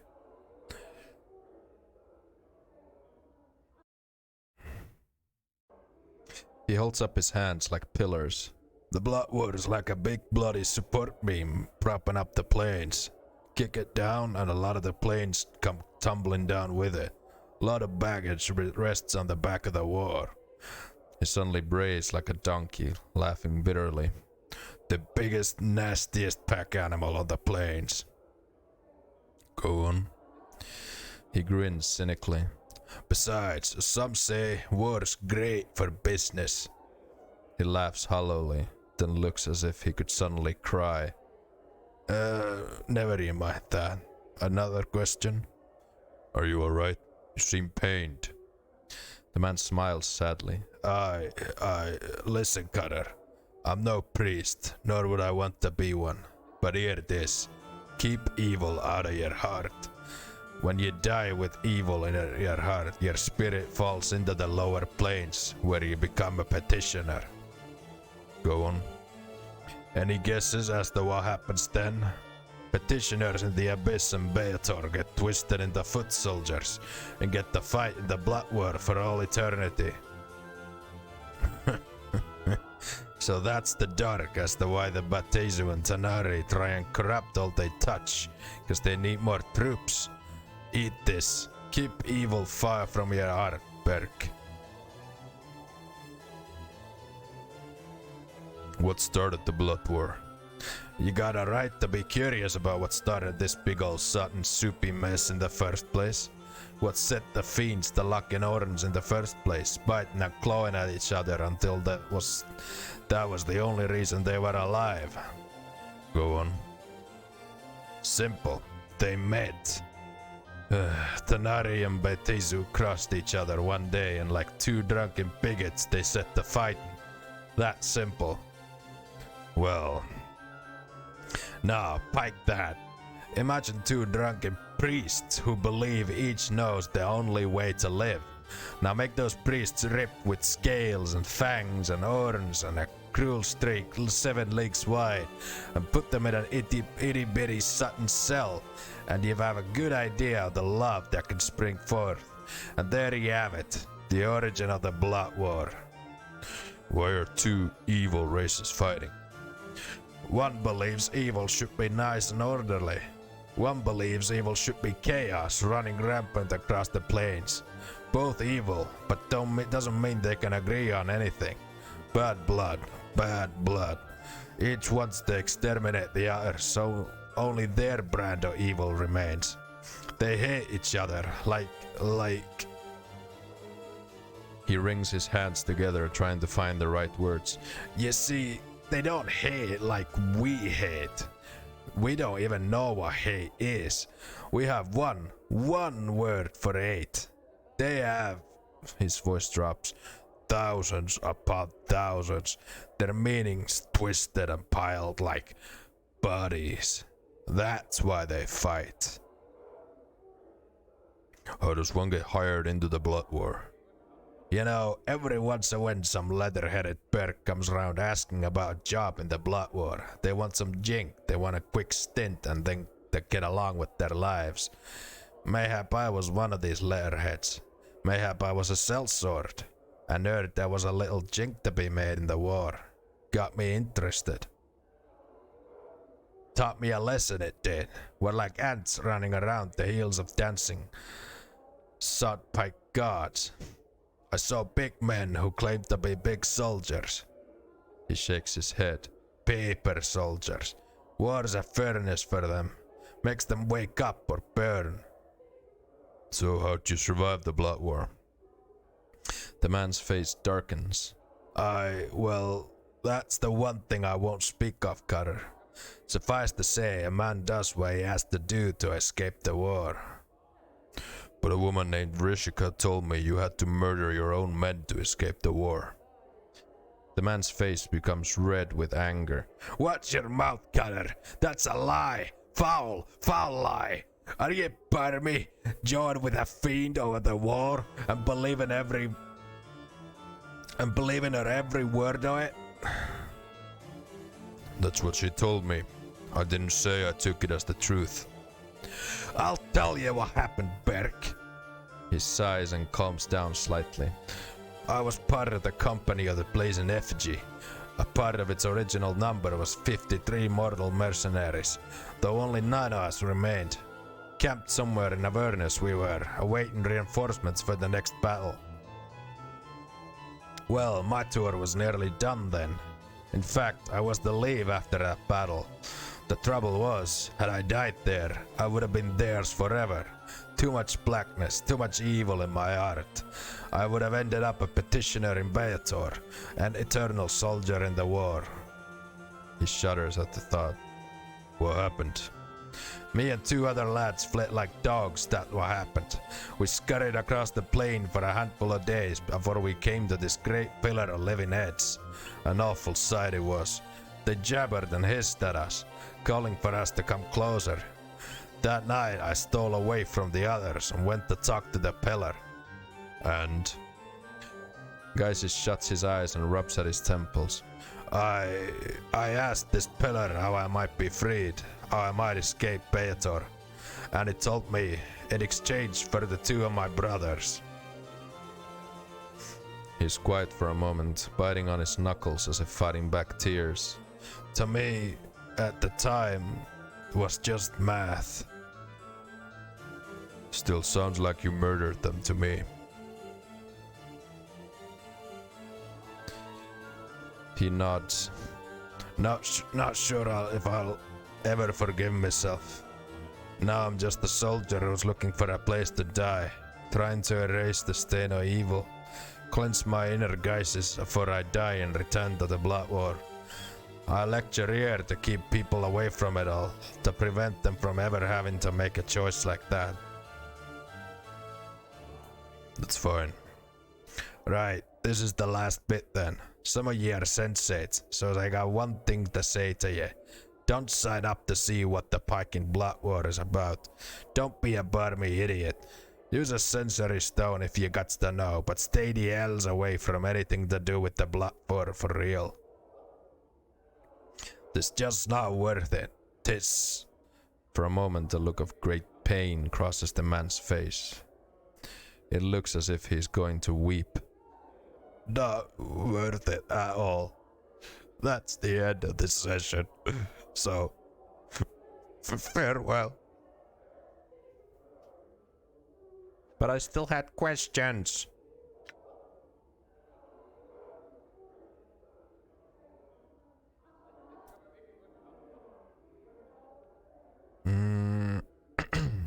Where's the blood war fought? Plenty of places, usually the lower plains, anywhere along the river Styx, the 9 layers of Beator, the 4 furnaces of Gehenna, the Grey Waste, Coal Red Carceri, the Prison Plain, and the piking near endless well of evil that's the Abyss. Somehow the Grey Waste sounds familiar to you. Let the man cry. Dude, I have questions I need to ask. He can cry afterwards. After I ask my questions. Tell me about the Grey Waste. Also called the Glooms. He shrugs, then shivers as if by reflex. Grey in every sense of the word. Colors burn your eyes there. They shout, are too loud, and your dreams are pulled to the surface and poured on the ground, lost forever. Only the night hags rule there, the grey ladies of the waste. That feeling when no grey lady of the waste GF.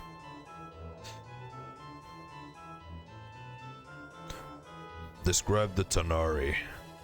The man nods. The Tanari pay better than Batezu, but you need to be a 2 or 3 faced and have a bunch of eyes sprinkled all over your body, cause you can't ever turn your back on them. They're chaos, the ones with whim and whimsy in their hearts. Trust or upholding their word aren't high on their list. They don't care what happens so long as something happens and is evil. Mostly they attack the Batezu to keep from killing each other. Describe the Batezu. They don't usually pay as much as the Tanari, but they don't break their written word. They're smart though, several hundredfold smarter than, and they've been making contracts since time began. They know how to peel someone with words, they do. Sign, and most likely you'll be peeled and hung to dry in their legions. They plan like bastards. They put more thought and preparation into a single strategic skirmish than most human armies devote to an entire campaign. They usually assemble their forces on Avernus, the first layer of Beator. What's Avernus like? Avernus? The man grimaces as if recalling the place caused physical anguish. It is inhabited by the damned and those that prey on the damned. The red-flecked lands of noxious sands and blistering fires that scream across the landscape. That was my taste of Beator, the layer of Avernus. Terrible place. What sort of forces serve in the Blood War? All sorts, aside from various mortal bergs from across the plains. Abishai and Cornugans, Lemures and Nuperibo, Succubi, the list goes on and on. Tell me about Abishai. They're the grunts in most Beatezu armies. There's different sorts, black-scale ones being the weakest and most common. Tell me about Cornugans. Cornugans are dead earth. The fuck? Cornugans are dead earth. Are dead hard? Whatever. It's rare to see more than a few of them together, though sometimes they form bands of elite troops. Usually they lead lesser forces like Abishai and mortal mercenaries into battle. Tell me about Lemures. Lemures are these things that look like melted people, annoying little sods that regenerate even as you're killing them. They're oblivious to danger or pain and shall never run away from a fight.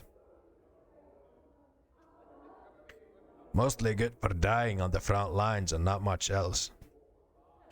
Dead hard, yes, it's a Britishism. Ah, I see. Okay, thank you. Tell me about Nuperibo. Fat little pikers that have these tiny heads, deaf, dumb and blind. They exist to die on the front line. Hard to kill too. Even the most wee bit of them will grow back to a whole one if you let it. Tell me about Succubi. Tanari, lovely but dead evil they are. They seduce mortals and to try and drag them into the abyss. He nods to fall from grace. No offense, my lady, Tips Fedora. None taken. You are quite correct. I've no more questions. Well, that was the first lecture. On to the next one.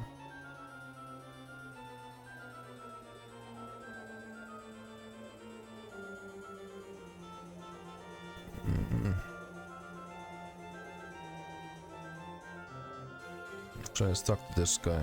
Kisai. This is a life-sized granite statue of a gentleman standing with his arms at his sides, eyes closed. It is of excellent craftsmanship, exquisitely detailed and incredibly lifelike. So much so, in fact, that you find yourself wondering if it's really a statue at all. Wait, is the Tips Fedora meme originally from this game? Never knew that. Probably not, but you never know. Greetings. The statue makes no response. Chief, you've seen statues before, right? Know that they don't talk or anything? Consider this, Mort. You're a floating, talking skull who's denying the possibility of a living statue. Well, got me there, boss. That I do, Mort. I'll just touch him. You touch the statue and find that, while the clothes that adorn it are of grey cloth rather than rock, the skin is as cool and hard as granite. Why would someone clothe the statue? Maybe it's a little too anatomically correct, Chief? It was a rhetorical question, Mort. Sure, boss. I knew that. Strike the statue. As you make to strike the statue, its eyes flash open, and it catches your fist in an iron hard grip. Narrowing its cold grey eyes, it speaks with a voice like two boulders grinding together. Why would you strike Kisai? Forgive me, I only meant to see if you were truly a statue. He nods slowly, frowning. You are forgiven. However, one feels you are lacking patience. Perhaps I had some questions. The statue remains as silent as ever. Hello? My questions? There's still no response. Wait for a response. There is still no response. You get the sense that Kisai might be testing your patience. Keep on waiting. A few minutes pass and Kisai has still failed to respond. Wait quietly for a few more moments. The statue's eyes open. He gazes at you with cold grey eyes. He speaks ponderously, with a voice like two boulders grinding together. Your patience is noted. Kisai would speak with you now. Mort rolls his eyes and makes a gagging noise. Powers, no, not another bird that talks like this. What do you know of Ravel Puzzlewell? Nothing. I have questions about you. After a period of silence, he speaks. Ask. Why is it that you were meditating upon when I first found you? Kisai meditates upon the way of stone. The way of stone? Kisai nods. A philosophy. A method of combat. With it, Kisai seeks to achieve invulnerability. Invulnerability? You'd be unbeatable in combat. Yes, now, the way is not yet perfect. Kisai will make it so one day. Kisai knows this. Can you tell me what you've discovered so far? Kisai nods. No one has asked Kisai to share his knowledge of the way. Kisai shall do this now. He begins to speak at length, slowly and carefully. Listen and learn the way of stone. Updated my journal. Oh, We got +1 AC. Permanently. After hours of listening and many questions, you come to understand what little of Kisai's way of stone he can teach you. In combat, you will use it to resist and deflect your enemy's blows, improving your armor class. Thanks, Kisai. Farewell.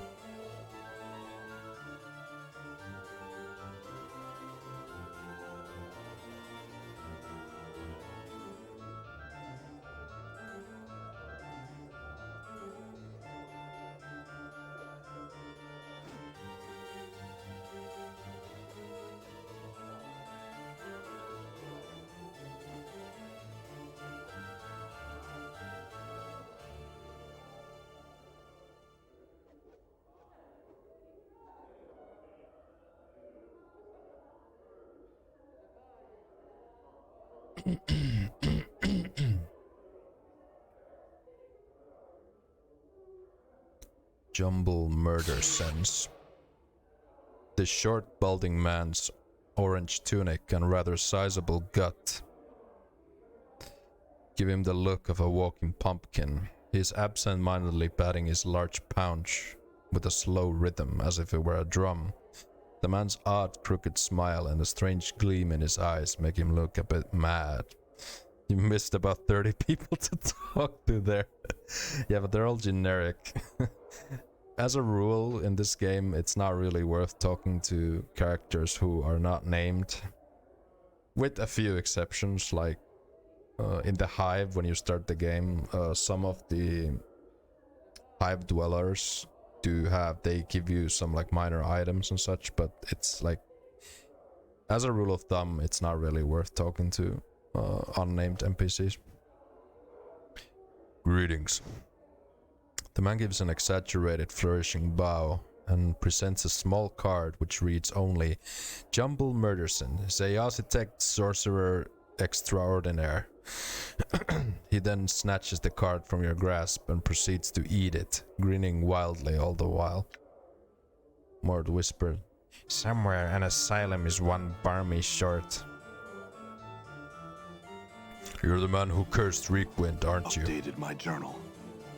Jumble pulls an innocent face and shrugs as if to say, I don't know. He then covers his mouth with his hand and giggles like a giddy schoolgirl. I'd like you to remove his curse. Jumble pretends not to hear you, instead belching loudly and resuming his belly drumming. His eyes wandering around the fest hall. Is there anything I could do so that you'd remove Rickwind's curse? Jumble won't look at you but shakes his head. Remove Rickwind's curse, Jumble, before I'm forced to hurt you. Jumble raises one eyebrow and takes a step back. He opens his mouth abruptly, and though his lips or throat don't move to shape any words or sound, a torrent of incomprehensible babbling begins to pour forth. What the? Updated my journal. Jumble shuts his mouth and the babbling ceases. He peers at you through narrowed eyes, a self-satisfied smile on his pudgy face. Suddenly you hiccup, and hiccup, and hiccup, and hiccup again. Jumble Murdersons merely turns his head and waves you away. Uh-oh. Looks like you just got a curse thrown down on you, Chief. What have you done to me, Jumble? Jumble ignores you entirely. I'd better find someone who can help me lose this curse for a while. Now we're gonna be hiccuping all the time until we get rid of it. Luckily, I remember how to get rid of it.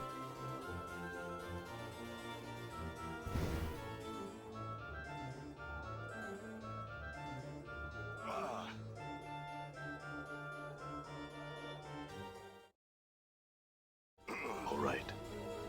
To talk to this guy.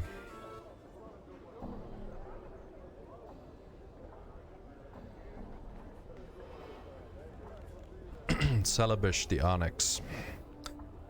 This tall, thin man dressed in heavy crimson robes has sharp, pinched features. Is it Edwin?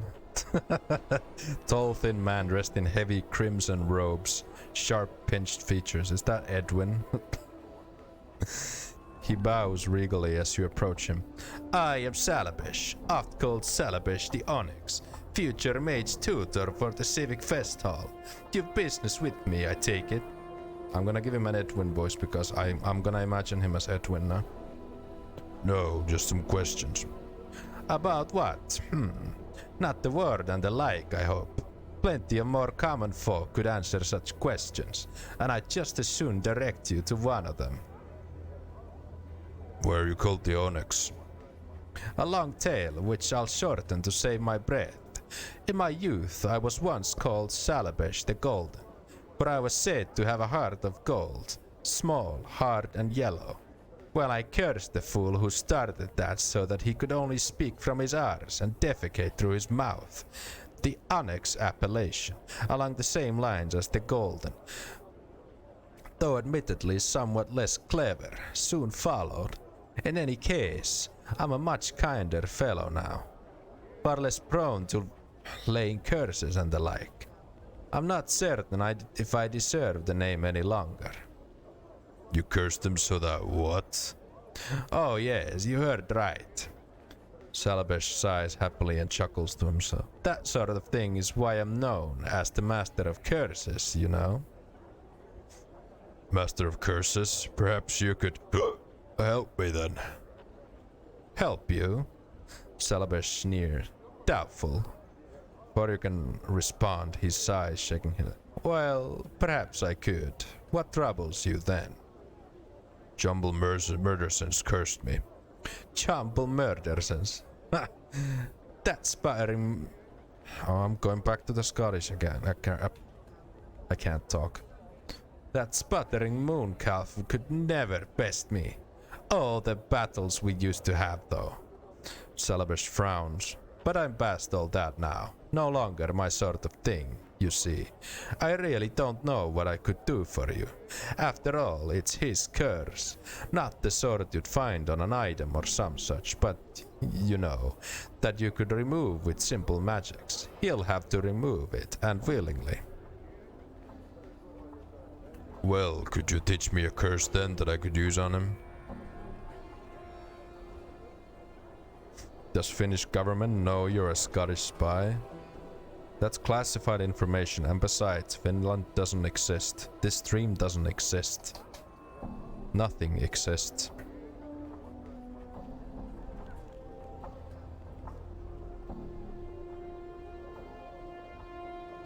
Nothing. Well, I don't normally do that. I keep my curses to myself, you know. And besides, even a single curse would take one a long, long while to learn. More time than I'd care to spend on it. Perhaps you're just worried your curses aren't good enough to best him anymore. You what? Of all the ridiculous! Now look here, you knuckle-dragging sack of scars. Salabesh the Onyx is the master of curses, and there is no other. Why, I could give you but a single phrase that would render that nincompoop's cursing wholly impotent. Purse your lips, look skeptical. That's it! You've made me do it! Salabesh utters a short string of impossible syllables. Words of power which you note mentally for later use against Jumble. There! See what that does to him! And tell me Salabesh the Onyx isn't the master of curses then. Thanks, Salabesh, I'll do that. Updated my journal. The way he called me a knuckle dragger, I'm even more convinced that that was just Edwin. Done.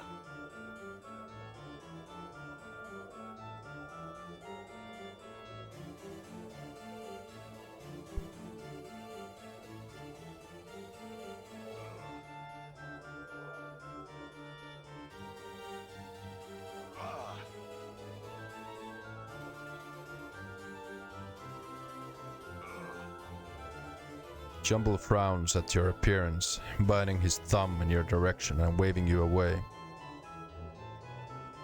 Throw the curse Salabesh taught you at him. Jumble stares at you with a somewhat skeptical expression as you speak the arcane syllables of Salabesh's curse. After a moment of awkward silence, the Seasitek mage notes that nothing seems to have happened, and an evil grin spreads across his face. He opens his mouth to retaliate with another curse of his own, only to realize he has no voice. Salabesh's curse has removed Jumble's ability to speak, thereby destroying the Seasitek's ability to curse others. He clutches at his throat, panic welling up in his eyes. Looks like the tables have turned, Jumble. What do you think will happen when anyone you've ever cursed finds out you can't speak or curse anymore? Jumble drops to his knees, a pleading expression in his eyes. He looks ready to burst into tears. Will you remove the curse you placed on me and swear never to curse another who didn't mean you harm? Jumble places his hand over his heart and nods vigorously. Very well, I'll remove the curse then. My journal. Jumble sighs with relief as he removes Salabesh's curse from him. He in turn removes his own, and your hiccups finally stop. He then bows humbly and casts his eyes to the floor. I'd like you to take your curse off, Requind, as well. Updated my journal. Jumble nods, pouting, and with a wave of his hand removes Requind's curse. Thanks. Farewell, Jumble.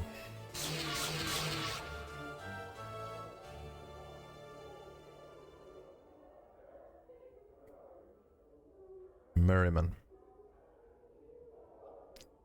This man looks like a bitter, cantankerous old codger. His mouth is twisted into a frown that becomes even more severe as he notices you coming his way. Merriman my name may be, but merry I am not. Off with you, young one. No time for the likes of you. He goes into a fit of coughing from the exertion of shooing you away so loudly. Wait, Dolora wanted me to speak with you. Merriman eyes you suspiciously. That's so. About what, eh? Well? She says that you're her first love, and that so long as you hold the keys to her heart, she'll never be free to love another. She told you that, eh? I'm surprised. Perhaps leaving her under Mistress Grace's tutelage did what I couldn't. Started to develop her feelings. In any case, he pats a pocket on his tunic. I won't just give the keys to you. Wait, those are literally the keys to her heart? He nods. That they are. Dolora's a construct, didn't you know that? A creature of sorcery and clockwork mechanics she is, and one of my finest creations. But cold, without emotion or character. I brought her to the brothel and set her so that she could not leave, in the hopes that the constant contact with so many others would begin to develop her own personality. The keys are the tools used to set her. She wants them because she feels that they are limiting her personal growth now, I suspect. Then why don't you just return them to her? Because I've become a cruel and bitter old man who sees he can get something out of you. Go on then. What do you want? I want to forget. I've lived almost 150 years now, and I've seen every sensory stone I've cared to in this grand hall. I've little time left to live, and I'm too weak to go out in search of wholly new experiences, so I need to find a way to forget them all. That way, I can start again in my final days. How can I help? Updated my journal. I'll need something, some item, some concoction that will allow me to forget. Like a drought of the river Styx, something like that. Right, I'll return if I find something.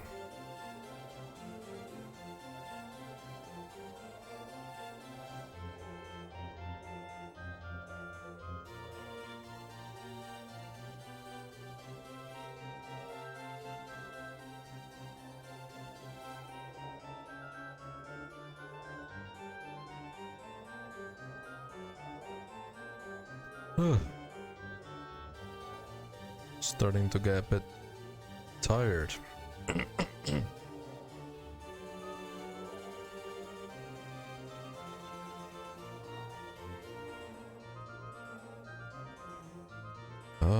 Next lecture. Bookj time. 3 planes aligned.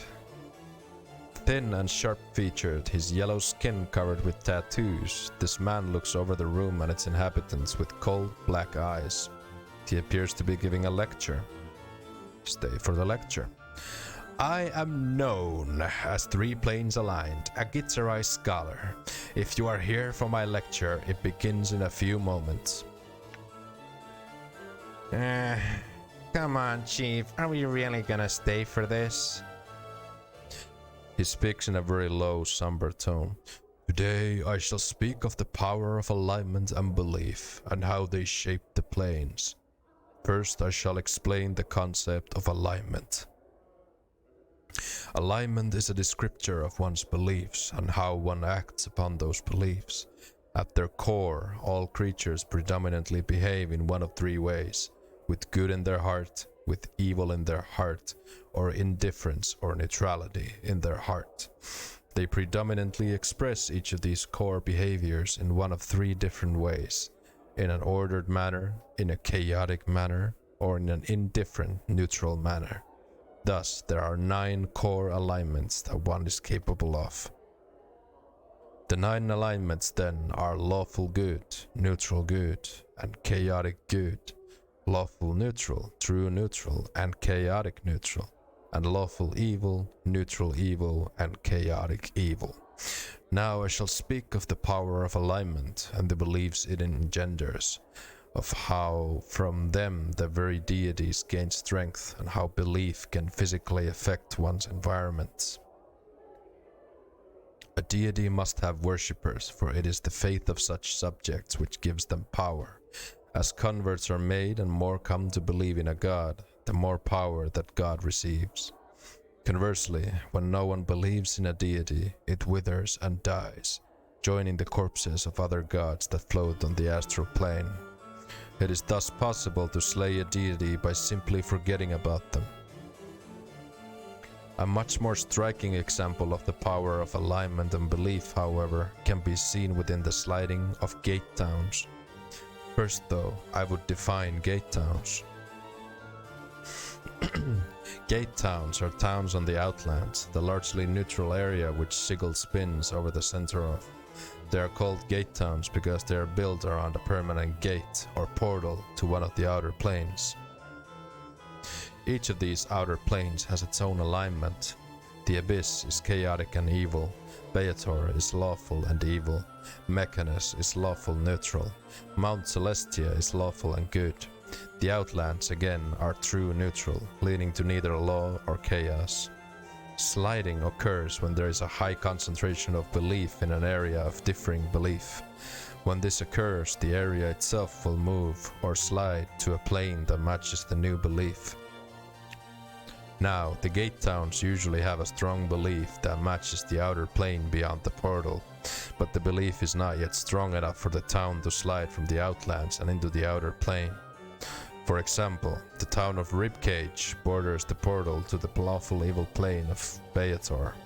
As expected, the residents of Ribcage are largely lawful evil residents, but the entire town's alignment and beliefs are not strong enough so that Ribcage will slide into Beator. For example, Ribcage might one day see the sudden rise of a lawful evil order of clerics, promoting their dark beliefs and converting many citizens to the worship of their lawful evil god. Were this to occur, there would be a good chance that the town would slide off the neutral Outlands, becoming part of the lawful evil plane of Beator. Whole layers of planes may move this way. Thus, many wars are wars of belief and faith by necessity. They are the tools by which territory is obtained and held.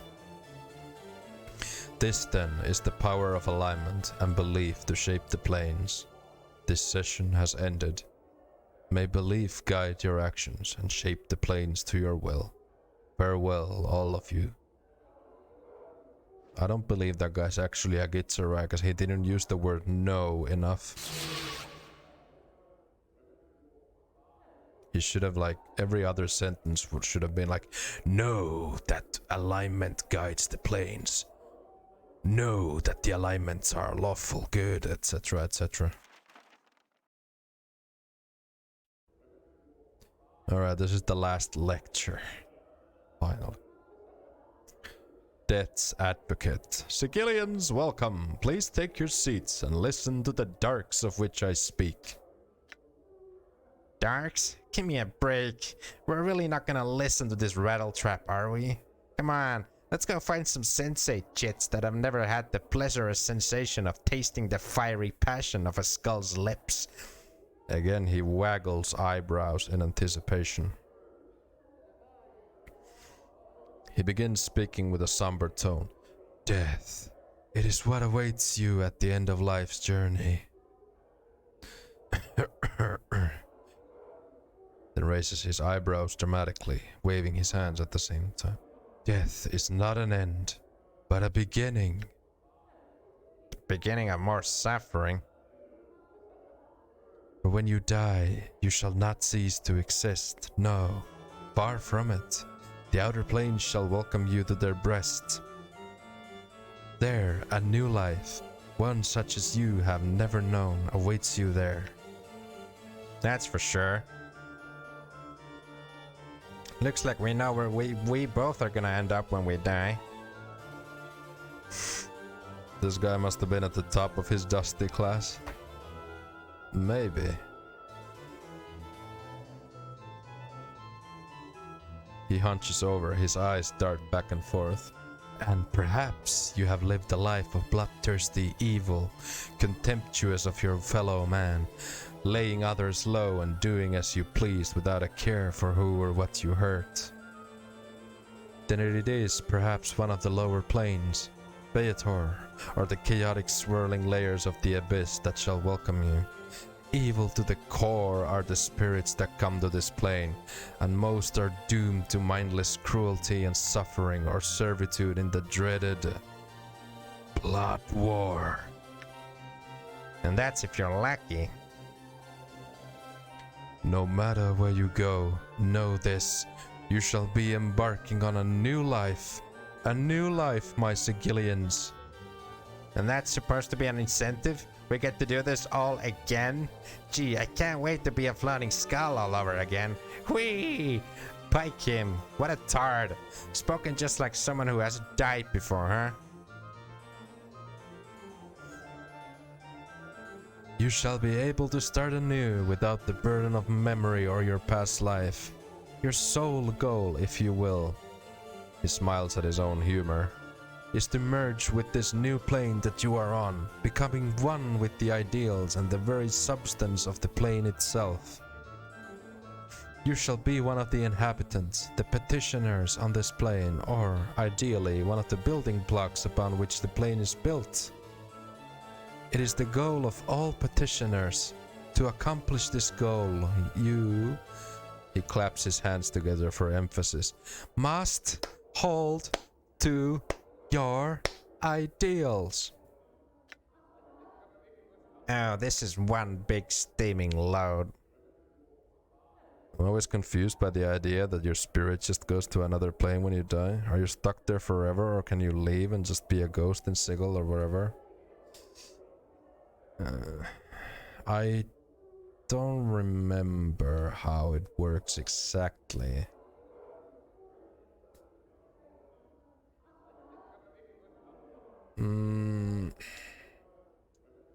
As far as I know, yeah, you are stuck there forever, unless you get like resurrected, of course.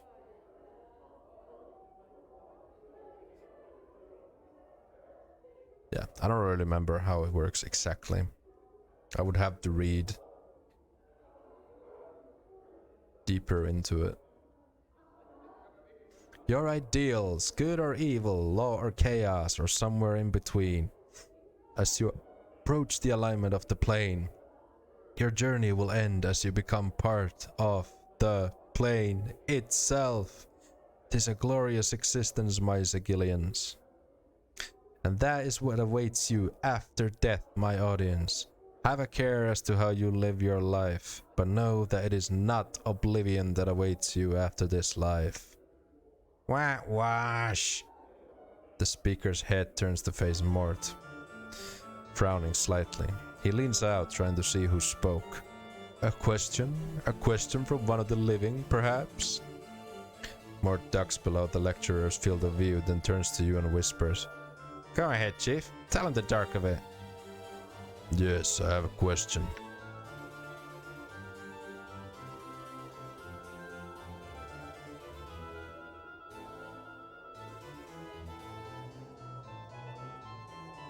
Know what?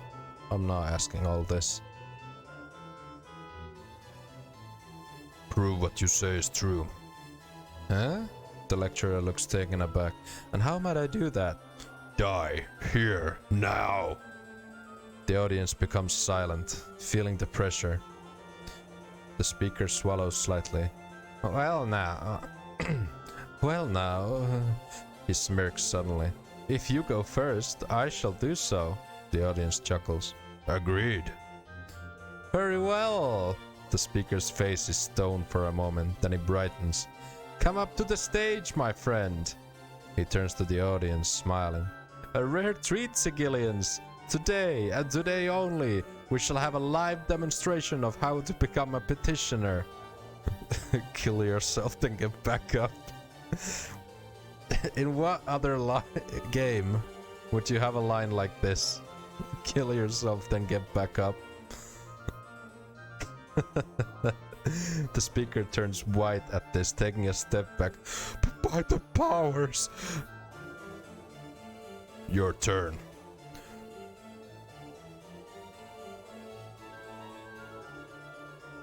The audience watches in morbid fascination. Well, now... Kill yourself or I'll do it. He gulps. Now, he offers weakly. I must confess that I'm not quite ready to depart this life just yet. Kill him. Make a motion to kill him, stopping just short of his neck. The speaker flinches, clasping his eyes shut and screeching. You hear a drizzling sound as he soils himself. That's what I thought, you pompous, blustery charlatan. Yes. The speaker looks cowed, and his voice drops in defeat. Yes. I have no more questions. If there are no more questions, get ready to leave. He looks eager to wrap things up. Then I shall end this session. I shall continue to lecture here at the hall, so tell all your friends. Someone in the audience shouts, "Sure, so they can come see your messier tunic again."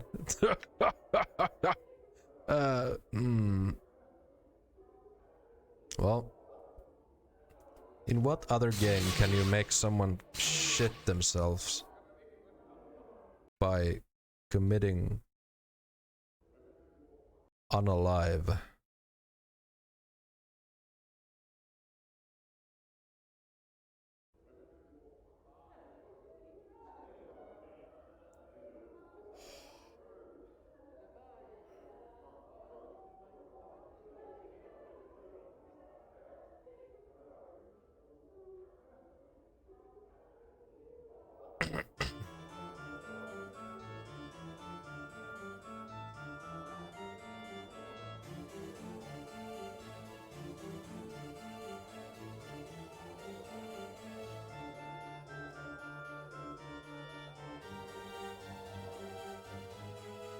Actually, let's go to the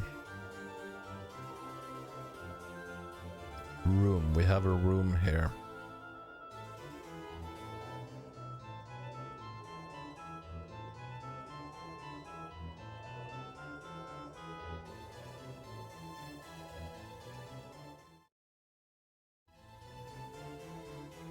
Done.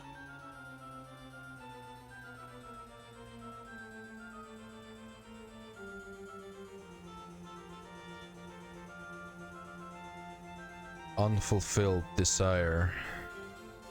The woman before you is incredibly attractive. There's some intangible aura about her that makes you want to speak to her.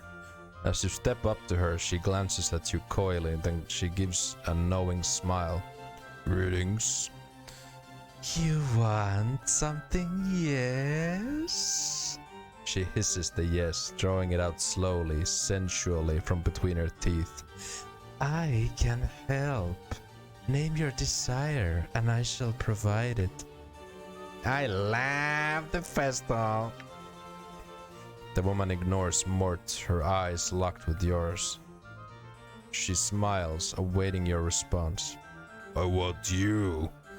She moistens her lips and smiles. You feel your chest lurch, as if someone had plunged their hand into you and was pulling at your insides. A simple request, and I have one for you, traveler.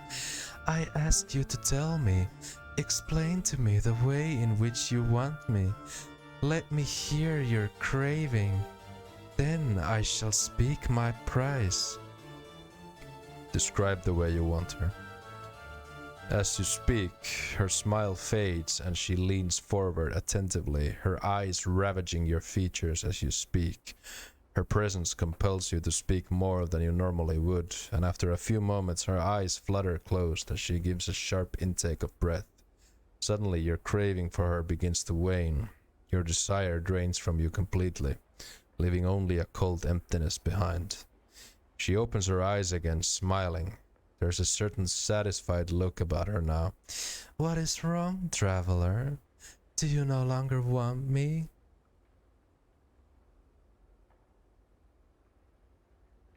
No, I don't. What have you done? She seems perplexed. Whatever do you mean?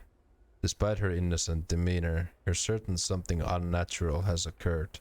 She has somehow siphoned off your desire for her, stolen it away for some ghastly collection of wants, or perhaps to feed upon. Now it's gone forever. Come now, is there something else you want then? Tell me of it. I best not, for a while.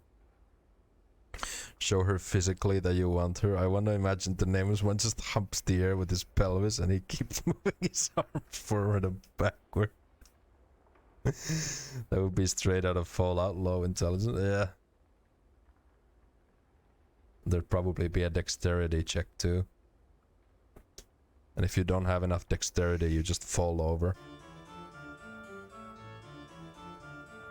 Why not?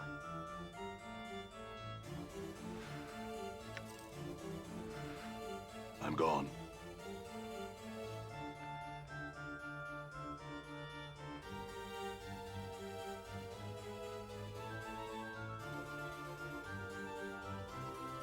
Might as well. All right. Might as well. Got it.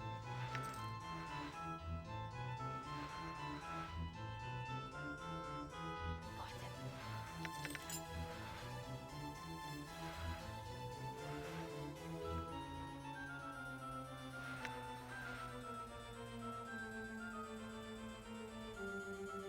Done.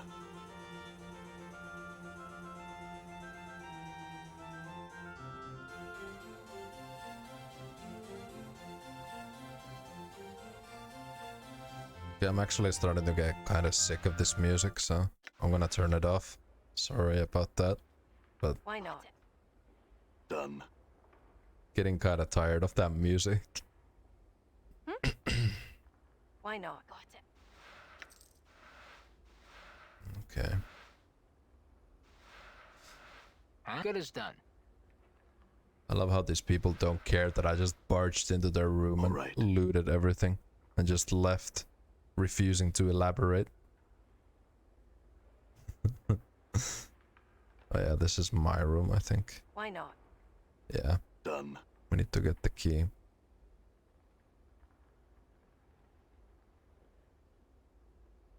Best hall room clerk. The attractive young woman smiles pleasantly. Greetings, sir. She closes her eyes and flips through a large ledger, stopping at what seems to be a random page and opening her eyes once more. Ah, here's your room key. She hands you a small key.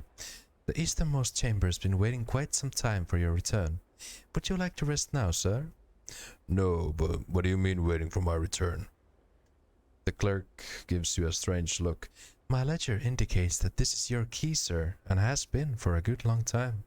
If that is not so, then perhaps I'm merely mistaken. Would you like to rest now, sir? Not right now.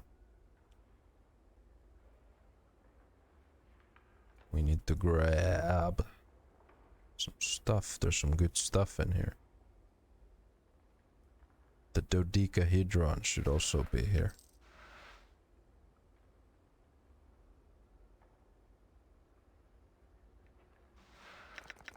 Oh, that's a lot of charms. What? Okay. A lot of scrolls too. Right. Yeah, All there's the dodecahedron. Wait, did I loot this already? I did. Okay.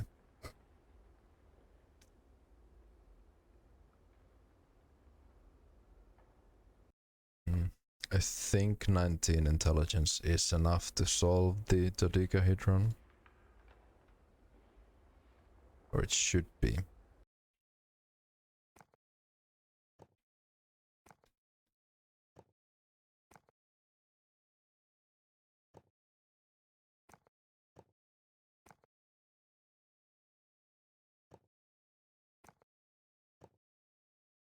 Scroll of Fire and Ice.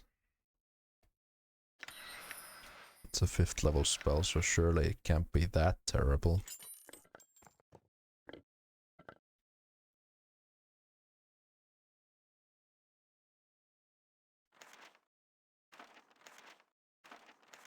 And I miss having scroll cases. Oh, I already have Pacify. Maybe give Dakon Pacify. Are you kidding me?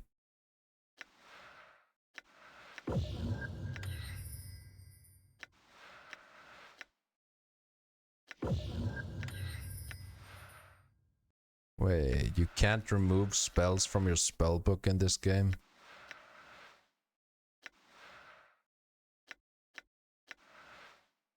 Like, surely you're joking.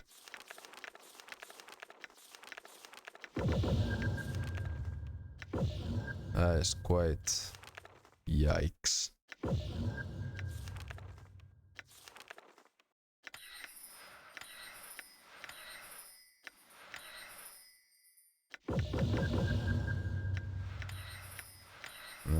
We're gonna be talking to people right now, so...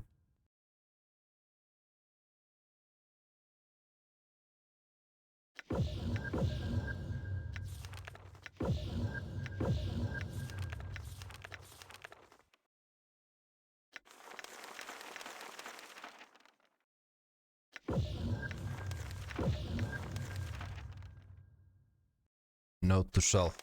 Call lightning is not party friendly. All right.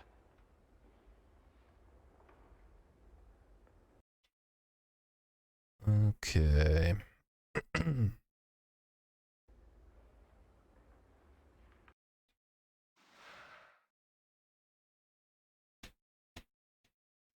Thing is, I can't remember if 19 intelligence is actually enough to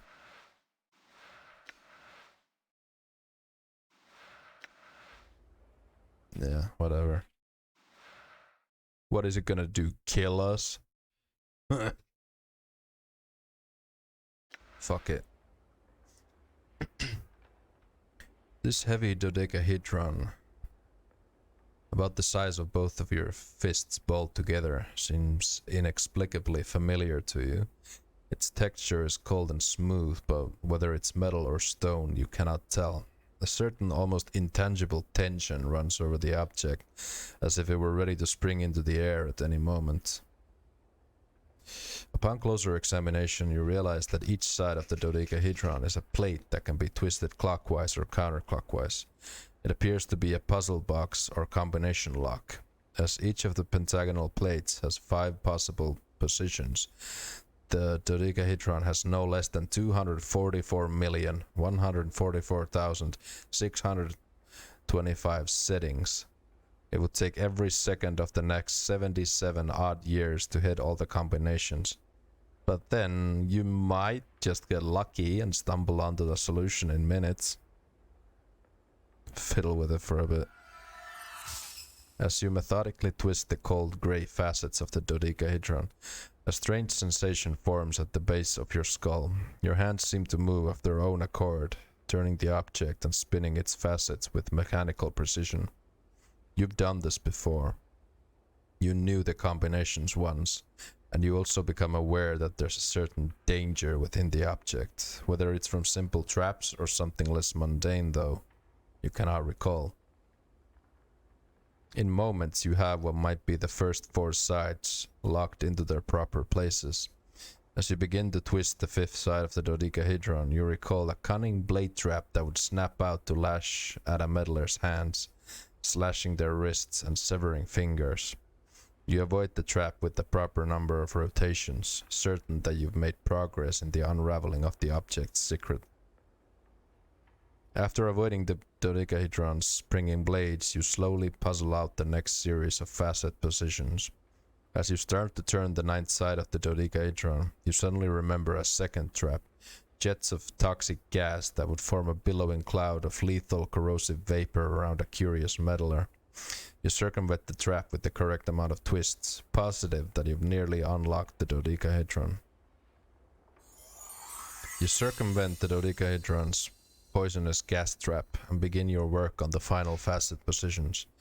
Just as you're locking with the 12th pentagon into place, you recollect sorcerer's runes hidden within the dodecahedron that would blast the unwitting holder with bolts of magical lightning. After disarming the trap with the correct number of facet rotations, the dodecahedron clicks and begins to open in your hands. The dodecahedron splits once, twice, and eventually unfolds itself impossibly into a perfectly rectangular tablet the size of a large book. Etched into its surface are a series of bizarre symbols. It looks to be a code or language that you feel should be familiar to you, but it's not. Further examination of the tablet reveals that, by twisting the pentagonal facets that are now upon the underside of the tablet, different pages may be displayed across the tablet's face. You finally realize that the dodecahedron is a tome or journal of some sort. We finally found our journal. Until I learn to read this language, I might as well just put it away. Updated my journal. We found a journal and then we updated it. Let's rest.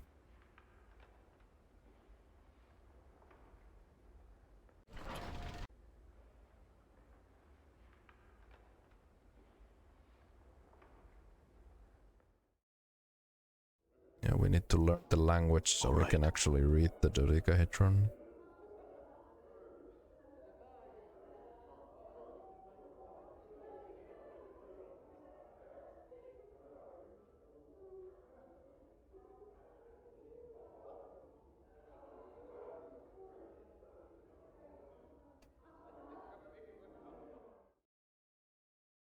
I'm gone.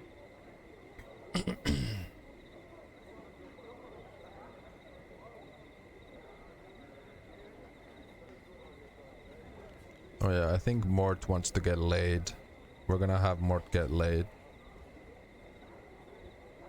This beautiful, seductively attired prostitute is a far cry from those you saw in the hive. She smells of expensive perfumes, and the lines of her face are subtly accentuated with lightly painted lines of soft, warm colors. She smiles as you approach her and curtsies gracefully. Greetings, good sir. Seeking to quench a lust Mistress Grace's brothel cannot satisfy, I hope? No, thanks, farewell. A pity. Please return should you have a change of heart, good sir. I'll be eagerly awaiting you. Farewell. Say there, Chief, what do you say? How about spotting old Mort a bit of jink? It's been more than a while, you know. Sure, why not, miss? The young woman examines Mort critically for a time, then nods. Yes, I think I could do that. Well, I could certainly come up with something. All for the same fee, of course. A petty 500 commons. Of course, here you are.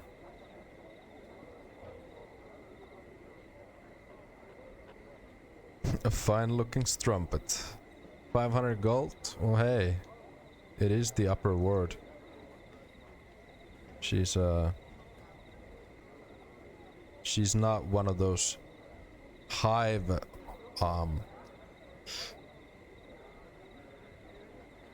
ladies of the night.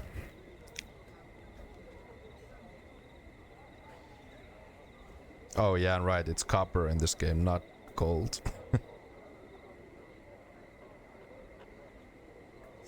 It's like Canadian dollars. Whoa, whoa, whoa. Watch your words. Boofy might still be here.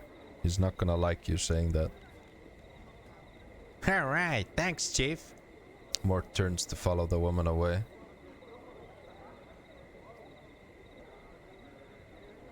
The courtesan finally returns, Mort bobbing dizzily along beside her. He's coated with a glossy sheen as if he'd been waxed and buffed, and has a red smudge on his crown in the shape of a pair of lips. Your Mimir seemed to enjoy himself, good sir. Mort seems only dimly aware of your presence, and alternates between giggling to himself and sighing pleasantly. Alright, I guess things went well then. Farewell, miss. You know, even floating skulls need some companionship every now and then.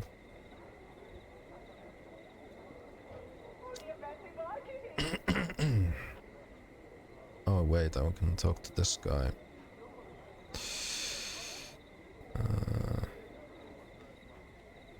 There's someone you should speak to. Unfulfilled desire. You can find her in the Civic Fest Hall. Talk to her of your love for drink. You'll soon find you won't want it any longer. Updated my journal. His eyes spread. Truly, I shall go speak to her now, then. I thank you, sir. He pauses, looking down at his empty mug. Here, I would have you take this. I need it no longer. He hands you the room-covered ale stain. Thanks. Okay.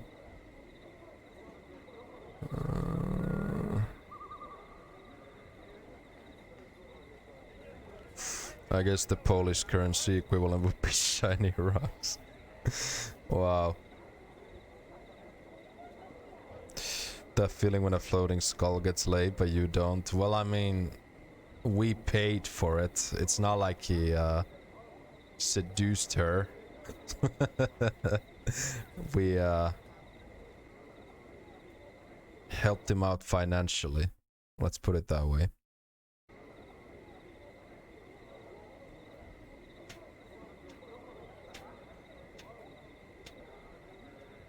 I mean, I think you can actually bang hookers in this game.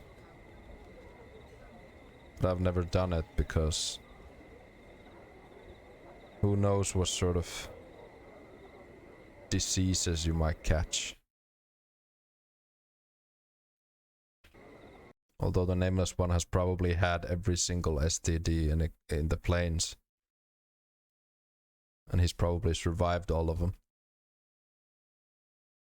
I mean, he's got 18 constitution now. He could probably survive a bit of gonorrhea or a bit of that good old the clap or syphilis even. You know, he can take it. He's pretty tough. And I noticed the longer my stream goes, the more weird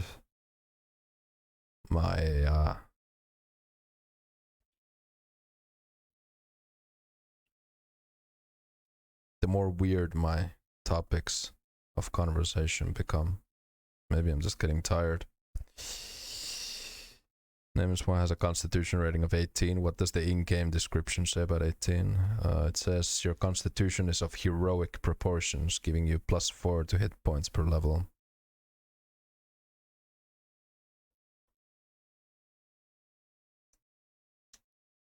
Heroic, that settles it. No hero ever gets sick, yeah. And if you have 19 in any stat, it's actually pretty cool, these like descriptions of the stats. I think if you have like 25 dexterity, it says like your dexterity would allow you to dodge a blow from death itself or something like that. It's pretty cool. Like it says here, your wisdom surpasses that of mortal men. Your intelligence surpasses that of mortal men. And I think if you have 25 charisma, it says something like you could lead the planes to war.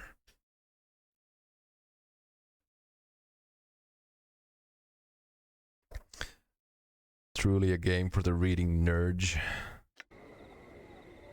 I don't really read these days as much as I used to. I used to read a lot more when I was younger, but nowadays I just don't really. Maybe it's because I found games. Well, games and music, I guess. Fenam the Linguist. This short, scholarly man, a tight, nervous frown on his face, looks you up and down. Greetings, I am Fenam. I must beg your pardon, sir, but I care little for guests, invited or otherwise, so unless you business with me, I would ask you to leave. Lead the planes to war, nameless one did 9/11.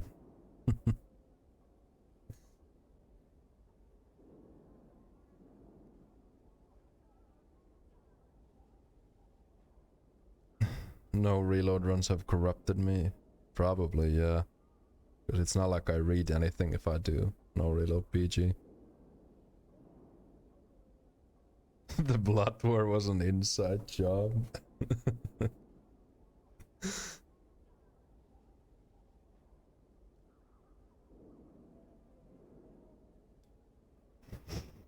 I did have some questions. I would have you know that I am a scholar and a linguist, sir. While I shall happily entertain any questions regarding my field of study, language, and the like, I can be of no help to you in other matters. Unfold the dodecahedron to a page with writing on it and ask if he can translate it. He takes the unfolded dodecahedron in his hands and examines it closely. This language is a long dead one, known to virtually no one. I believe my father, a linguist like myself, knew this language, and may well have been the only man in Sigil at the time that could understand it. I recognize it from his notes, but I cannot translate it. Do you have those notes still? Nam shakes his head. They'll be of no use to you if you're looking to translate anything, and the few actual books he had pertaining to that language disappeared around the time of his murder, I believe. I'd very much like to see them just the same. Nam gives an annoyed sigh. I'm not certain where they are just now, and I'm looking for something else at the moment, my research journal. Perhaps when I've recovered it, I could spare the time to find those notes for you.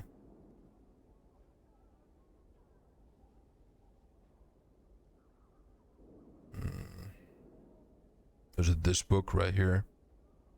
Updated my journal. Nam's eyebrows arch. Why, yes, it is. He takes it from you, then begins to rummage through his pockets. Here you are, then. My father's notes. Square, then, are we? Good. I have to look over my notes now, so if you'll just excuse me. Thanks, Fanam. Farewell. I think you can actually talk to his father's ashes or something. I seem to remember.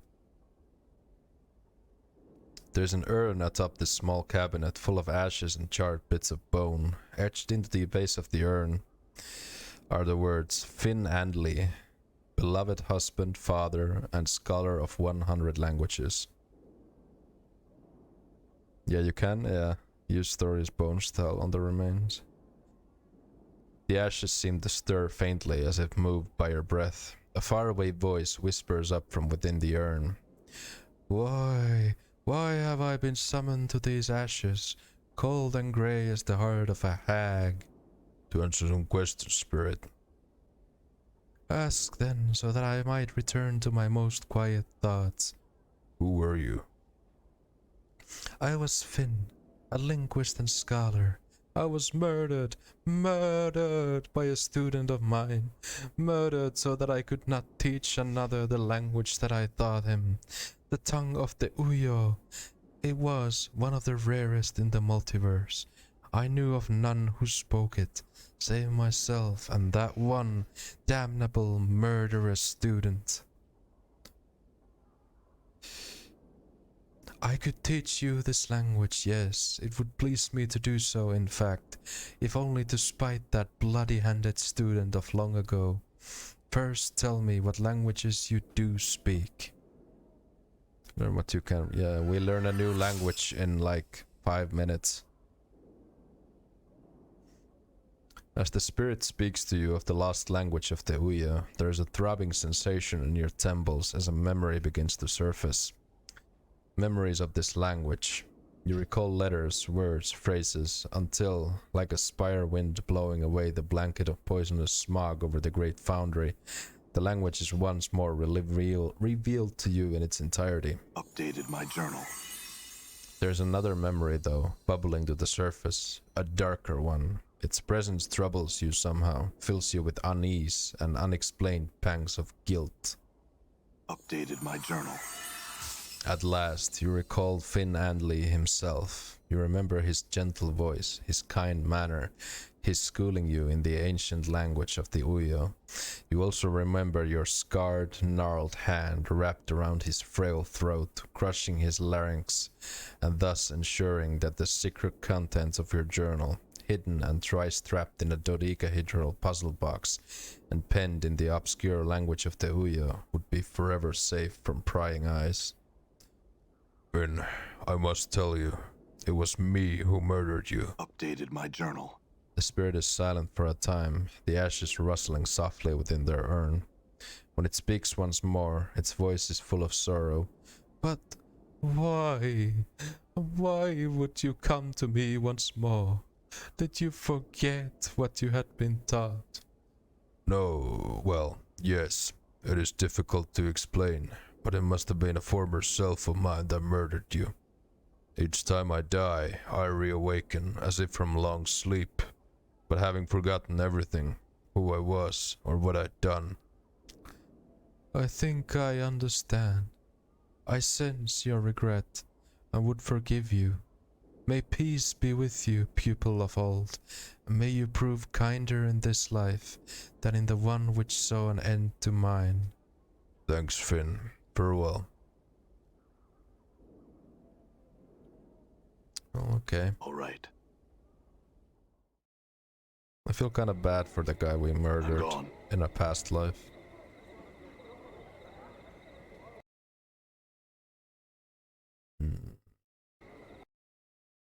I must consult my journal. Ah, I remember what to do. I need to go to here. Done. We need to grab one of these in the mug we just acquired. Catch one in your frost ale mug. You dip the mug into the icy wind rising from the pedestal, catching a small shard with a slight clang. Peering into the mug, you can see that the dark bird is a razor-sharp sliver of black ice. Only the mug's magical properties prevent the shard from melting away to nothing. Alright. Done.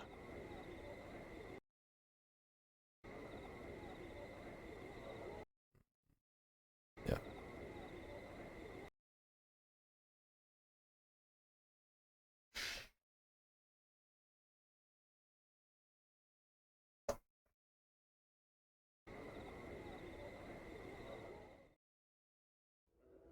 Art vandalism? I mean, this is nothing compared to what we did to that statue. Done. This is nothing compared to that.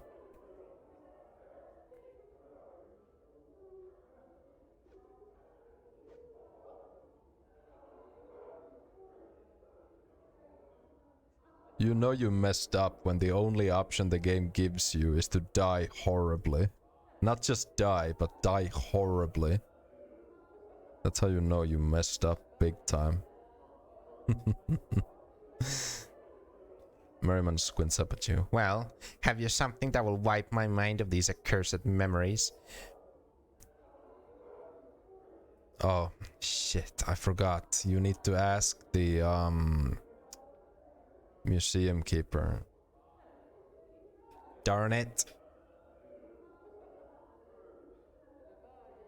The game doesn't let me metagame. That's so mean. So mean, so cruel.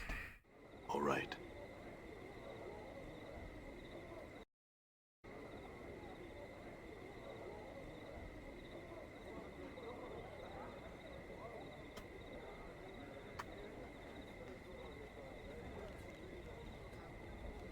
Say, have you updated your journal by any chance today? Hello, okay, cancel. Well, I mean, look at the combat log. Let me show you. Look at this. Look at these journal updates right here. And look at these hiccups too. And then some more journal updates. I'd say we have updated the journal pretty vigorously. Done. Okay, let's ask her about the... Oh, wait, what were they called?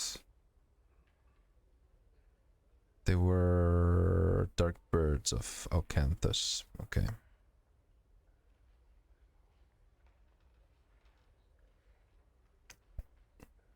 Do I have the cup for this quest? Yeah, I do. I already picked one up, but I forgot that you need to talk to Yavanna. Because, you know, my character doesn't know that the river Styx can destroy memories. So we need to ask her about it. The Dark Birds of Ocanthus. Updated my journal. All of them are chipped from the great magical sheet of black infinite ice that rests in the black belly of the plain of Ocanthus. Ivana pauses, tapping her chin. It is said that this sheet of ice is the final destination of the river Styx, and that the recollections of all that have plunged into the Styx's memory-destroying waters still lie frozen within the ice. If the waters of the Styx destroy one's memories, would this ice from Ocanthus do the same? I could only assume so, yes. Well, that's all I wish to know. And now we know. And knowing is half the battle. I'm gone. G.I. Joe. 'Cause I'm only human after all. I'm only human after all. Don't put the blame on me. All right.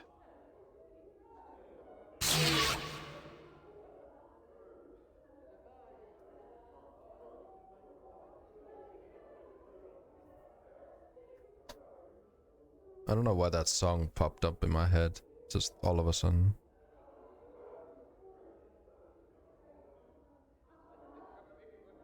What's this? When Django sends you a link, it's probably good.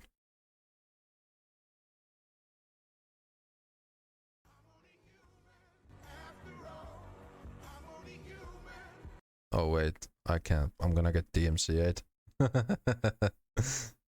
Oops.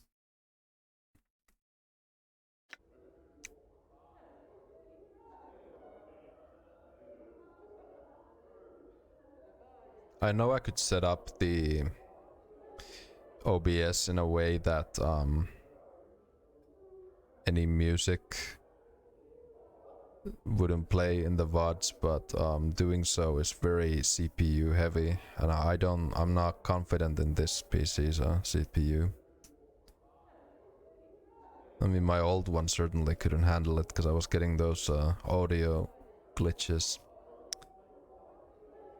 So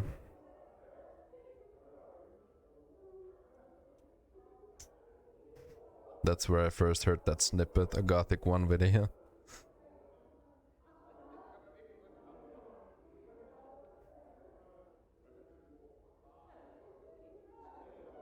Oh no, I think I remember where I heard it. No, never mind. I don't remember. Here, take this mug. It holds a dark bird of Ocanthus, a sliver of ice from the river Styx. It should wipe your memories clean. Merriman takes the mug and removes a piece of paper from his pocket. He tilts the mug back and takes the ice into his mouth. It melts instantly, leaving him with a somewhat startled expression. Merriman. Updated my journal. Merriman looks at you, confused, then at the paper. in his hands. He reads aloud. Congratulations, Merriman. You've begun again. Thank the man in front of you and give him the key in your pocket. Speak to Splinter, the man at the door to this building, for more information. He looks to you again. Well, it would seem I owe you thanks, good sir. Here, take this key. I'd best find this Splinter fellow and find out what's going on. It's kinda like the Nameless One when he wakes up. Except the Nameless One had instructions tattooed to his back, while this guy had instructions on his pocket. On a piece of paper. Thanks, Merriman. Good luck. Knowing the teachings of Zerthamon, I have become stronger. Anna and Dakon leveled up.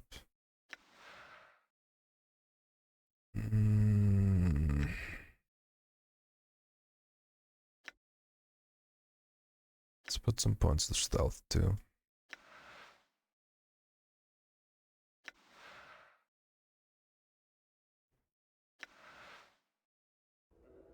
I'm gone.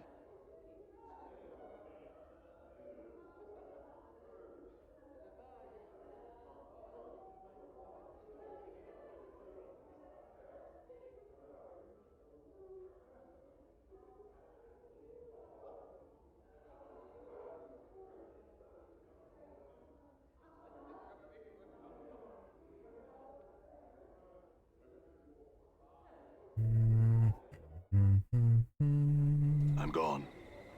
Well, now we have the keys to Dolores' heart. Which is nice, because we're actually making progress in the main quest now. Who would have thought? After all this side stuff. Done.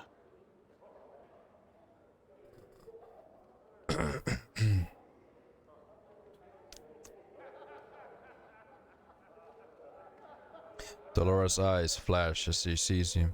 Did you find him? Has he agreed to return the keys to my heart? Yes, I have the keys to your heart. Here they are. Updated my journal. 30,000 XP. Okay. At last.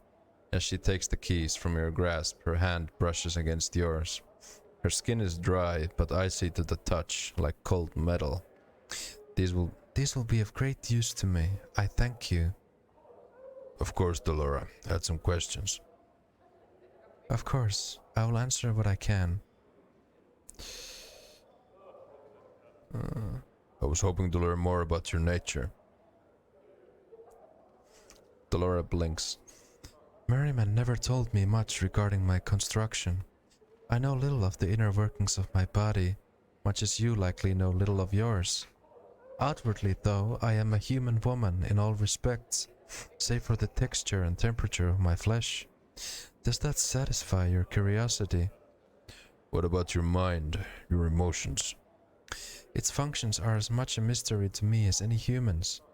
When I first came to this place, I did not understand emotions, nor have any of my own. I have feelings now, though I am only beginning to understand them. What do the keys do exactly? I can only assume that Merriman made the keys so that there would be no risk of me drawing away from him before he had tired of his experiment. Now that they are in his possession, I am free to develop and possess my own. Now that they are in my possession, I am free to develop and possess my own emotions. What can you tell me about the silent prostitute? Updated my journal. Yes, her name is Echo. Her voice, and in fact her every means of communication, was stolen and destroyed. Echo's words once wooed away the paramour of the Gatling Paramisha. Paramisha, in a jealous rage, tore away Echo's voice, sealed it within a crystal vial, and hurled it into a Megogalamdraga's maw. What the hell is that? Megogalamdraga. Echo's voice is forever lost to her. Only another, new voice could return to her the ability to communicate once more. I know this because I spoke to Paramisha's paramour myself once. Yeah, I've never heard of that. I'm gonna Google that. Megogalam Draga. Okay.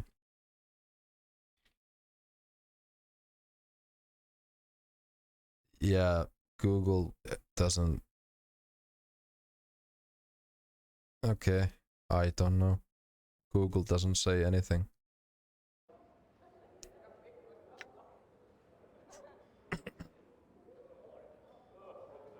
Let's talk to Juliet too. This is one of the funniest quests.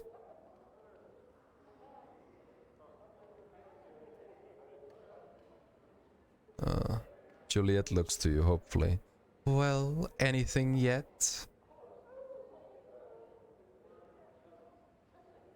Montague seemed disinterested. Is he not going to fight for me then? No, he won't. I recall him saying he was bored with things in any case. Juliet looks shocked. He said what? How could I have been so... Oh, it would appear as if my relationship had the troubles I so desired, and I merely missed them in all my melancholy. Maybe so.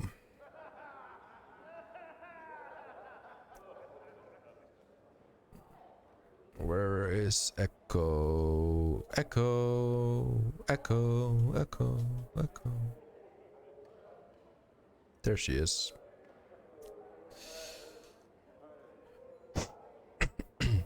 The striking young woman is actually...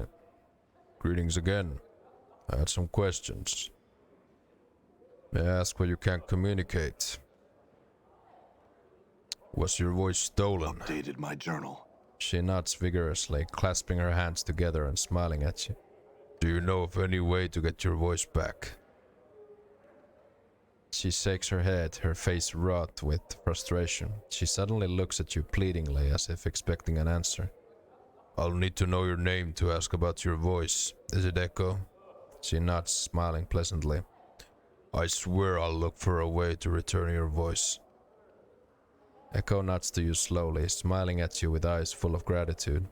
Updated my journal. Well, luckily we already bought the things we need for this, so let's do it. Echo looks at you hopefully as you approach her, biting her lower lip. I've gotten this fiend's tongue for you. She raises her eyebrow and gives you a skeptical look. I'm told that should you place it in your mouth, you'll regain the ability to communicate. She nods and takes the bottle from you. She gingerly picks out the severed tongue from the briny solution and, after staring at it for a moment in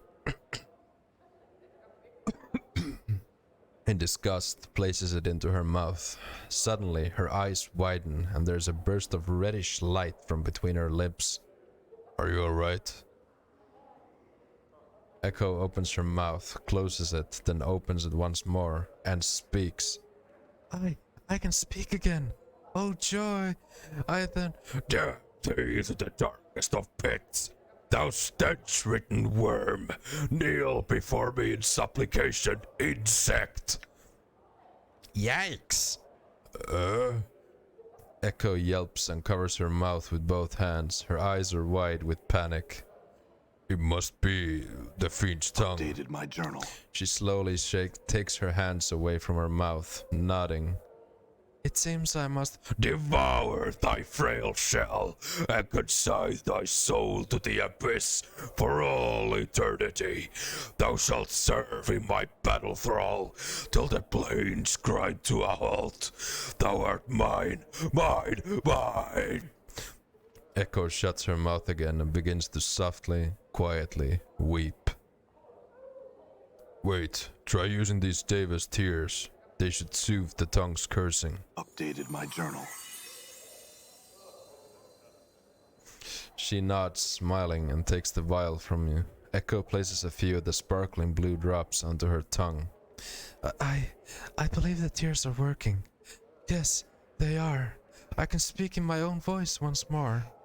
Oh, how I thank you. Echo squeezes your hand and bows her head gratefully, her eyes welling with tears of joy. It was my pleasure to help. Farewell, Echo.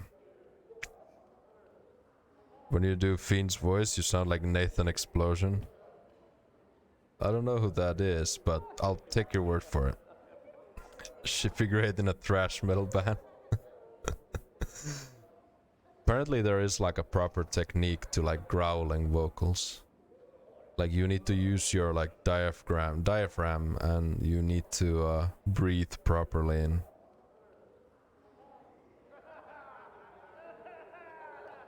Didn't you see Metalocalypse? I know the show, but I've never watched it aside from like a random clip or two on YouTube. Damn, that's brutal. Okay.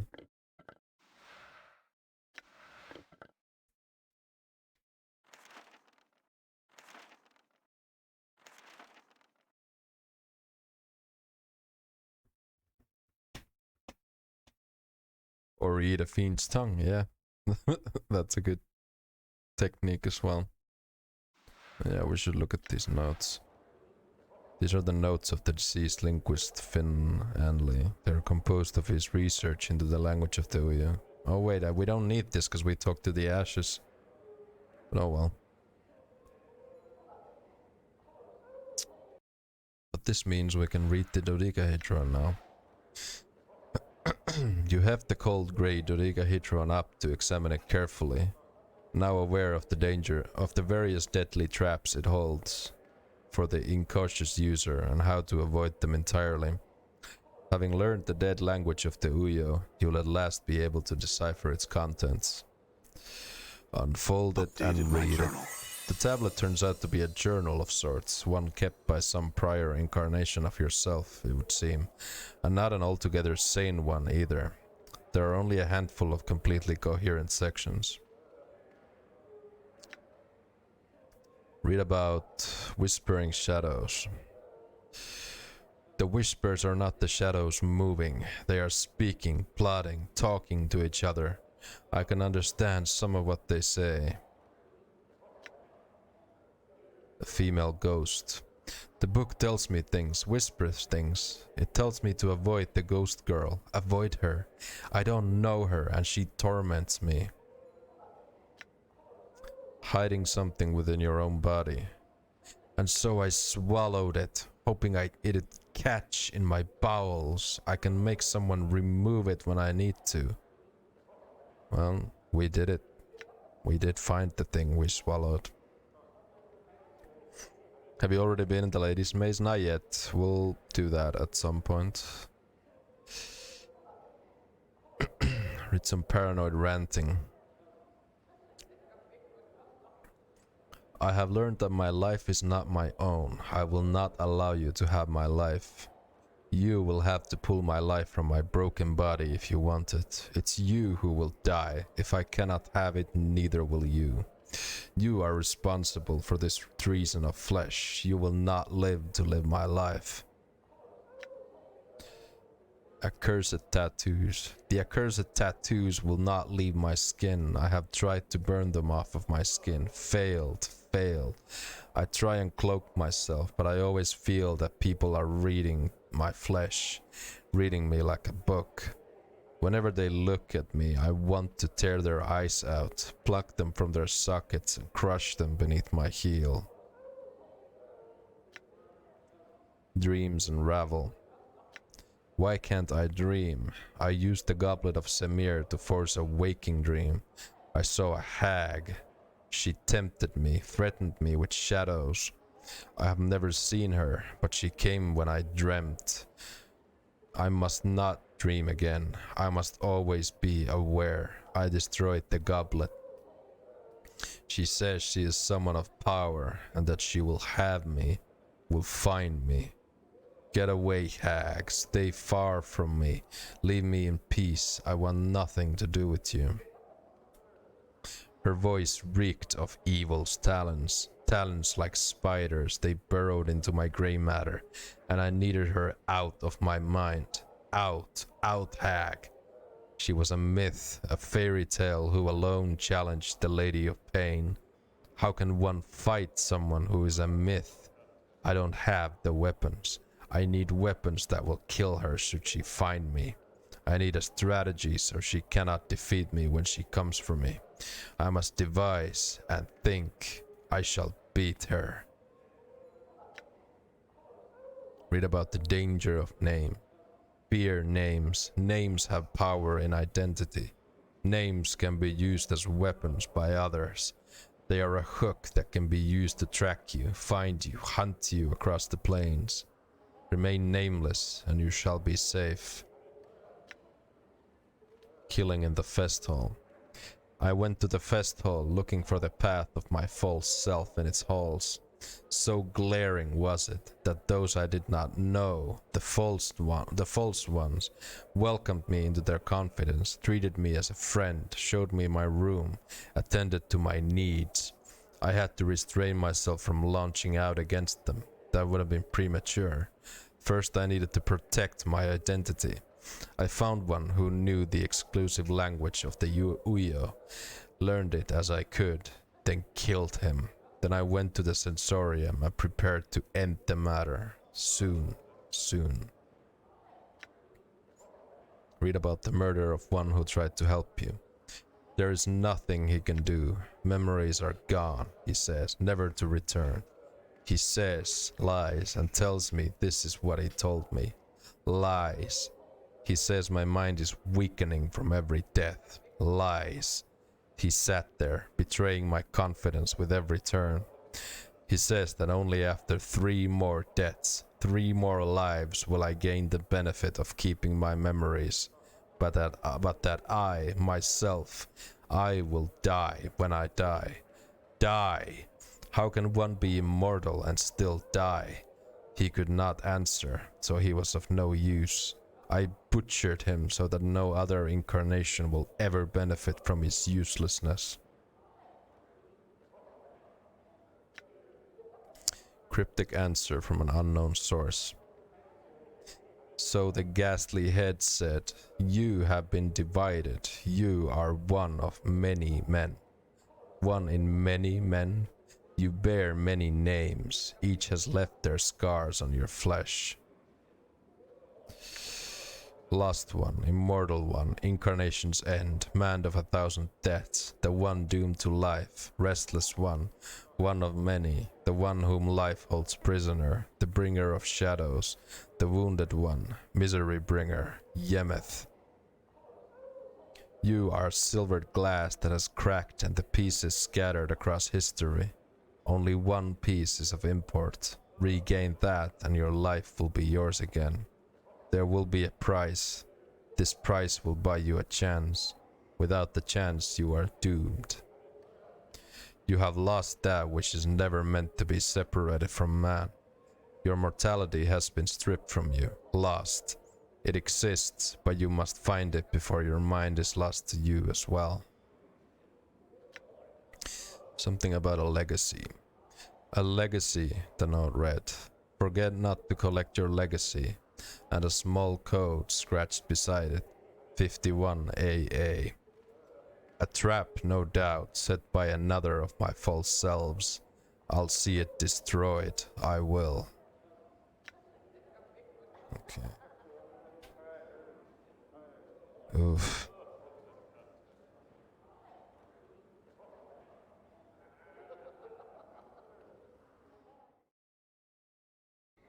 Well, All right.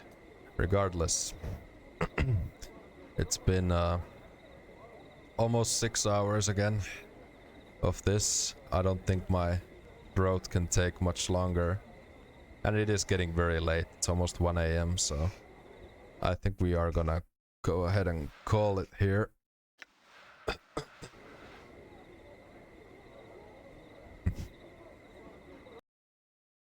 Imagine ending the stream unethical. We'll be back tomorrow. I promise. We're gonna... Let's rate Sireyu. I don't think I've ever rated him, so we'll give him a nice little surprise.